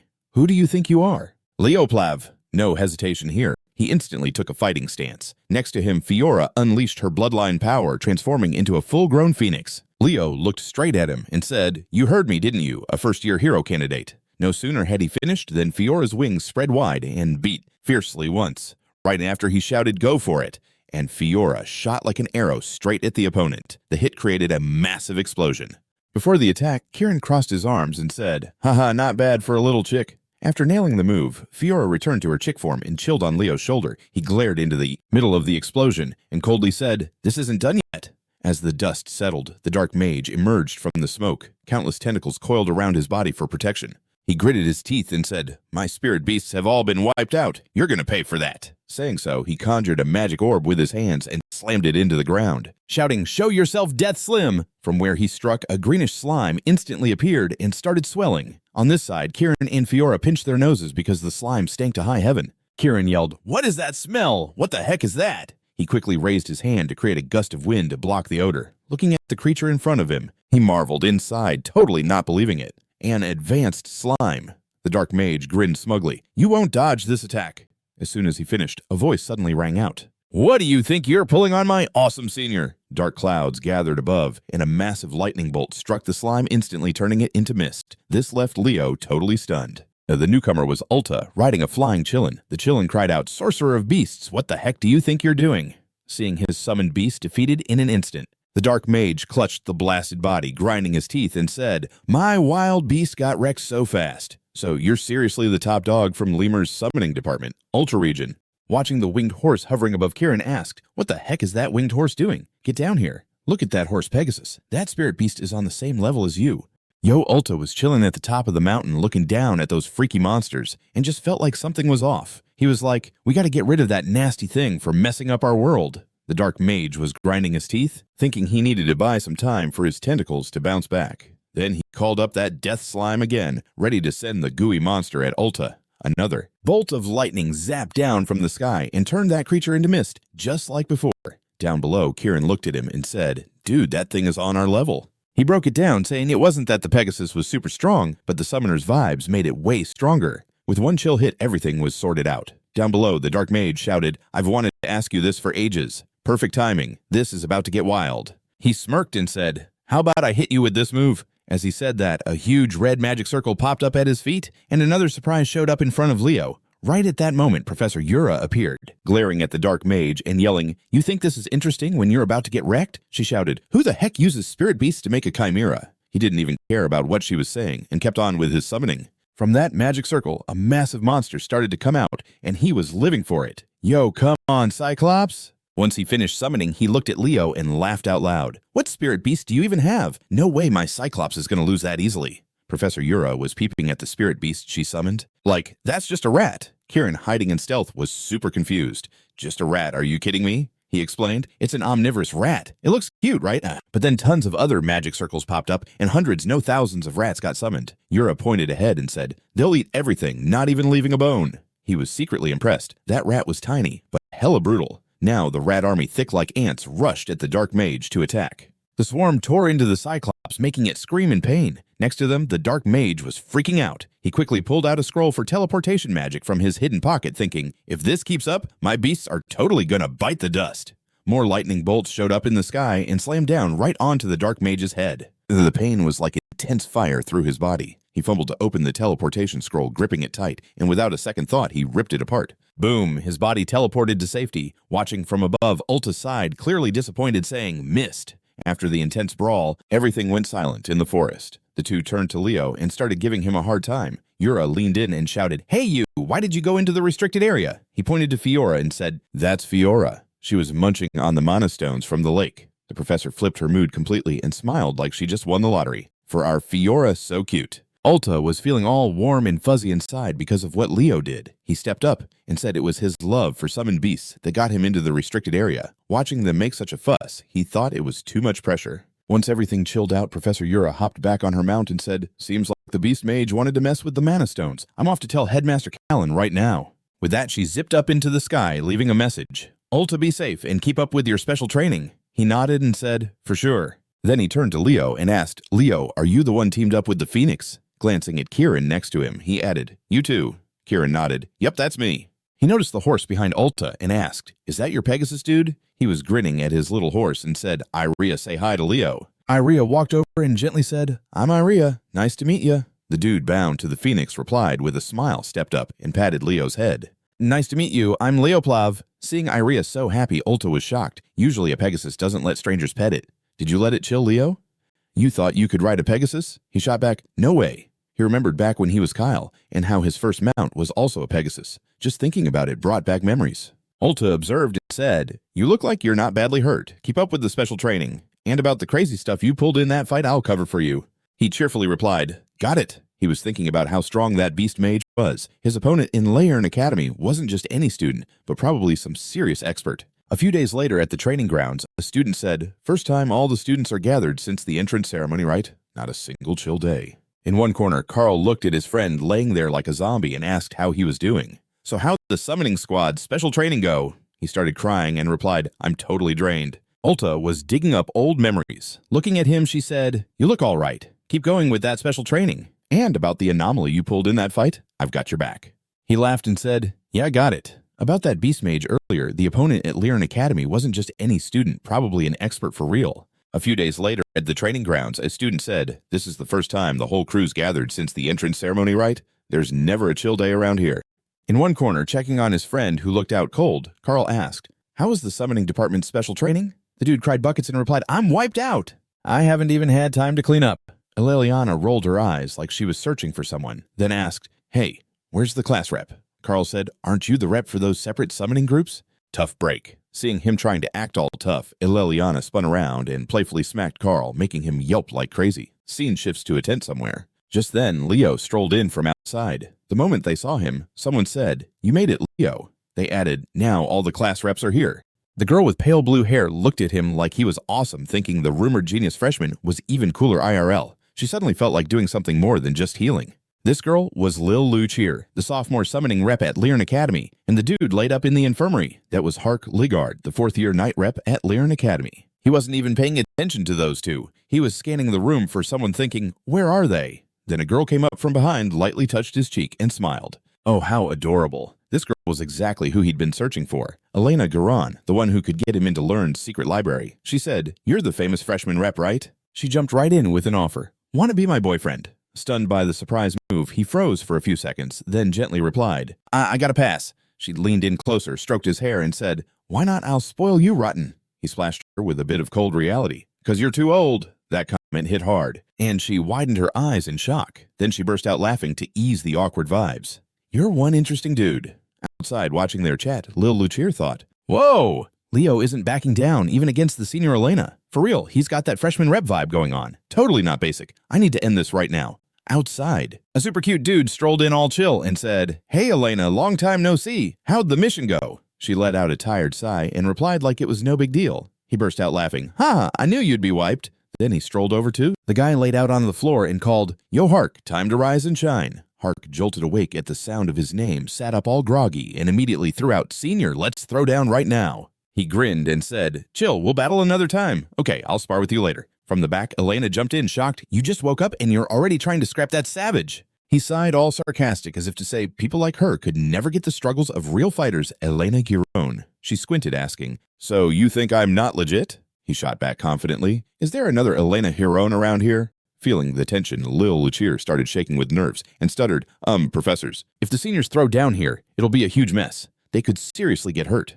Over in another corner, the senior turned to Leo and asked, "So how do you feel after meeting the department heads?" He gave an awkward smile and replied, "Haha, everyone seems like they're way too tight." A little later, the squad found themselves in front of the headmaster. He said, "Great to see you all here. Let's cut to the chase about why I called you guys. Starting today, all students and faculty at Leo Academy are on lockdown until the first-year inter-department brawl wraps up." Once he finished, Leo totally got what was going down. They're trying to catch a traitor. In his head, all the shady names started popping up. Cut to the classroom. Eleliana was all exasperated, saying, "Whatever this tournament is, just hurry up and end this lockdown. How are we supposed to hit up Lyamria City for sweets like this?" Chelsea chimed in, "Exactly studying without snacks ain't studying."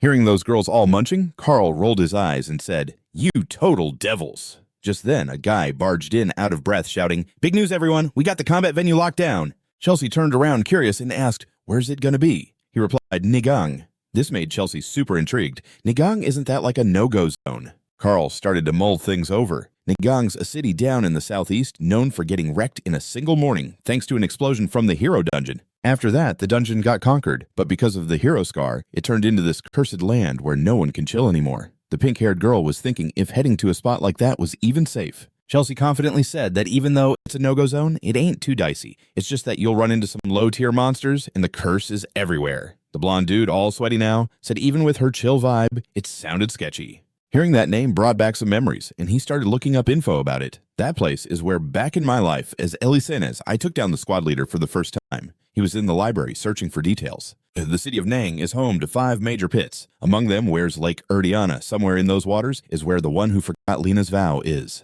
He started looking up info about it. This place is where Elisenes totally took down the squad leader for the first time. Right now, he's chilling in the library digging for details. The city of Nang has like 5 major pits. So where's Lake Erdiana? It's got to be somewhere in these waters where the one who forgot Lena's promise is hanging out. The awesome luminal spirit Luminous might be chillin'. Time totally flew. Finally, the day of the epic interdepartmental tourney had come. Parents were there since like super early buzzing about catching the heroic peeps' first moves. Plus, this academy had a whole lot of dope hero candidates. A pretty worried lady peered down with concern. Is the contest ever going to start? Her hubby sitting next to her tried to calm her down. She's got this. No need to stress. Up at the hero tower, the headmaster and Professor Yura were peeking down at the crowd. She yelled out nervously, "If we're letting this many folks in at once, I'm scared an intruder could sneak through." Then she tossed out the idea to keep the lockdown going during this time. But the headmaster, all confident, shot back, "A strong deterrent is back. So what happened last time won't happen again." The person he was talking about was none other than the Phoenix of Flame Fiora's mom. Yura thought to herself that the Phoenix was right there with her. She felt like chatting with her. The moment everyone was waiting for had arrived. In the middle of the square, a voice was booming, "We're super stoked to welcome all the legends here today. I'm Sedman, the one running today's interdepartmental tournament. As I told all the students earlier, this interdepartmental showdown is a fight to the end. Show off your strength, strategy, and skills to survive. If you're the last one standing, then this interdepartmental battle is over, and whichever squad has members still kicking at the end will score the win. The bracelet you got, it's for monitoring your health. If it senses you're in danger, you'll get teleported right back here. Plus, I gotta add one more thing. This interdepartmental showdown is also your last practical exam."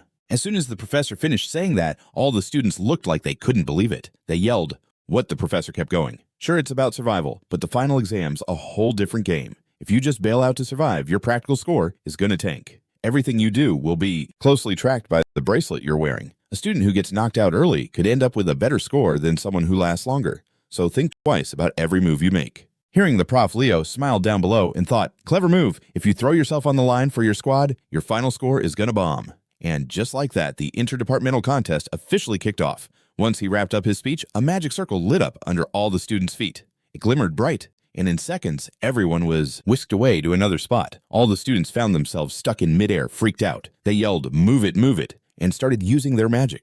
Leo stayed chill. He thought to himself, the whole city's loaded with curses. No wonder this place became a ghost town. Then the cycle of curses coming on and off started repeating in a funky pattern. The only spot free of curses was the old city ruins. Everyone was definitely gonna flock there. With that in mind, he peered at the ruins below. Then I should look for Lake Erdiana first. Meanwhile, the girl Eliza was riding her summoned beast. Right next to her, Moira was using her divine speed, rocketing forward. When the two crossed paths, she thought the third-ranked Knight Prince Moira. Over here, he mumbled to himself, second-ranked summoning department. The duo was all set to throw down, their faces locked in fierce determination. But just when they were about to clash, Leo, chilling behind, sighed in relief, right after he zipped in front of them like a flash. Eliza was startled and yelled, "Oh, what's that?" She clenched her teeth and shouted, "It's you again!" Moira reacted the same way, grinding her teeth in frustration. That annoying Leo Plav. Leo suddenly scratched his ear and said, "My ear's itching."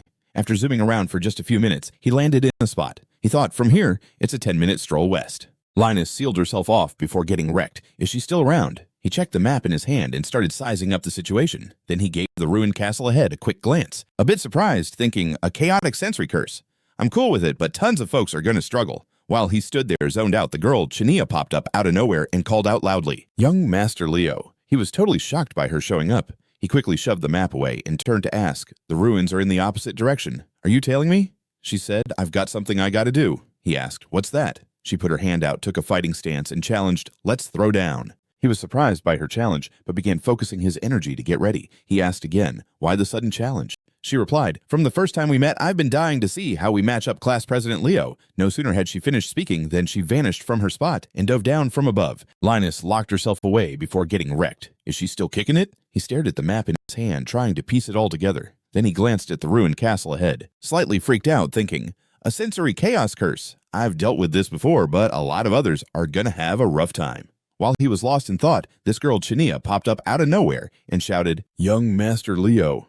He was kind of shocked by her sudden appearance. He quickly stuffed the map away and turned to ask, "The ruins are behind you. Are you following me?" She explained, "I got my own stuff to handle." He asked, "What is it?" She stepped forward, got into a fighting stance, and said, "Let's fight." He was caught off guard by her challenge, but then he started focusing his energy for a battle. He asked again, "Why so suddenly?" She replied, "Since the first time we met, I've been dying to know how far apart we really are, Class President Leo." No sooner had she finished saying that than she disappeared from sight and dove down from above. "I've been dying to see how far apart you and I really are, Class President Leo." No sooner did she drop those words than she disappeared from her spot and dove down from above. She was throwing a fist straight at him. She was super quick, but Leo was totally on his game. He instantly conjured a magical shield that blocked her hit. Leo let out a scoff after shutting down the magic. Shania kept summoning a magic circle below her feet, totally hyping him up, just like young Master Leo would have done. In a split second, he dropped some fiery armor vibes to cancel out her water energy. At that, she took a step back and got ready to strike. Leo was caught off guard and blurted out that she was a high-level water spirit.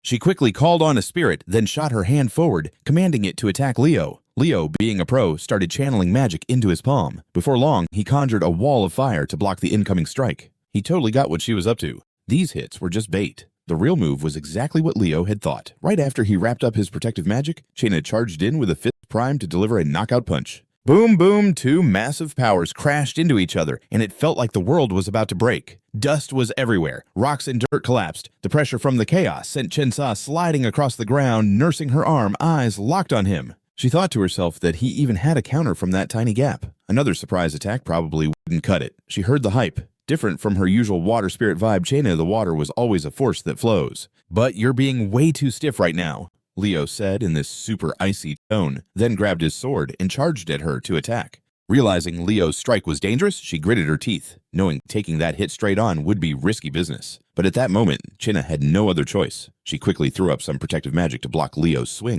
But just seconds later, her protective layer started cracking. Celia was totally stunned and blurted out, "This can't be it." While she was still trying to process it, Leo snuck up from behind and said, "I told you, you're too stiff." A fireball was chilling in Leo's hand. Then boom, a massive explosion lit up the scene. As the dust settled, Leo stepped forward, pointed his sword at her, and said, "You're out." She sighed and asked, "Young Master Leo, are you really only 16? You seem like a battle-hardened uncle." Leo cut her off, "Quit saying weird stuff and head back to the ancient city ruins." His unexpected move made her gasp in shock. "Wait, you're not going to finish me off. Is this some kind of mercy?" He turned to walk away, responding, "This is a fight to the death. How I handle the loser is up to me. And help me handle those goons over there." While Celia was still trying to grasp what Leo meant, two huge energy beams came firing toward them from behind her. She gasped, "Huh, who's that?" Those two energies belonged to Moira and Eliza. Spotting them, Celia could only muster a resigned smile. "Huh, who's that?" Those two powers were none other than Moira and Eliza. Seeing them, Celia could only force a resigned smile.